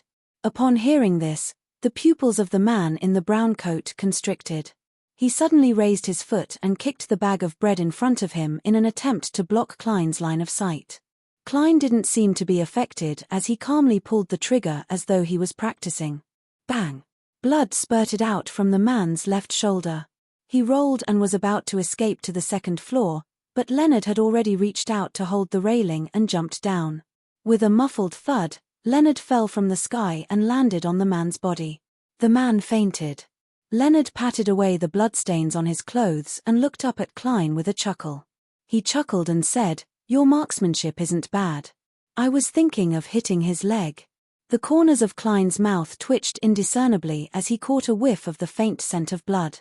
He realized that although his vision, hearing, and touch hadn't been enhanced after consuming the seer potion, he could still see things that were blocked and hear weak footsteps, allowing him to make judgments in advance. Does this fall under the category of inspiration? Klein nodded in thought as he watched Leonard find a sharp dagger from the kidnapper's companion and drag him into the room. With a gun in one hand and a cane in the other, Klein walked into the room where the kidnappers were. He saw Elliot Vickroy wake up from the gunshot. His body went from curled up to straight before he slowly sat up. The original 3 kidnappers had been tied up tightly by Leonard with the rope they had used to deal with Elliot. They were strung together and thrown into a corner. As there wasn't enough rope, their clothes were torn to make up for it. The one who had been shot in the shoulder was being bandaged in an unconscious state, but Leonard didn't remove the bullet because he found it dirty. Who are you? Elliot stuttered with a hint of pleasant surprise when he saw the scene in front of him. Yes, you guessed right. Very accurate, the half-squatting Leonard replied casually. I didn't expect this fellow to have some sense of humor. Klein lowered his revolver and looked at Elliot. We are mercenaries hired by your father. You can also call us security personnel. Phew, really? Have I been saved? Elliot asked with joy, but he didn't dare to make any sudden movements. It was obvious that he had suffered quite a bit in the short few hours since he was kidnapped. He didn't have the impulsiveness that a person his age should have. Leonard stood up and said to Klein, Go downstairs and find the patrolling police. Go downstairs and find the patrolling police. Tell them to inform the tobacco merchant. I don't want to be like a kidnapper with a child and these 4 guys. Klein, who was thinking about how to deal with the aftermath, nodded, put away his revolver, and walked down the stairs with his cane in hand. As he walked down the stairs, he had a vague feeling that he had forgotten something. He then heard Leonard say to Elliot, Don't be nervous. You will soon be able to meet your father, mother, and old butler, Clee. Why don't we play Gwent? Klein held back his laughter as he walked into the streets outside. Following the directions of a passerby, he found 2 patrolling police officers. He did not use the badge and ID of the Special Operations Department. Instead, he told the whole story in the name of a professional security guard. As for the problem of him being armed, he wasn't worried at all. This was because he had just received the all-category weapon use permit the day before yesterday. He could apply for it through internal channels, and it would be approved very quickly. The 2 policemen exchanged looks, and one of them went to inform the helpers and the Vickroy family. The remaining one followed Klein back to the room where the kidnappers were. After waiting for more than 40 minutes, while the police weren't paying attention, Leonard signaled to Klein to sneak out of the room with him. Trust me, going to the police station is a waste of time. Let's leave first, the Nighthawk with the bearing of a poet explained in a relaxed manner. Klein didn't retort and followed behind with the mentality that even if the sky collapsed, there would always be someone taller to hold it up. After nearly 5 minutes, a few carriages rushed to the building where the kidnappers were. The old butler, Clee, accompanied his fat master, Vickroy, down. Up to this point in time, he was still in a daze. He couldn't believe that the good news would come so quickly. It was as fast as a dream. Suddenly, he heard a crisp sound, and he subconsciously turned his head to look. A 2-wheeled carriage drove past with the windows open. The black-haired, green-eyed Leonard snapped his fingers again. After passing the Vickroy family's carriage, Leonard closed the windows, turned around, and looked at Klein. He smiled and raised his right hand. It was a pleasure working with you. We don't seem to know each other well. Klein politely high-fived him. He never expected the kidnapping case to be resolved so quickly. All he could do was sigh that beyond us were indeed beyond us. Even a half-baked Sequence 9 like him was capable of doing many unbelievable things. This is a gesture nobles use to express their celebration after fencing, Leonard explained with a smile. I know. Klein had quite a number of noble classmates. He looked out the window and frowned. Aren't we going to confirm it with Mr. Clee? If he believes that the police rescued Elliot, our payment will be halved. A full £100. As for the matter of providing the kidnapper's location, there was no doubt about it due to the meeting. Don't worry about it. Money isn't that important in our lives, Leonard said with a smile as he shrugged. To me, It's very important. Klein forced a polite smile. Many poets die young because of poverty. Leonard chuckled. I believe that Eliot wouldn't lie about this matter. I can tell that he still has some innocence left in him. However, even if you receive £200, you won't get much of it. How much can I get? Klein immediately asked. According to the unspoken rules, half of the payment has to be given to Mrs. Oriana as an additional expense for the team. The rest is split equally among the participating members. Unfortunately, you aren't an official member, so you can only get 10%. £10? That's not bad. Klein pretended not to feel the pinch as he asked, aren't you worried that the kidnappers will realize that they have been affected by Beyonder powers after they wake up? They won't suspect anything. They will only believe that the weather is too good and suitable for sleeping, which is why they couldn't help but collapse. They might even believe that the chanting only exists in dreams. This is something we have verified. Leonard answered confidently. Instead, it's that demon-hunting bullet of yours that makes people find it odd. Of course, a strange person who likes mysticism is a very reasonable explanation. Yes. Klein let go of his worries. He felt that he had forgotten, or rather, neglected something. After returning to Zoutland Street, Klein didn't wait for Clee. He strolled to Welsh residence and took a different route home. He also bought beef, cabbage, and other ingredients for dinner. As usual, it was a pleasant dinner, and as usual, the siblings chatted leisurely while they studied. However, there was an additional visitor who knocked on the door. He was a staff member who had come to take away all the pennies in the gas meter. As the night deepened, the siblings bade each other good night and returned to their respective rooms. Klein was sleeping soundly when he was suddenly awakened by the rustling outside. He opened the door in puzzlement and came to the unoccupied bedroom. Pushing open the mottled door, Klein saw a grey table. On the table was a notebook. Its cover was made of hard paper and was completely dyed black. A baffling sense of déjà vu surfaced in his mind as Klein walked over and opened the notebook. The opened page had a picture. It was of the fool wearing gorgeous clothes and a gorgeous headdress. Beneath the fool was a line written in Hermes, "Everyone will die, including me." Klein was alarmed as he suddenly realized that the fool's lips had curled up. Phew. He suddenly sat up and saw the crimson moonlight peeking through the curtains. He saw the bookshelf and desk, and the outline of his bedroom. He realized that he had had a nightmare. As a seer, he knew that dreams often revealed something. Hence, he seriously recalled it. As he recalled, Klein froze.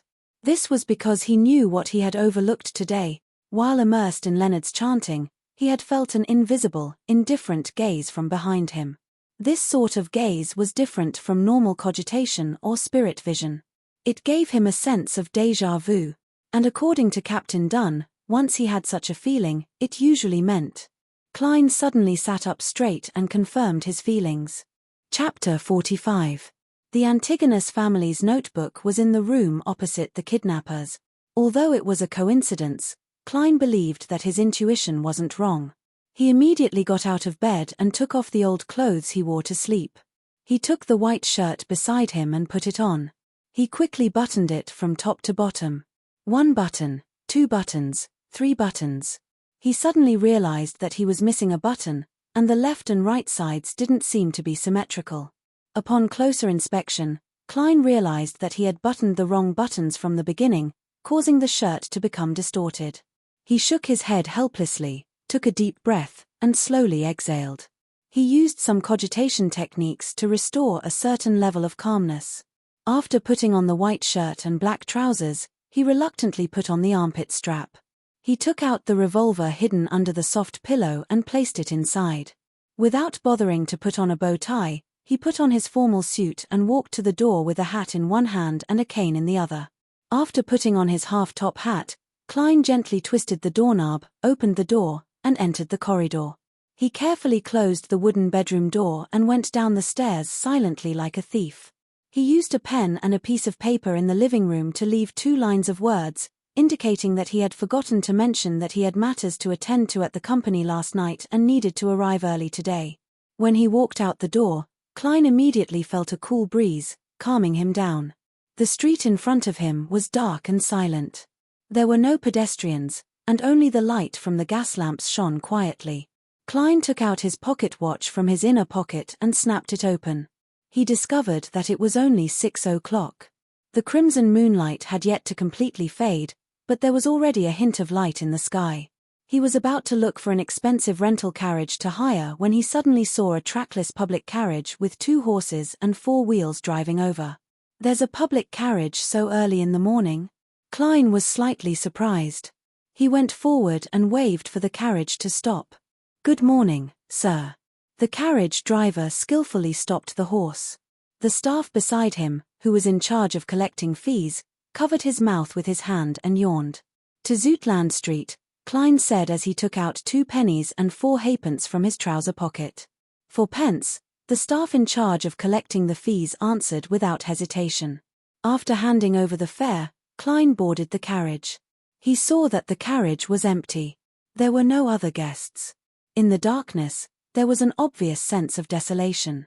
"You are the first," the coachman said with a smile. The 2 brown horses began to move forward at a relatively brisk pace. "Frankly, I didn't expect to see a coach so early." Klein sat near the driver and answered casually to distract himself and ease the tension in his heart. The coachman laughed at himself. 6 a.m. to 9 p.m. every day, but my weekly salary is only £1. Is there no time to rest? Klein asked in surprise. "Take a day off every week." The coachman's tone became heavy. The toll collector beside him added, "We are in charge from 6 a.m. to 11 p.m. After that, we go for lunch and a lunch break. After dinner, which is 6 p.m., we take over our colleagues. Even if we don't need to rest, the 2 horses do." It wasn't like this in the past. Ever since some coachmen were too tired and made mistakes that they shouldn't have, causing the horses to lose control and the carriage to overturn, there was such a rotation. How could those vampires suddenly become kind? The coachman sneered. Under the light of dawn, the public carriage headed for Zoutland Street. Along the way, there were only 7 or 8 passengers. After Klein eased his tension, he didn't speak anymore. He closed his eyes and replayed yesterday's experience frame by frame to see if he had missed anything. When the sun completely rose and the sky was truly bright, the public carriage arrived at Zoutland Street. Klein pressed his left hand on his hat and jumped off the carriage. He quickly entered 36, Zoutland Street and arrived outside the Blackthorn Security Company via the stairs. At that moment, the door was closed and hadn't opened. Klein removed the key ring from his waist and found the corresponding brass key. He stuffed it into the keyhole and twisted it. He pushed it forward and slowly opened the door. He saw the black-haired, green-eyed Leonard Mitchell sniffing the recently trendy cigarettes. "In fact, I prefer cigars." "You seem to be in a rush," the poet-like Nighthawk asked in a relaxed manner. "Where's Captain?" Klein didn't answer and asked instead. Leonard pointed at the partition. "In his office. As a beyonder who advanced from a sleepless, he only needs to rest for 2 hours in the day. I believe those factory owners and bankers will definitely like this potion the most."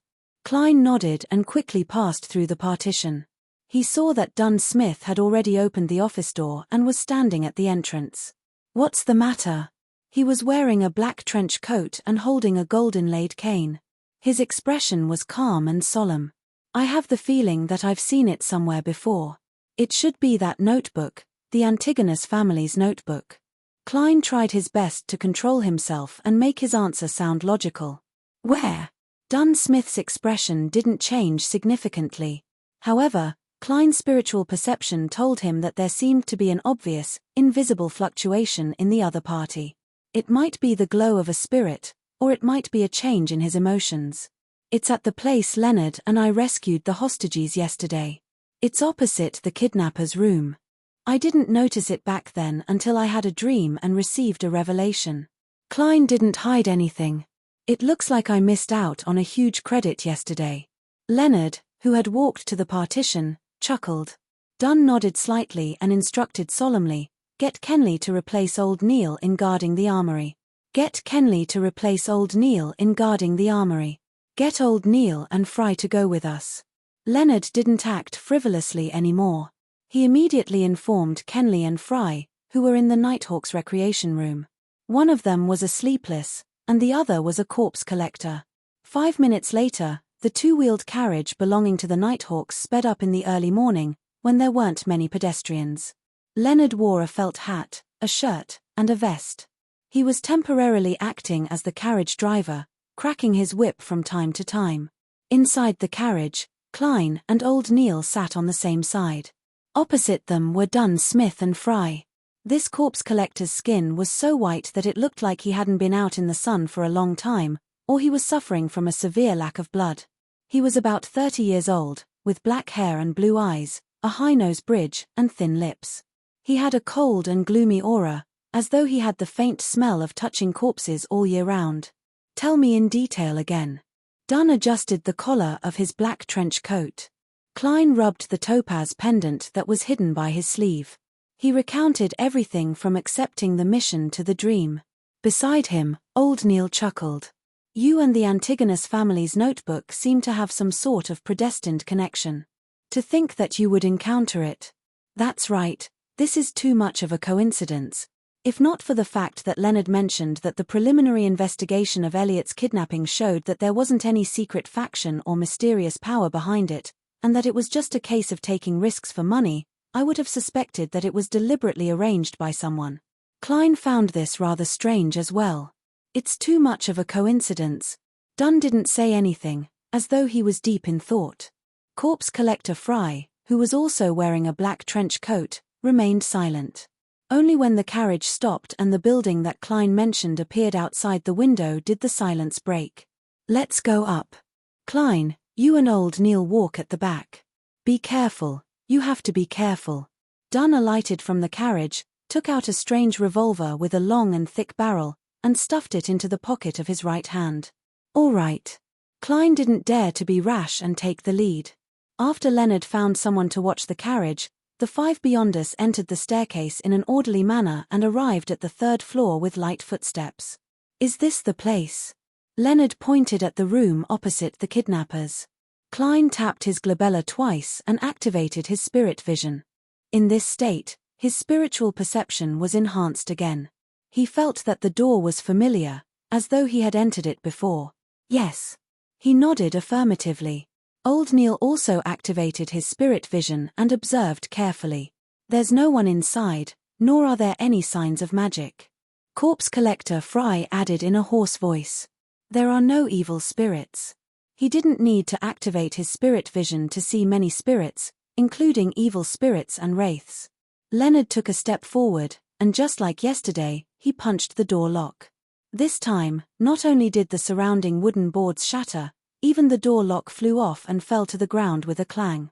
Klein felt an invisible seal disappear in an instant. Following that, he caught a whiff of a strong stench. "Corpses, rotting corpses," corpse collector Fry stated coldly. He didn't show any signs of nausea. Dunn stretched out his right hand, which was wearing a black glove, and slowly pushed open the door. The first thing that everyone saw was a fireplace. In the early July weather, it was abnormally hot inside. In front of the fireplace, there was a rocking chair. An old woman in a black and white dress was sitting on it with her head lowered. Her entire body had abnormally enlarged. Her skin was blackish-green and swollen to the point of glowing. It was as though a simple poke would cause her to explode, spewing out a putrid stench. Maggots or parasites crawled in and out of her flesh and rotting liquid, her clothes, and her folds. In his spirit vision, they were like points of light, clustered around an extinguished darkness. "Pa! Pa!" Two of the old woman's eyeballs fell to the ground and rolled a few times, leaving a few yellowish-brown marks. Chapter 46. Ooh, ooh. Klein squatted there and couldn't stop himself from vomiting. As he hadn't eaten breakfast, he quickly vomited out all his food. At this moment, a pewter-colored square flask that resembled a cigarette box appeared in front of him. The opening of the flask emitted a mixed smell that resembled tobacco, disinfectant, and peppermint leaves. It made Klein's nose choke as he felt energized.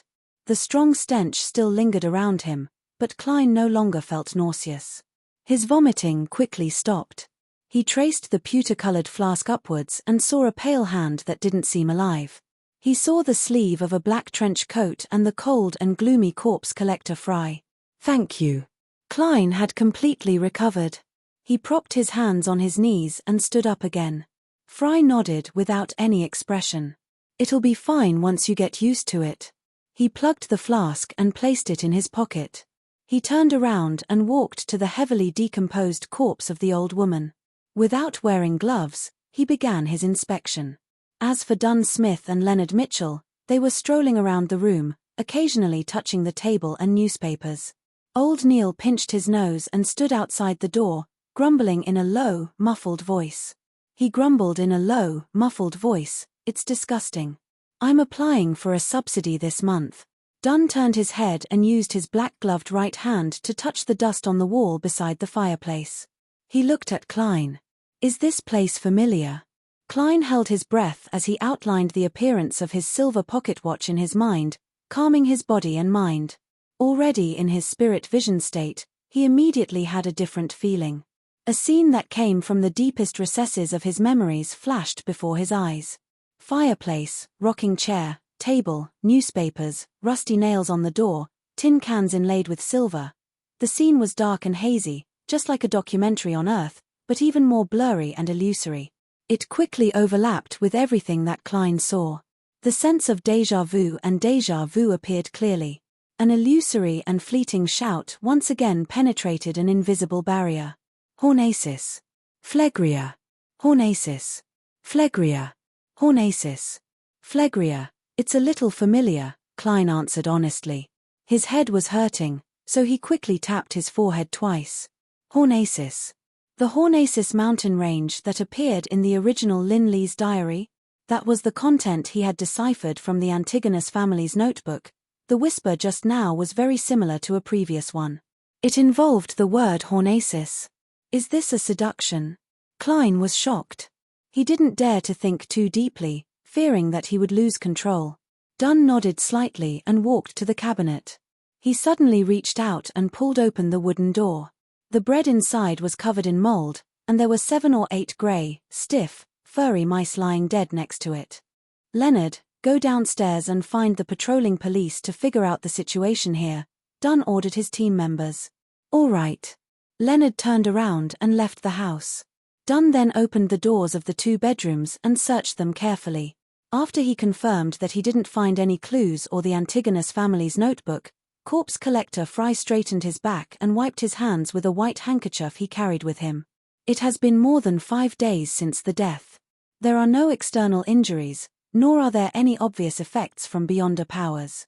The exact reason will require further investigation. Did you discover anything?" Dunn turned to look at old Neil and Klein. The duo, who had long left their spirit vision state, shook their heads.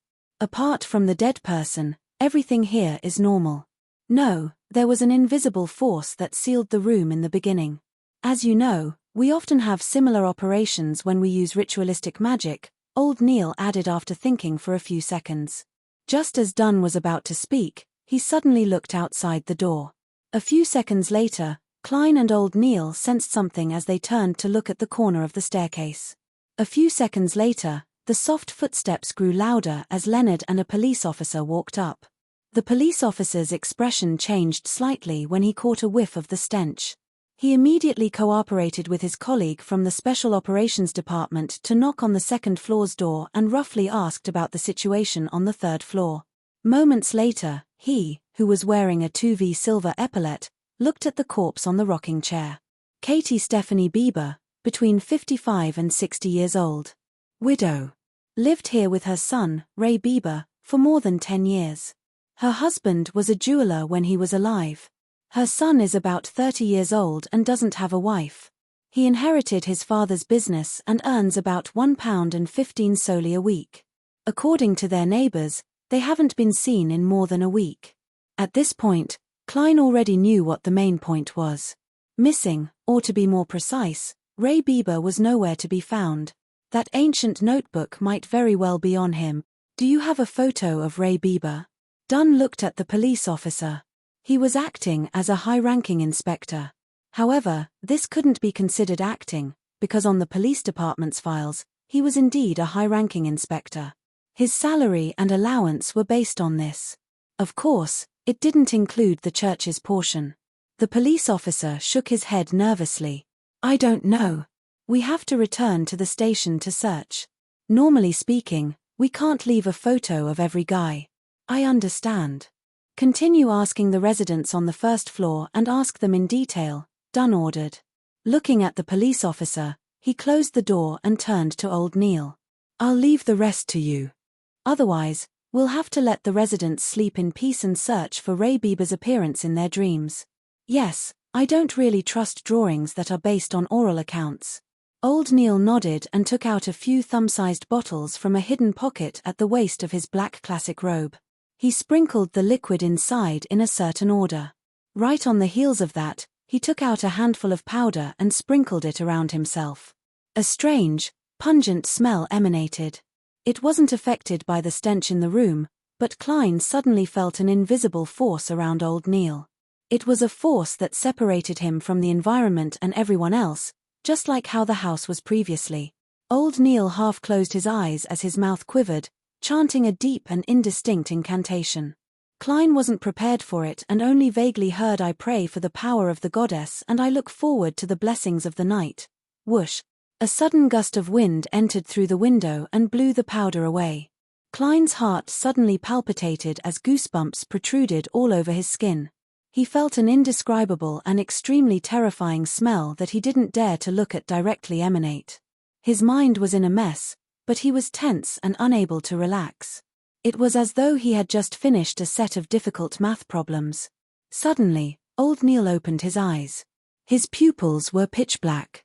He took out a fountain pen from his pocket and scribbled on the waste paper on the table.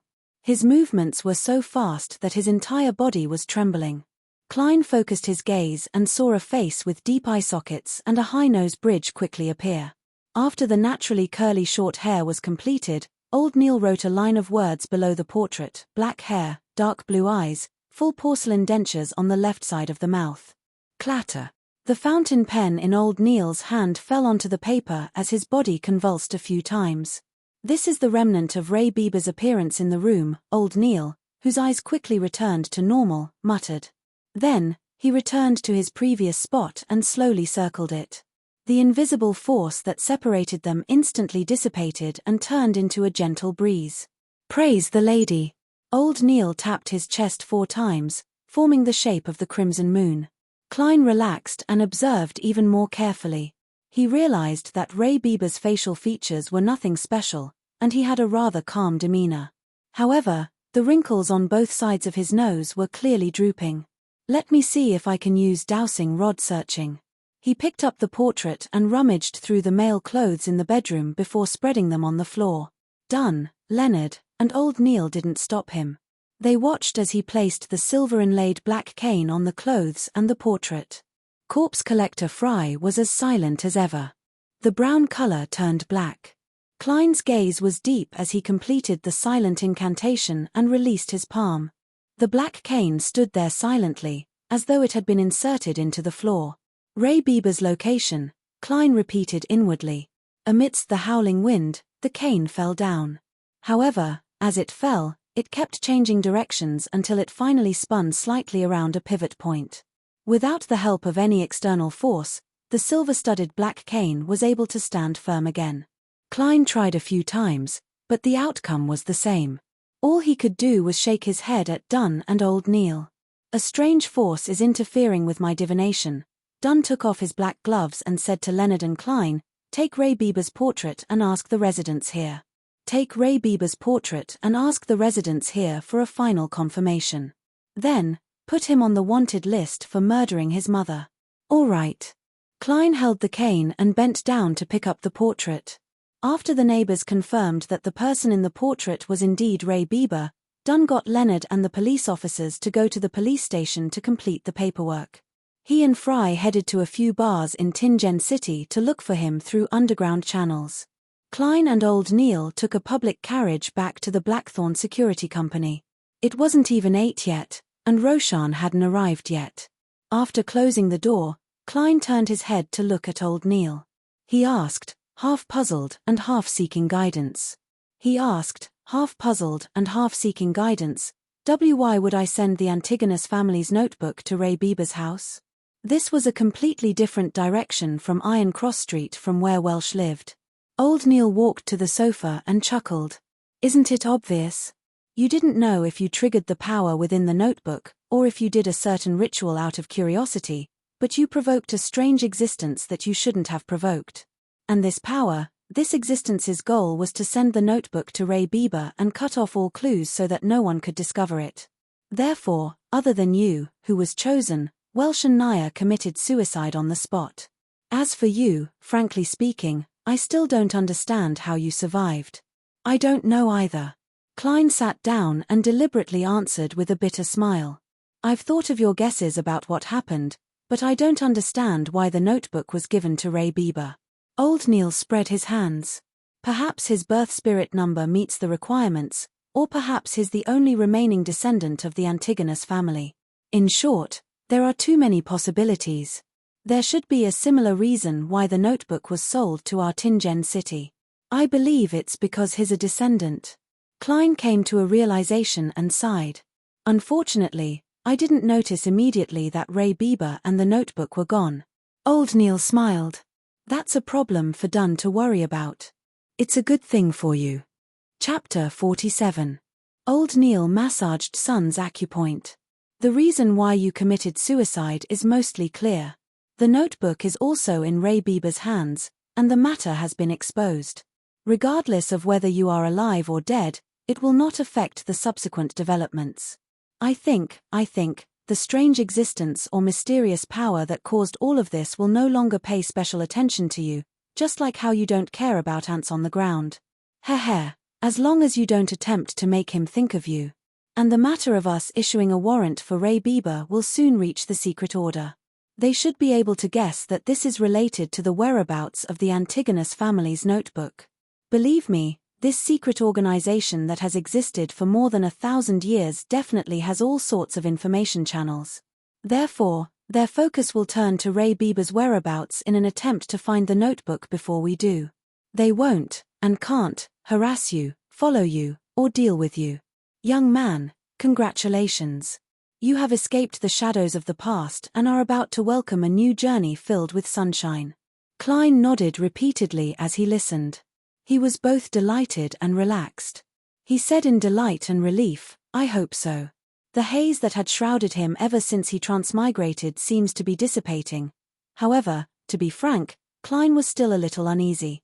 This was because he seemed to have a certain level of connection with the notebook. It was to the extent that he would coincidentally discover traces of it during normal hostage rescue missions. He was really afraid that one day, the postman would suddenly deliver a package, and when he opened it, he would realize that it was the Antigonus family's notebook. I hope everything will develop as old Neil described. He prayed silently. When old Neil heard his answer, he immediately scoffed. You don't seem to be a devout believer of the goddess. Shouldn't you be drawing the crimson moon in front of your chest and saying, May the goddess bless us? Mr. Neil, you don't seem to be one either.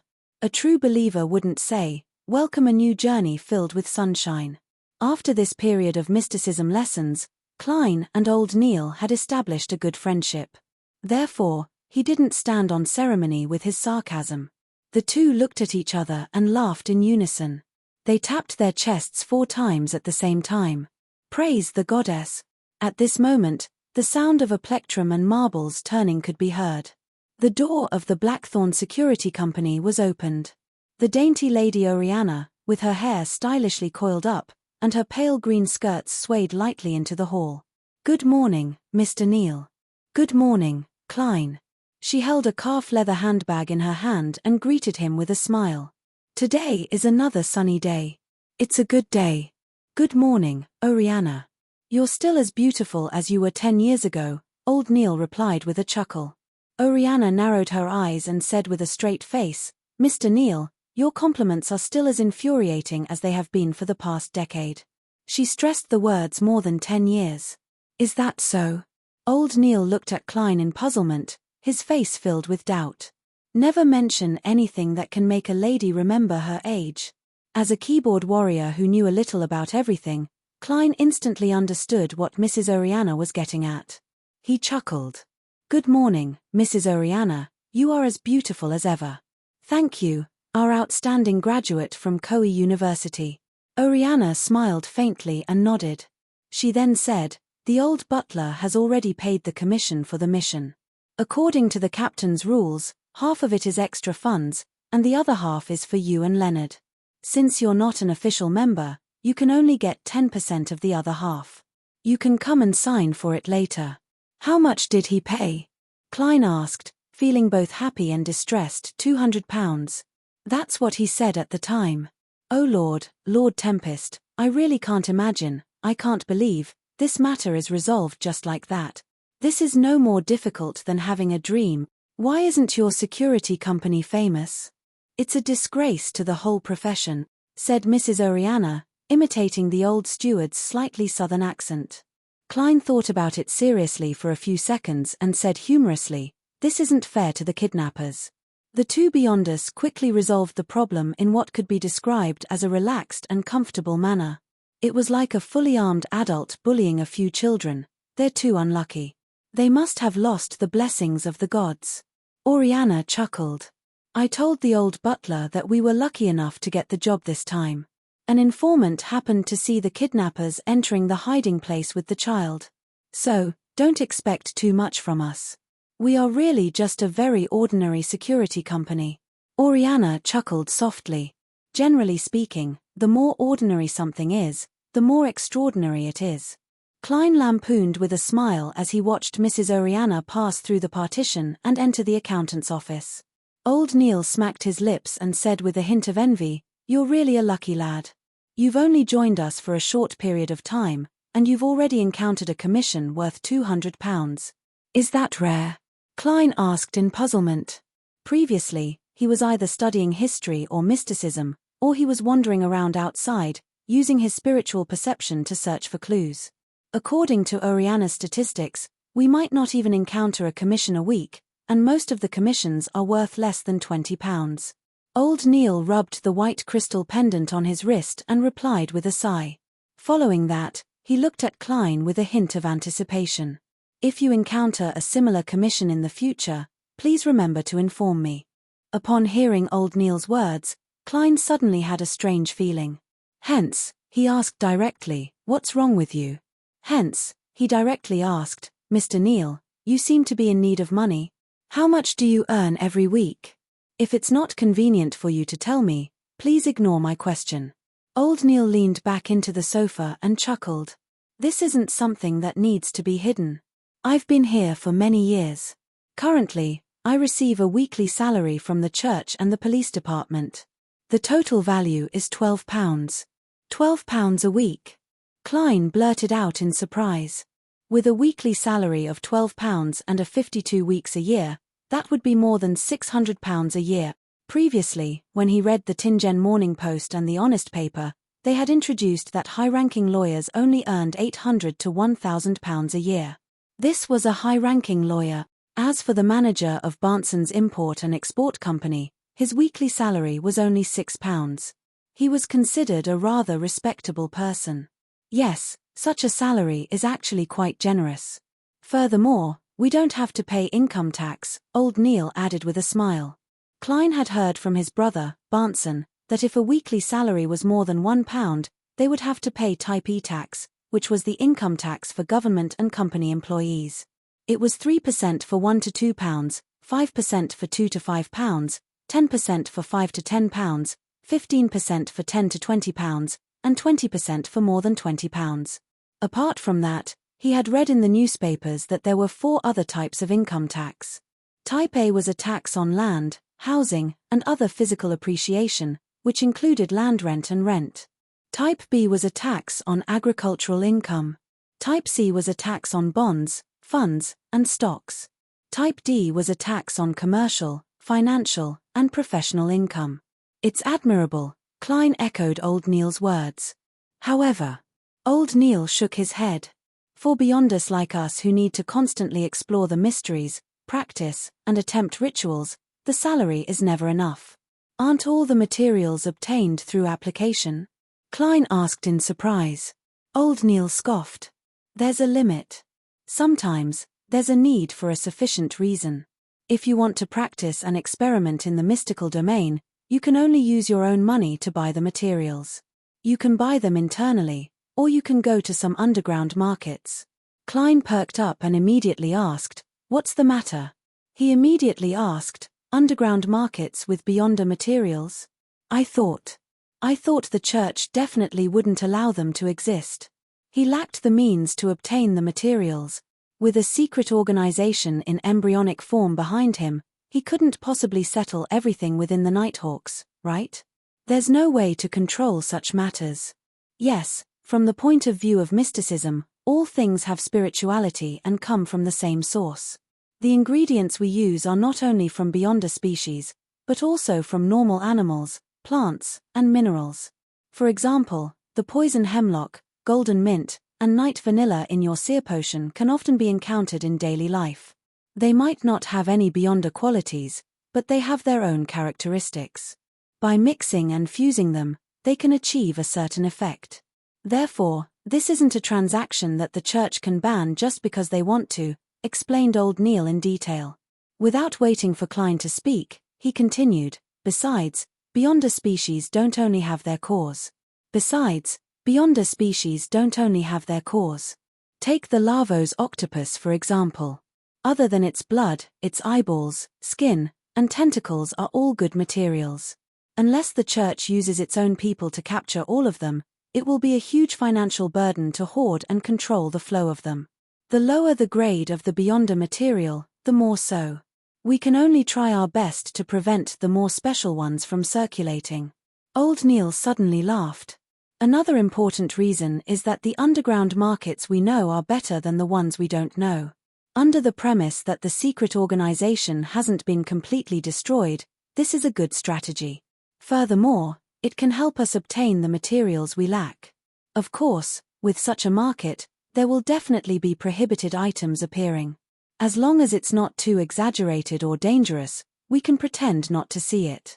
At most, we can use it to enrich our treasure vault. It's also because the churches are restraining each other, preventing us from using too drastic methods, right? Klein guessed. Old Neil tersely acknowledged, but he did not elaborate on the specifics. I'm a seer, so I'll definitely need repeated practice in the future. I'll need more materials. Mr. Neil, can you take me to the underground markets to take a look? Klein requested with a legitimate reason. Old Neil revealed a troubled expression. Actually, most of the people who are active in those places aren't beyond us.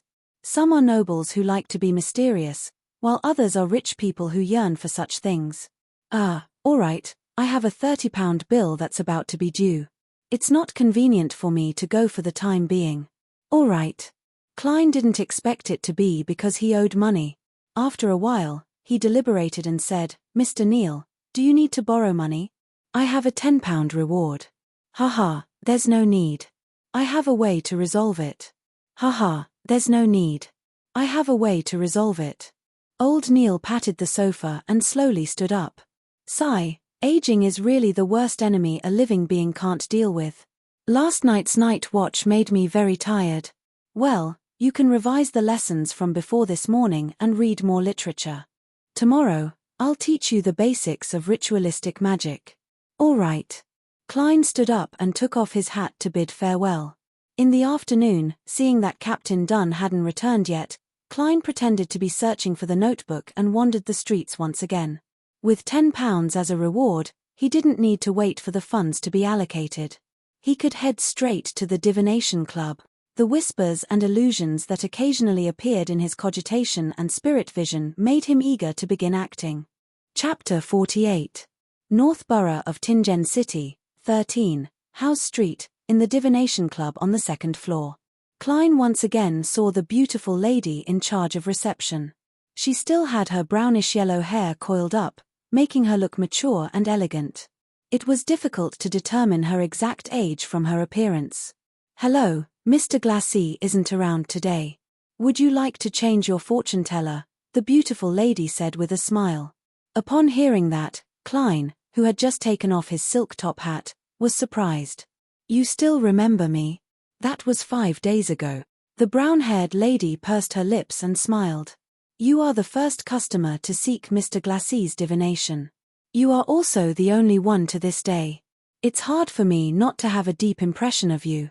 The impression of you being greedy for a small advantage and suffering a huge loss, right?" Klein lampooned himself and pondered for a moment before asking, "When was the last time Mr. Glacé came to the club?" The brown-haired lady glanced at him and replied as though she was thinking, "To be honest, we are unable to grasp the pattern of members coming here. They have their own free will and all sorts of things to do. Well, I remember that after that day, Mr. Glacé didn't come to the club again after I performed a divination for you. I wish him good luck. May the goddess bless him." Klein prayed and didn't ask any further. He smiled. He smiled and said, "I'm not here for a divination. I want to join the club." "Really? It's our honor." The brown-haired lady revealed a look of pleasant surprise. "As a first-time member, please pay an annual fee of £5. Thereafter, it will be £1 per year. I don't need to explain the details again, right?" Klein took out a new £5 note from his inner pocket and watched as Henry Augustus I's portrait moved away from him. After carefully checking the anti-counterfeiting watermark, the brown-haired lady solemnly put away the note, took out a form, and handed it to Klein. "Please fill in the details, and I'll issue you a receipt." "Is there an invoice?" "I'm looking at the Blackthorn Security Company." Klein was amused by his own thoughts. He picked up a fountain pen on the table and filled in his name, age, street, and company name with blue-black ink. However, he had deliberately left out his date of birth. To a seer, this was a spirit number that was related to one's mysteries. After issuing the receipt and registering the membership information, the brown-haired lady stretched out her right hand. "Welcome to Tingen City's Divination Club. I am Angelica Bearheart, your hardworking server. This is your member cufflink. It has our unique inscription on it to prove your membership. Nice to meet you, Lady Angelica." Klein shook her hand and took the dark gold cufflink. He discovered that the unique inscription on it used the root of a word in Hermes, which was fortune teller. Angelica retracted her left hand and thought for a few seconds. "I wonder what kind of divination art you're good at, or what kind of divination method you'd like to learn in the club. We will consider inviting a famous fortune teller to teach us. We will also introduce you to other members with similar expertise so that you can have a pleasant exchange. I know a little of every kind of divination art. There's no need to give me special consideration," Klein replied with a slight embellishment. He then asked, "Can I do divination for others now? I'm not a rookie who has just begun learning." He was here to act as a seer, and not to learn divination methods that ordinary people could come into contact with.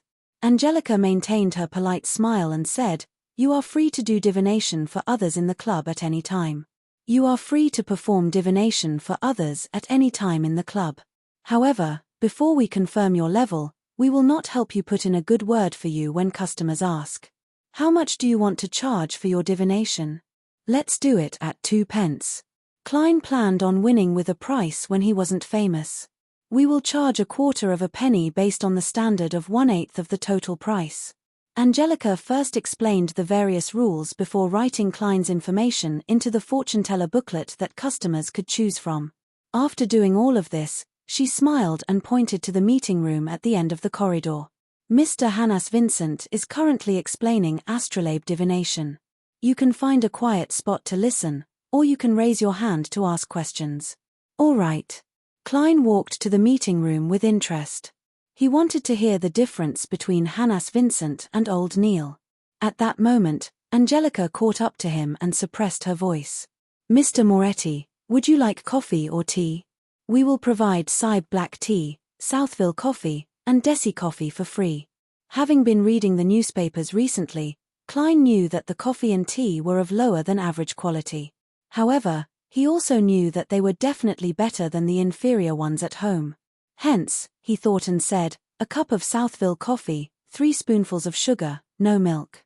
The Southville County of Rouen was most famous for its beer and red wine. Many important figures liked them, but coffee was relatively unknown. "All right, I'll send it to you later.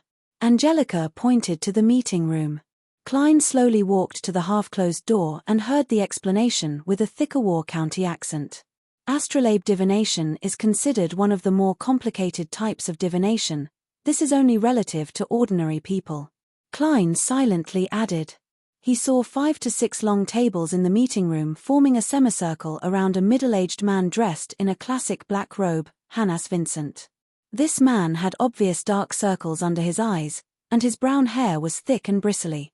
Each strand stood up stubbornly, as though he was playing the role of a hedgehog. Apart from that, he didn't have any obvious traits when explaining astrolabe divination. Upon seeing Klein enter, Hannas Vincent nodded slightly. He didn't interrupt the lesson, but he spoke at a slower pace. With one hand in his pocket and the other holding his cane, Klein found a seat by the side and leaned back comfortably. He surveyed the area under the bright afternoon sun and saw 6 members, 4 men and 2 women. Some of them were focused on taking notes, some were discussing something softly, and some were smiling wryly at Klein. After putting down his cane, he pressed down on his half-top hat and tapped his glabella twice with his finger. He looked at Hannas and saw his aura. He saw the different colors, brightness, and thickness. Dark red, a little anxious emotionally. Everything else is healthy except for a problem there. I wonder what it is. Klein listened to the lecture leisurely as he muttered to himself. At this moment, he clenched his right hand into a fist and covered his mouth to prevent his laughter from leaking out. He suddenly felt like an unlicensed doctor. He was now rather satisfied with his spirit vision ability. Although he could only use it to determine the general situation and not the specific details, it was enough to obtain a lot of useful information. After surveying the area again, he tapped his glabella twice again, as though he was thinking about what Hannas had just said.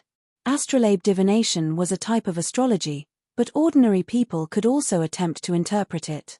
For example, the most basic birth astrolabe was based on the positions of the sun, moon, blue star, and scarlet star at the time of the inquirer's birth. Their symbols would be marked in the correct spots on the astrolabe, along with the corresponding conditions of the various constellations. Finally, one could use this to interpret the person's fate. This required the seer to know how to calculate the conditions of the planets and constellations. It was rather complicated. Of course, there were also people who published reference books for people to consult. There were also people who simplified it and only used the constellations for the vaguest interpretation. Klein listened silently without interrupting or asking any questions. From time to time, he would rub the topaz pendant in his sleeve and take a sip of the Southville coffee Angelica brought in. After a long while, Hannas rubbed his glabella and said, "Perhaps you need to attempt drawing your own astrolabe. You might need to try drawing your own astrolabe. If you have any questions, you can come to me. I'm in the white crystal room." Watching him leave, a young man in a white shirt and black vest stood up with a smile and walked to Klein's side. "Hello, I'm Edward Steve." "Hello, Klein Moretti." Klein stood up and returned the greeting. "Astrolabes are just too complicated.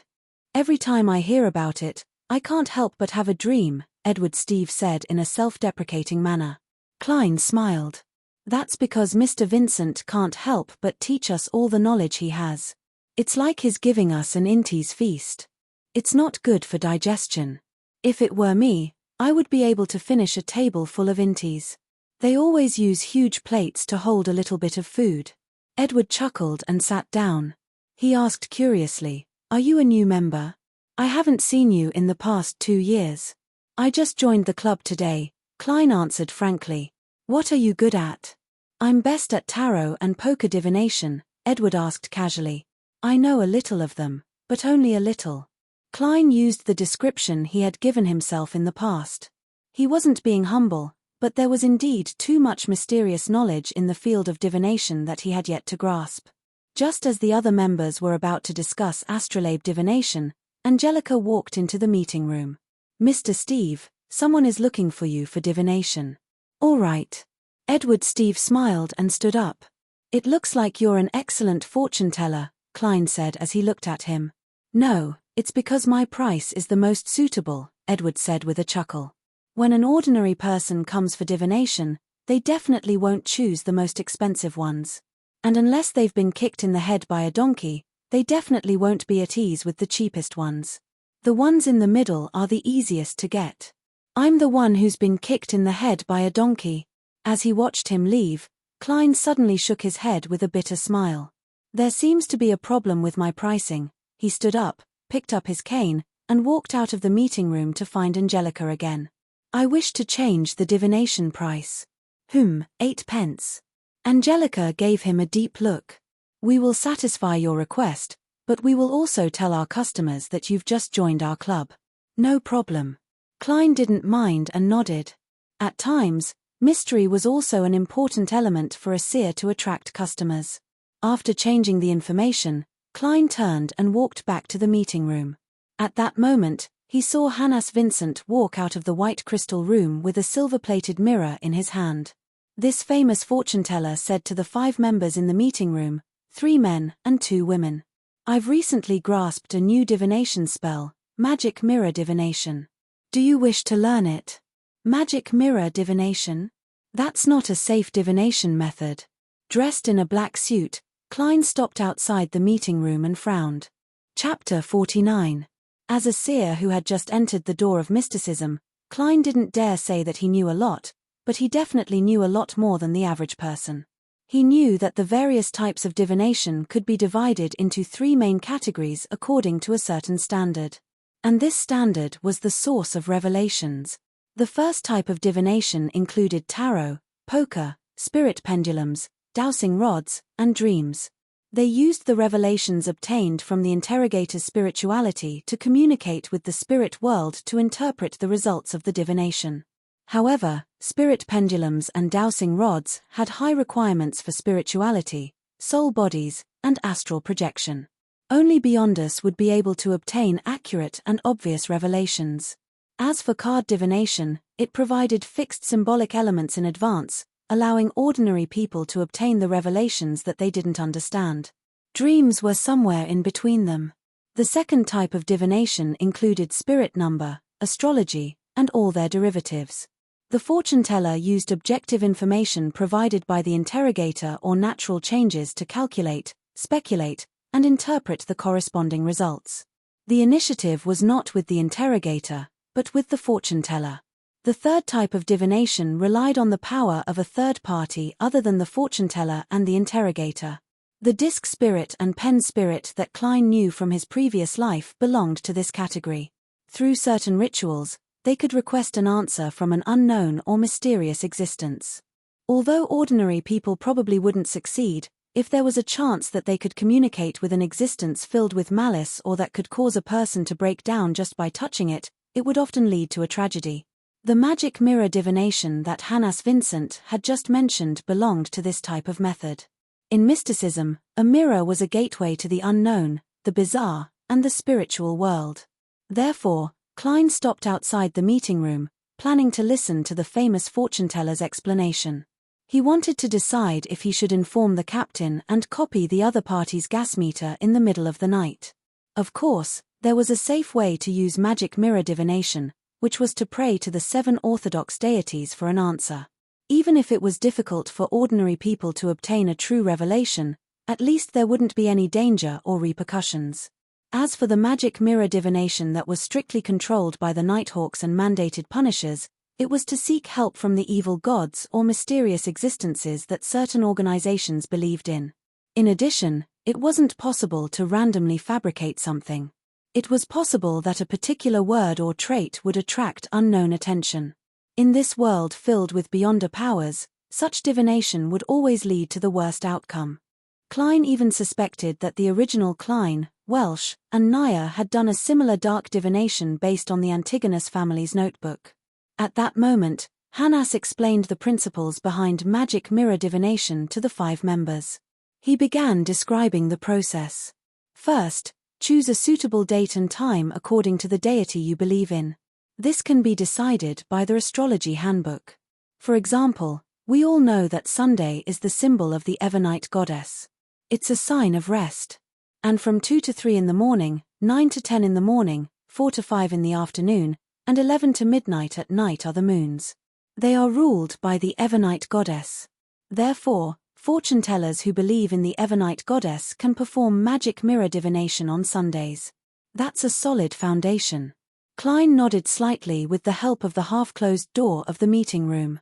It had to be said that with the 7 major churches keeping each other in check, some mystical knowledge had indeed been leaked. For example, the astrology handbook provided many symbolic meanings. However, without potions and beyonder powers, ordinary people were unable to obtain the desired effects. Secondly, we need to carefully clean the mirror. It has to be a silver-plated mirror. Place it at the position that symbolizes the moon. Hannas demonstrated with the prop in his hand. No, what we need now is spirit dowsing. First, choose a position and recite "This is suitable for magic mirror divination" 7 times in your heart. Then, look at the direction in which the pendant rotates. Clockwise is correct, and counterclockwise is wrong. Of course, if you are praying to an evil, unknown, or mysterious existence, the position is not the key.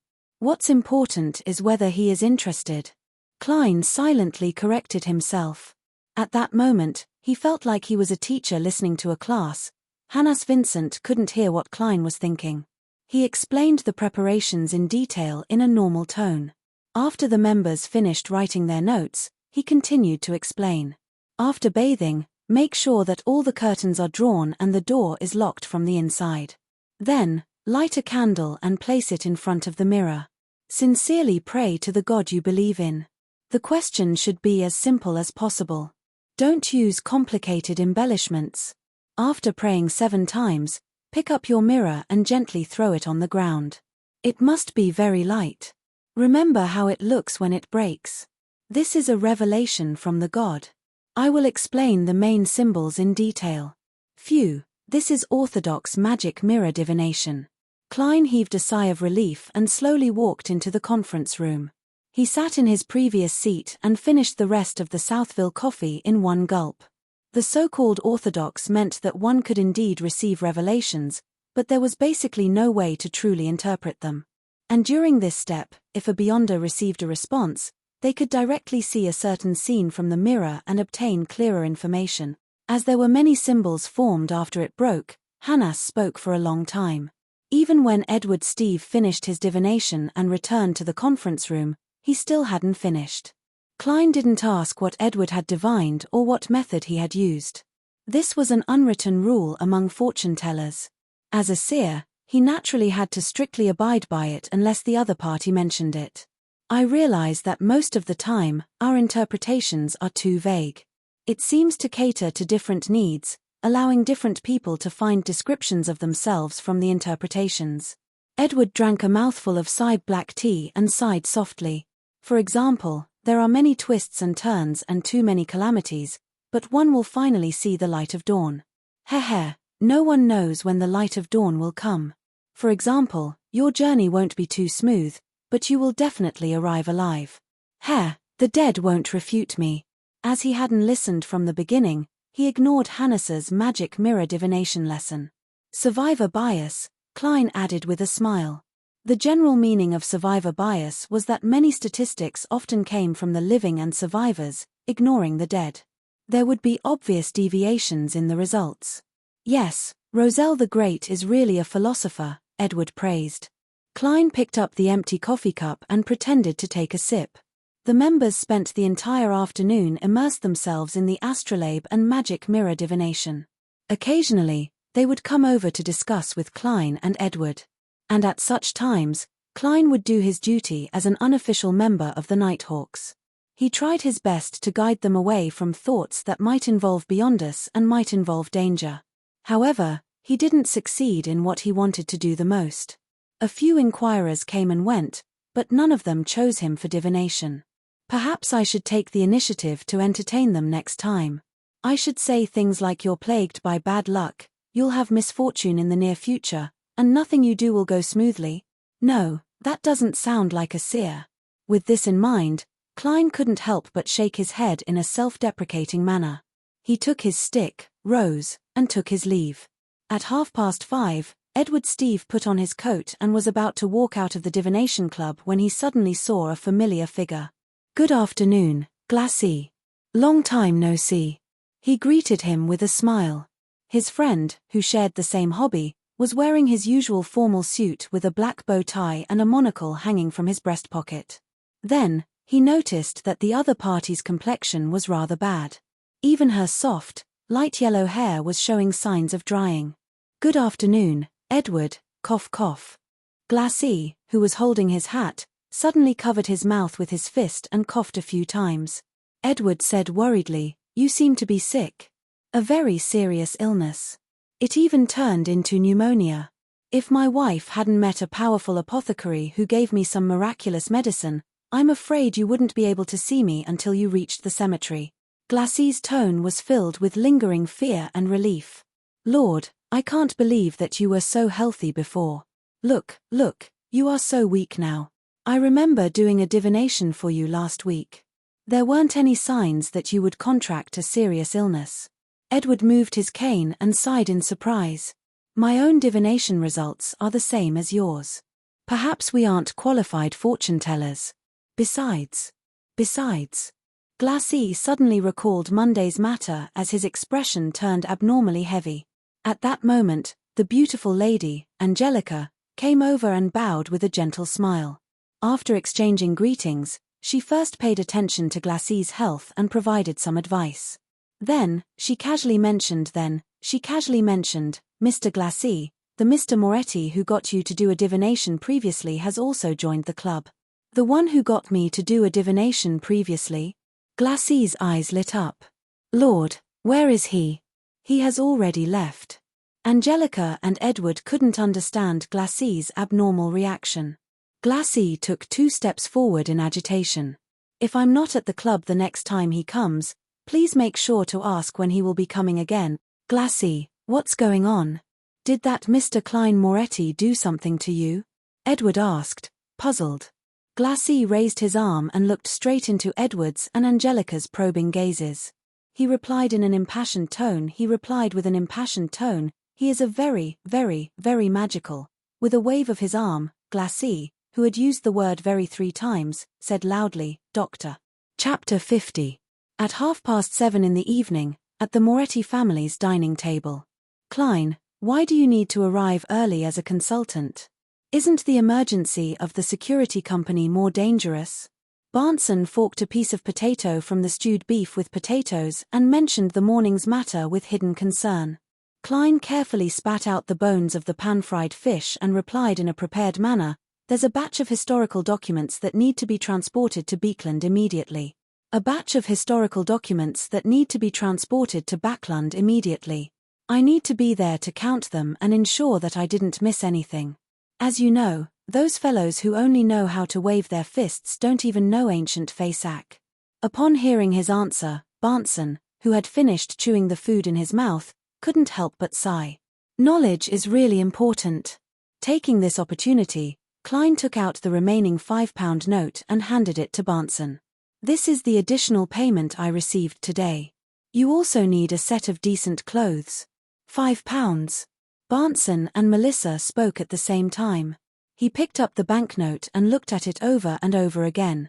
Half surprised and half puzzled, he said, "This security company sure is generous." His weekly salary was £1.10 solely, which was exactly £6 for 4 weeks.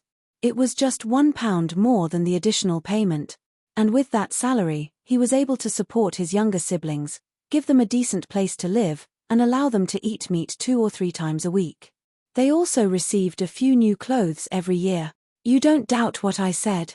Klein deliberately asked in return.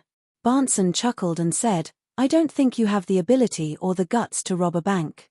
"You're not a liar." Melissa put down her knife and fork and answered seriously, "I am now a liar." Klein immediately felt a little ashamed. Although he was forced by reality, his sister's trust still made him feel melancholy. Today's matter was more urgent and important. "I played a key role in it. That's why it's worth £5, Klein explained briefly. In a sense, what he said was the truth. As for the £5 he was about to receive, the sum he had planned on using to join the divination club, he planned on keeping it a secret. Firstly, bringing home another £5 would really scare his siblings, making them suspect that he was doing something illegal. Secondly, he had to save up money to purchase additional ingredients for his studies as a seer and his grasp of mysticism knowledge. Benson took a bite of the oatmeal bread in satisfaction and thought for more than 10 seconds. My current job doesn't require clothes that are too presentable. Well, to be precise, clothes that are too good. These at home are enough. Without waiting for Klein to persuade him, he took the initiative to say, with this additional income, we'll really have savings. I plan on buying a few accounting books to further my studies. Klein, Melissa, I don't wish for my weekly salary to be below £2 in another 5 years. As you know, my boss and my manager have their brains filled with **T. Every time they open their mouths, there's a stench. That's a great idea. Klein agreed and took the opportunity to lead. Why don't you take a look at the grammar books in my room? To become a truly respectable person, it's a crucial factor to obtain a sufficiently generous reward. Perhaps, it wouldn't be long before the civil service exam would be held in ruin. Making preparations in advance would give you an advantage. Barnson's eyes lit up when he heard that. I've indeed forgotten about that. Come, let's toast to a beautiful future. He didn't drink the rye beer. Instead, he poured the oyster soup into 3 cups and clinked it with his siblings. After drinking the soup, Klein looked at his sister, who was battling the pan-fried fish. He chuckled and said, apart from Barnson's books, I think Melissa needs a new dress. Melissa looked up and shook her head. No, I think it's best. Save it, Klein finished for her. Okay. Melissa nodded heavily. Actually, if we don't pursue the latest designs and fabrics, it won't be too expensive. We can save the rest of the money, Klein said in a manner that left no room for refusal. Benson echoed, that's right. Melissa, do you want to wear an old dress to Selena's 16th birthday banquet? Selena Wood was Melissa's classmate and good friend. She came from a rather good family. Her brother was a solicitor, and her father was a senior employee at the Tingen branch of Beekland Bank. However, their so-called banquet was just a dinner party with friends, a chat, and a game of cards.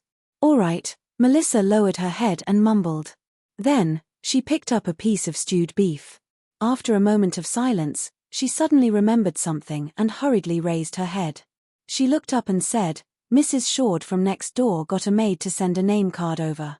She wishes to pay us a semi-formal visit on Sunday afternoon, which is 4 in the afternoon tomorrow, to get to know our new neighbors. Mrs. Shord? Klein stared blankly at his brother and sister. Barnson tapped the edge of the dining table with his finger and said, as though he was thinking, Mrs. Shord of 4, Daffodil Street. I've met her husband. He's a senior solicitor. A senior solicitor. Maybe he knows Selena's brother, Melissa said with a hint of joy. We are too, Daffodil Street. Klein nodded slightly. It's necessary to get to know the neighbors, but as you know, I still have to go to the security company on Sunday, and I can only rest on Monday. Please apologize to Mrs. Shord for me. Speaking of this, he thought of his neighbors from his previous life when he was young. He thought of the neighbors who lived in the apartment on Iron Cross Street. He sighed in amusement and said, a semi-formal visit. Shouldn't neighbors naturally get to know each other and interact naturally? Ha, Klein, you don't understand. You've been reading quite a lot of newspapers recently, but you haven't come into contact with the magazines that are provided to families and women. They call families with an annual income of £100 to £1,000 middle class. They promote this as the backbone of the entire kingdom, and they praise the middle class for not having the arrogance of the nobles and tycoons, nor are they as crude as the lower income classes.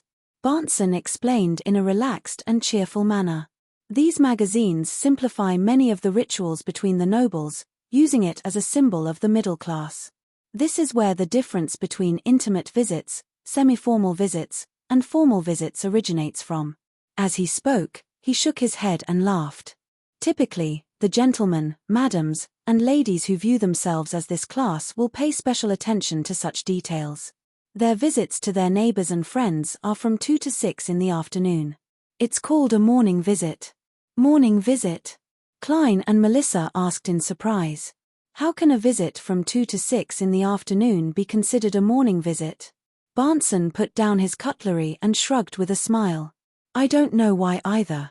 I only read a few magazines brought by my female colleagues. Perhaps it's because I have to wear a morning gown to visit. Originally, morning gowns were worn during mass and gatherings. Later, it was referred to formal wear during the day, which was different from evening gowns. All right, remember to buy some good coffee and tea tomorrow morning. Also, buy some muffins and lemon cake from Mrs. Smyron. Don't be rude in front of your neighbors. Klein laughed as he dipped the remaining bread into the gravy, picked up the potatoes, and put them in his mouth. The next day, which was Sunday morning, Klein finished the last mouthful of inferior tea, put down the newspapers, put on his half-top hat, picked up his silver-inlaid black cane, and slowly walked out of the door. He took a public carriage to Zoutland Street. He greeted Roshan, who had just ended her night shift and was planning to sleep in the break room. He then went all the way down to the basement. Around the corner, he met a Nighthawk team member, sleepless Royal Radine. She was a cold-looking lady with slender eyebrows and large eyes. Her hair was black and smooth like silk. "Good morning, Maram Radine," Klein said with a smile as he bowed. Royal glanced at him with her dark blue eyes and nodded indiscernibly. Just as the two of them were about to brush past each other, Royal suddenly stopped and looked ahead. Ritualistic magic is a very dangerous thing. Ah! Klein was taken aback. When he turned around again, all he saw was her departing back. "Thank you." He frowned and called out softly to Royal Ryden's back. Turning left, he quickly saw old Neil in the armorist duty room, as well as Bright, who wasn't supposed to be there. "Let's go to my place. I've already received the corresponding materials. Bright has also agreed to help me watch the place," old Neil said with a chuckle. Klein was immediately surprised. "Not here." Old Neil clicked his tongue as he carried the silver suitcase. "There's no space to practice ritualistic magic here." Klein didn't ask further and followed old Neil back to the surface. Following that, the two of them took a public carriage and went all the way to the outskirts of Northborough. Old Neil's house was a single-family house. The garden in front of it was planted with roses, gold mint, and other materials. The moment they entered, there was a carpeted porch. There were 2 high-back chairs and an umbrella stand. Through the porch was a spacious living room. The walls were covered with light-colored wallpaper, and the floor was painted dark brown. In the middle was a small carpet with a floral design, and there was a heavy round table. The round table was surrounded by comfortable benches, chairs, and a piano. "My deceased wife was very fond of music." Old Neil pointed at the piano and casually said, "The sofa and coffee table are in the activity room. Let's do our ritualistic magic in the living room." "All right," Klein replied cautiously. Old Neil put down the silver chest and smiled. "I'll demonstrate a ritualistic magic to you first. Observe and memorize it." As he spoke, he took out a piece of fake goatskin from the silver chest. He used black ink that was specially concocted and had a tranquil fragrance to draw a strange pattern on it. Klein looked again and realized that old Neil seemed to be drawing a bill. After old Neil filled in the number 30 and the corresponding pound symbol, Klein couldn't control himself any longer. He asked in puzzlement and confusion, "What's wrong with old Neil?" He asked in confusion and confusion, "Mr. Neil, what ritualistic magic are you going to perform?" Old Neil coughed twice and answered very seriously, "I'm going to use magic to settle the debt of £30 today." "That works." Klein's eyes widened as his mouth gaped. Chapter 51. Using magic to settle bills. Should he curse the creditor to death, or forge banknotes? "I can't solve the problem, but I can solve you." All sorts of thoughts flashed through Klein's mind, and the way he looked at old Neil became a little strange. He seriously considered the possibility of calling the police, informing the Nighthawks. Old Neil glanced at him and said in annoyance, "From your eyes, I see ignorance, stupidity, and weak and shameful trust. Didn't Dunn tell you the maxim of the mystery priors? Do as you please, but do not harm them." Although this maxim was first spread from a secret and evil organization, the Moses ascetic order, Beyonders who choose the path of mystery prior have used their own experiences to prove that it's correct. As long as they strictly abide by it and are filled with reverence, the risk of losing control will be minimized. The opposite conclusion is also true. Your suspicion is an insult to me, to the mystery priors. I'm sorry, Klein apologized without hesitation. He had indeed forgotten the maxim Dunn Smith had once mentioned. Old Neil wasn't really angry. Instead, he chuckled. Unfortunately, there are too few beyond us who choose seer. There's no corresponding maxim to help you. But I have Roselle the Great's diary. Strictly adhering to the maxim has a hint of acting in itself. Klein suddenly thought of something and nodded as if he was thinking. Old Neil didn't say anything else. He took the vase and other things off the heavy round table and put them in a corner. Immediately after that, he took out a scarlet candle and a dark black candle from a small silver box. If ordinary people want to attempt ritualistic magic, they have to choose a suitable date or time according to the results of astrology or by flipping through the corresponding manuals. For example, Sunday, which symbolizes the goddess, or the time of the moon that she rules. But for us beyond us, especially those who are good at it, there's no need for that. Our flourishing spirituality and our powerful astral projection are the key factors. Of course, if you are not confident in the ritualistic magic you want to try, then choose a suitable date and time to increase your success rate. Yes, there's a premise that you have to remember and strictly abide by. Old Neil put down the 2 candles and turned his body to the side. He looked at Klein and said very seriously, low sequence beyond us aren't strong enough. Almost all ritualistic magic they can do is to seek external help and power. Therefore, you can only consider the goddess, the Lord of Storms, and other orthodox deities.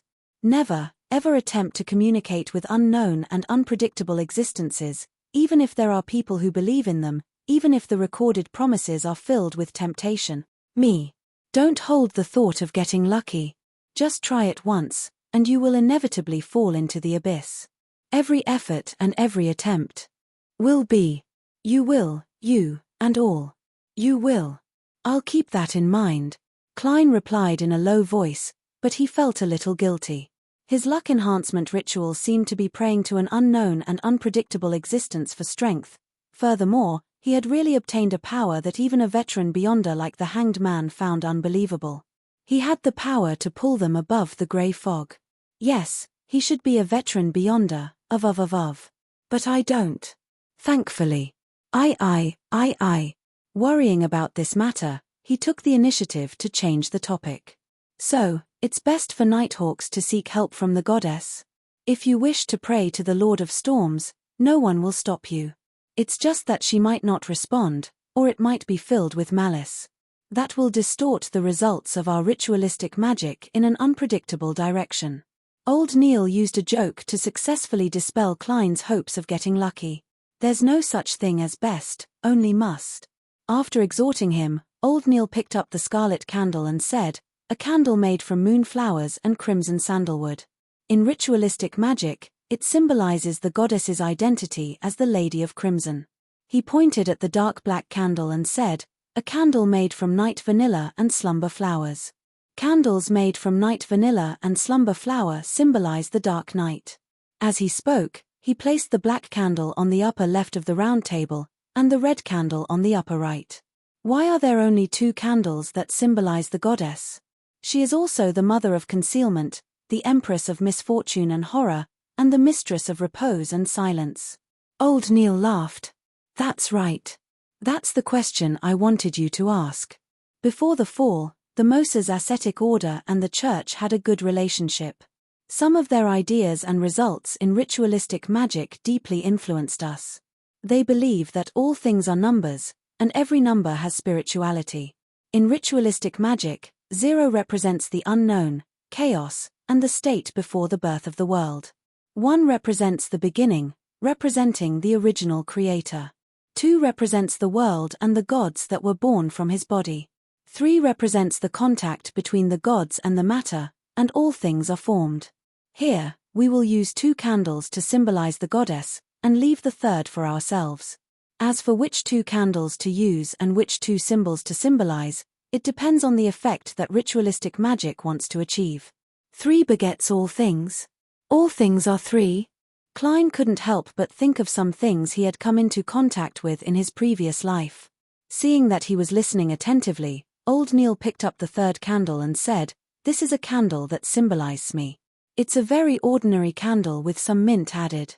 Remember, roses, lemons, mint, moonflowers, night vanilla, and slumber flowers are all loved and favored by the goddess. The 3 candles also symbolize everyone's body, spirituality, and divinity." After the description, Old Neil placed the third candle in the middle of the round table. He then took out the concocted full moon essence oil, as well as a cauldron with the dark sacred emblem engraved on it, a silver knife with gorgeous patterns, a cup of water, and a plate of coarse salt. For beyonders who aren't good at ritualistic magic, they would still need the assistance of bells, crystal balls, silver cups, incense, and other items. However, mystery priors and seers don't need them. These items are sufficient. Old Neil placed the fake goatskin parchment with the bills on it beside the cauldron, and he used a special quill to press down on a corner. He turned to the side and said to Klein, "Ritualistic magic requires a clean, undisturbed spiritual environment. Ritualistic magic requires a clean, undisturbed spiritual environment, and we have to create it ourselves. The method is to first enter cogitation, accumulate spirit, and then use auxiliary items to guide our power out and build it around us. For example, the holy night powder I used at Ray Bieber's house, or the ritual silver dagger I'm about to use. During the entire process, we need to determine the symbols and corresponding incantations according to the desired outcome. The incantations are best in Hermes, because ancient Hermes comes from nature. It's similar to ancient Draconic and ancient Elvish. The effects are very direct, but it lacks the necessary concealment and protection, easily putting the user in danger. This is also the reason why it was improved. However, it is indeed more effective. Alright, I'm going to focus on the ritualistic magic. I won't explain it to you anymore. Pay attention and listen, and remember the questions. Ask me when everything is over. Alright. Klein took 2 steps back and focused on Old Neil. Old Neil's eyes quickly darkened as an invisible wind began to swirl around him. After a moment of silence, he used his psyche and matter to rub together in a sequence from left to right, from top to bottom, and lit 3 candles. Following that, he picked up the silver knife and stabbed it into the coarse salt. He then recited the incantation written in Hermes, "I sanctify you, blade of pure silver. I cleanse and purify you so that you can serve me in the ritual.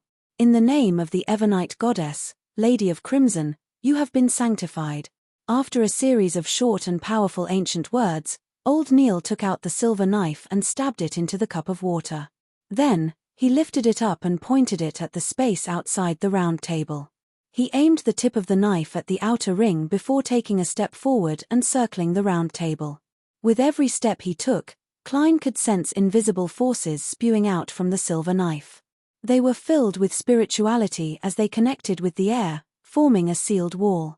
After circling around, the altar was isolated from the surroundings. Old Neil stood in front of the round table and put down the silver knife. He picked up the bottle of full moon essential oil and dripped 3 drops onto the black, crimson, and ordinary candles. Sizzle. A thin fog emanated, making everything seem mysterious. Old Neil put down the glass bottle and looked at the fake goatskin parchment. After 2 minutes of silence, he picked up a quill and drew the symbol of control on the bill, a square that framed all the contents, indicating that he had controlled the debt. Following that, he drew a cross to indicate elimination. Here, he held the fake goatskin parchment in one hand and tapped his glabella with the other, activating his spirit vision. Another invisible and vigorous force radiated as Old Neil chanted softly, "I pray for the power of the Evernite, I pray for the power of Crimson, I pray for the goddess's blessings, I pray to bring me the money to pay this bill. Night vanilla, a herb belonging to the crimson moon, please transmit your power to my incantation. Moonflower, a herb belonging to the crimson moon, please transmit your power to my incantation." By the side, Klein was dumbfounded as he listened. All sorts of thoughts raced through his mind. Such an incantation works too? Even though it's written and chanted in Hermes. Isn't this a little too direct, simple, and down-to-earth? Will the goddess be enraged and double the bill? At that moment, the candles suddenly lit up. After Old Neil finished chanting, he closed his eyes for 2 minutes. He picked up the full moon essential oil and dripped a drop onto each of the 3 candles. Right on the heels of that, he grabbed the fake goatskin parchment and brought it close to the candle that symbolized me. Once it was lit, he immediately threw it into the cauldron.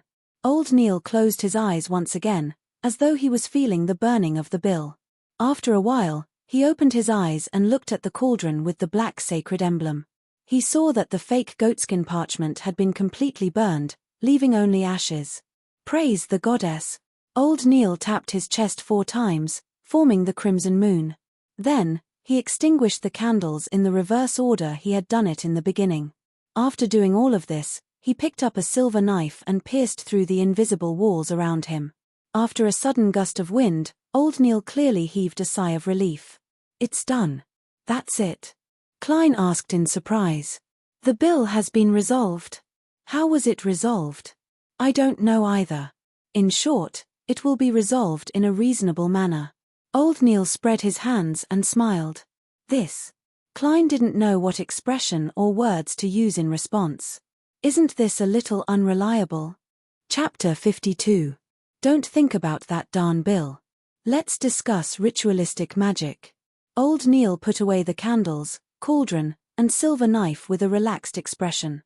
Klein really wanted to shrug his shoulders like the Americans in his previous life, but he ultimately didn't do such an ungentlemanly action. He turned his attention back to the ritualistic magic itself and threw out the detailed questions that he had previously been puzzled about, and he received sufficient answers. For example, the incantation had a certain format.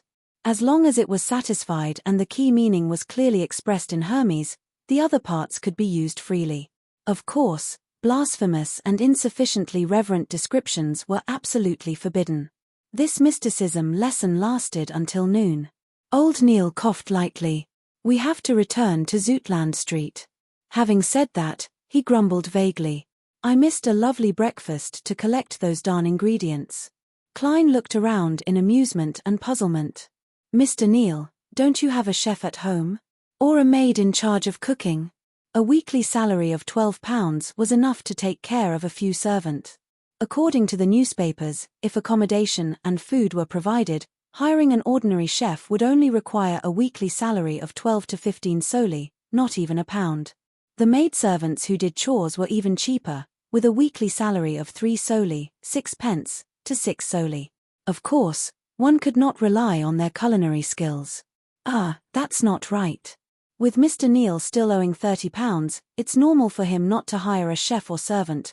I seem to have asked a question I shouldn't have asked again. While Klein was regretting, Old Neil didn't mind at all. He shook his head and said, I often try ritualistic magic at home and study beyond items and corresponding documents. I often try ritualistic magic at home and study beyond items and the corresponding literature. I won't and can't hire ordinary people as chefs, servants, and maids. I only get people to clean up regularly. And if they aren't ordinary people, do you think they'll be willing to do such work? I seem to have asked a stupid question. Perhaps it's because I don't do anything that involves mysticism at home, Klein explained in a self-deprecating manner. Old Neil had long stood up. He wore his round-brimmed felt hat and mumbled as he walked out the door. I seem to smell the aroma of pan-fried goose liver. When the bill is completely settled, I must have a good portion. I can definitely eat a whole piece of roast pork with applesauce for lunch. No, that's not enough. I need a sausage with mashed potatoes. You're making me hungry. Klein swallowed his saliva and quickly followed Old Neil to the nearby public carriage stop. When they returned to Zootland Street, Old Neil had just gotten off the carriage when he suddenly hummed in acknowledgement. What did I see? Goddess, what did I just see? He suddenly became as agile as a 17 or 18-year-old boy. He quickly came to the roadside and picked up an item. Puzzled, Klein approached it. Upon closer inspection, he discovered that it was an exquisitely crafted wallet. With his eyesight and knowledge, it was difficult for him to tell whether the dark brown purse was made of cowhide or sheepskin. He only noticed that there was a small light blue coat of arms embroidered on it, and on the coat of arms was a white dove spreading its wings. That was the first impression that Klein had, but from the second glance, his eyes were glued to the bulging wallet's banknotes. They were gold pounds with a grey background and black patterns. There were at least 20 of them facing up.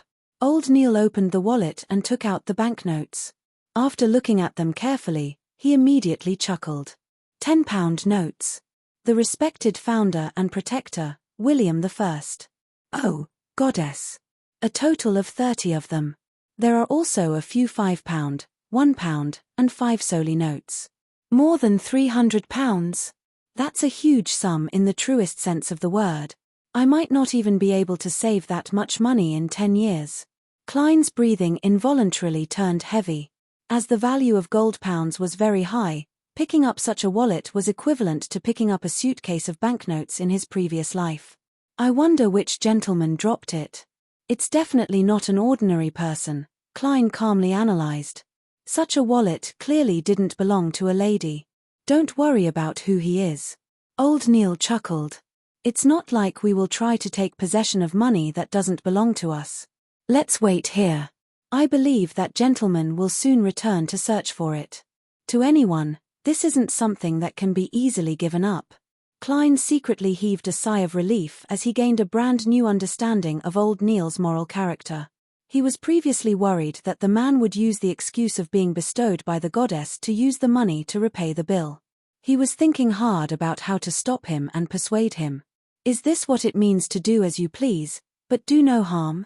Klein suddenly came to a realization. The duo waited by the street for less than a minute before they saw a luxurious four-wheeled carriage quickly drive over. The light blue coat of arms on the side was a white dove with its wings spread open. The carriage stopped, and a middle-aged man in a black suit and a bow tie of the same color left the carriage. He looked at the wallet, took off his hat, and bowed. He looked at the wallet, took off his hat, and bowed. Sirs, this should be my master's wallet. Your coat of arms proves everything, but I need to verify it again. This is my responsibility to everyone. May I know how much money is in the wallet? Old Neil politely replied. The middle-aged man was taken aback before he gave a self-deprecating laugh. As a butler, I shouldn't know how much money is left in my master's wallet. Sorry, please allow me to ask. That's your freedom. Old Neil made an inviting gesture. The middle-aged man returned to the carriage side and exchanged a few words with the person inside through the window. He approached Klein and Old Neil again and said with a smile, more than £300, less than £350.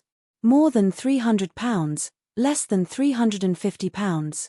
My master doesn't remember the exact amount. Doesn't remember. What a rich man. If I had that much money, I would definitely have counted it over and over again. Klein was filled with envy. Old Neil nodded and handed the wallet back. The goddess proves that this belongs to you. The middle-aged man took the wallet and did a rough count.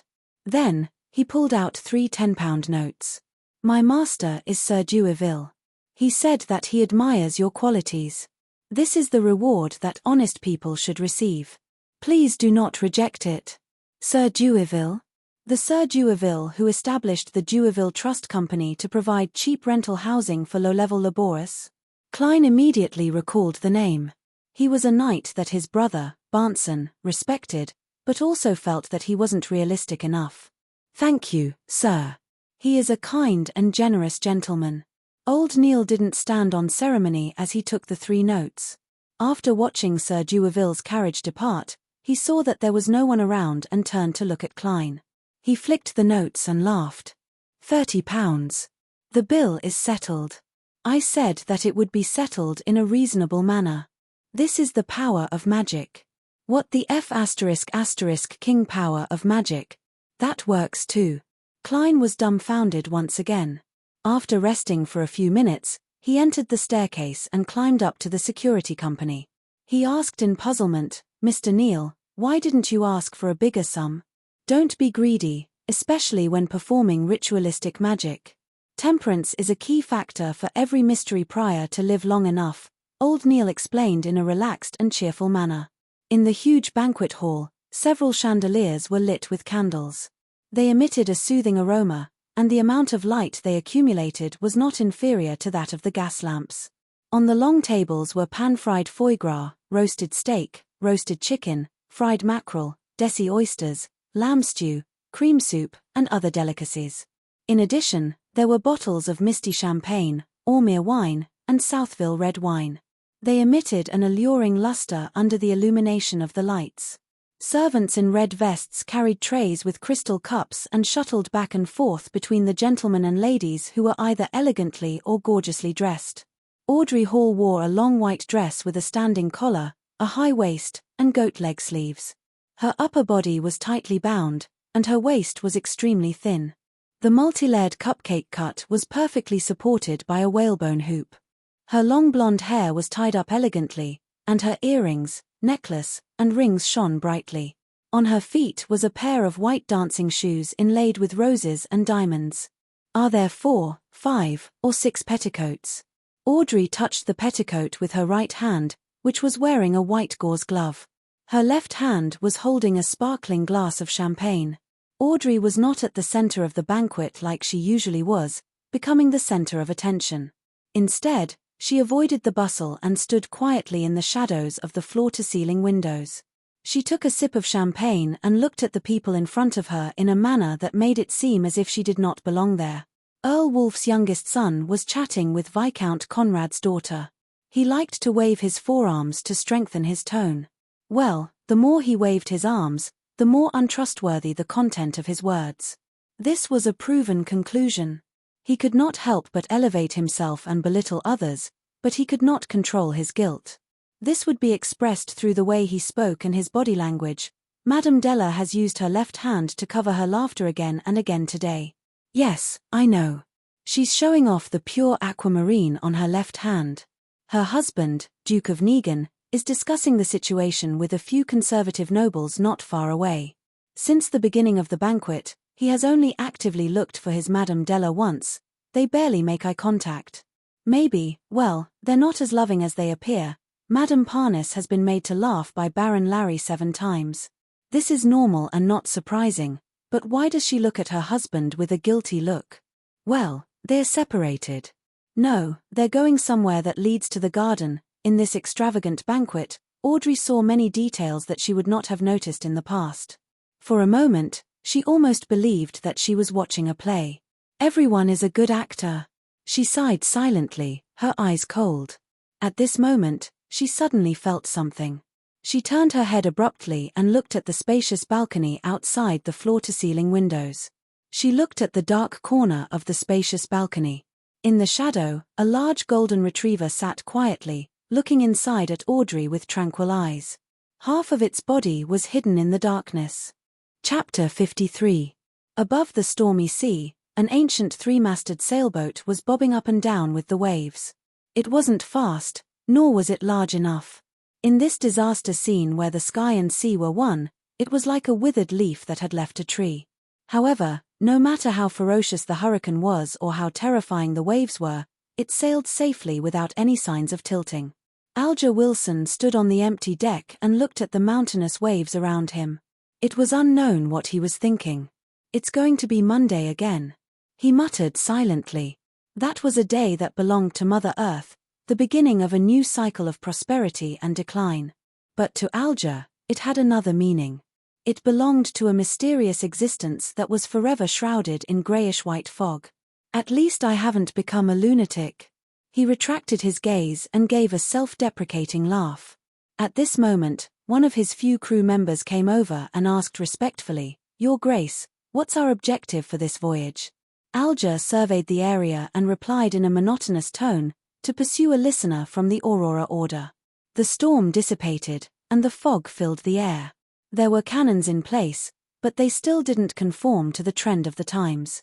A boy of 8 or 9 years old, with soft yellow hair, trembled with fear as he watched the undisciplined pirates around him. He watched as they enjoyed barrels of beer, swung around with the help of ropes, taunted each other, and even punched each other. He turned to look at the black-robed man standing in the shadows. He lowered his voice and asked, "Father, where are we going?" 5 days ago, he met his father for the first time in his memory.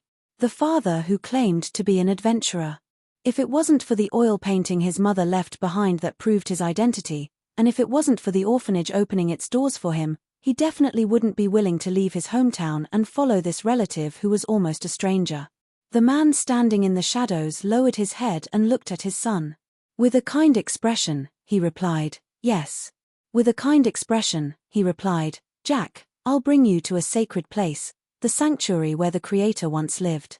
Is that the kingdom of God? We mortals can only enter if we receive blessings." Little Jack had been taught well by his mother and had sufficient common sense. At that moment, he was both surprised and terrified. The man standing in the shadows had an unforgettable face. It was like a stone sculpture created by the most outstanding master. He put his hand to his ear and listened attentively. He answered in a voice that sounded like he was talking in his sleep. "Jack, mortals are a wrong concept. The Creator created this world. He is everywhere and exists in every living being. Therefore, everything has divinity. When divinity reaches a certain level, one can become an angel. The 7 false gods are just more powerful angels. Look, I can hear the teachings of the Creator right now. Ah, what an extraordinary revelation that is. Life is just a journey of the spirit. When the spirit is strong enough and tenacious enough, we can find our own divinity and merge with more divinity." Lil Jack could not understand this complicated description. He shook his head and asked another question that he had not had the chance to ask before. "Father, I heard from Mother that after the Creator created this world, he split into all things and did not actually exist. Then why is there still his holy place?" As a child of 7 or 8 years old, his logic was clear enough. The man with the chiseled face was taken aback. He tilted his head a little more, as if he had heard more whispers. Suddenly, he fell to his knees on the deck. His skin that was exposed protruded with bluish-black objects. He held his head with both hands, his face contorted abnormally as he shouted in extreme pain. "They're lying." After lunch, with old Neil promising to bring him along the next time he went to the underground market, Klein slowly returned to the Blackthorn Security Company. He was considering whether he should read some documents in the office and practice his abilities, or continue wandering around the divination club before Captain Dunn forbade him to act as a seer. However, before he could make a decision, he saw Dunn Smith walk in from outside. He was wearing a black trench coat and a half-top hat. "Captain, how's the situation?" Klein asked with concern as he thought about the whereabouts of the Antigonus family's notebook. Dunn's grey eyes didn't show any signs of fatigue. Many sources have confirmed that the Antigonus family's notebook is in Ray Bieber's hands. However, he has completely disappeared. I've already informed the various Nighthawks teams of this matter via telegram. I've asked them to pay close attention to the various ports and steam locomotive stations. The first batch of printed portraits was mailed out yesterday afternoon. It will be published in the various newspapers. If only there were telephones, fax machines, surveillance cameras, and big data. Unfortunately, I only know how to use them. I don't even understand the principles behind them.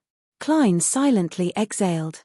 However, no matter what, we have found the notebook's whereabouts, and it's all thanks to you.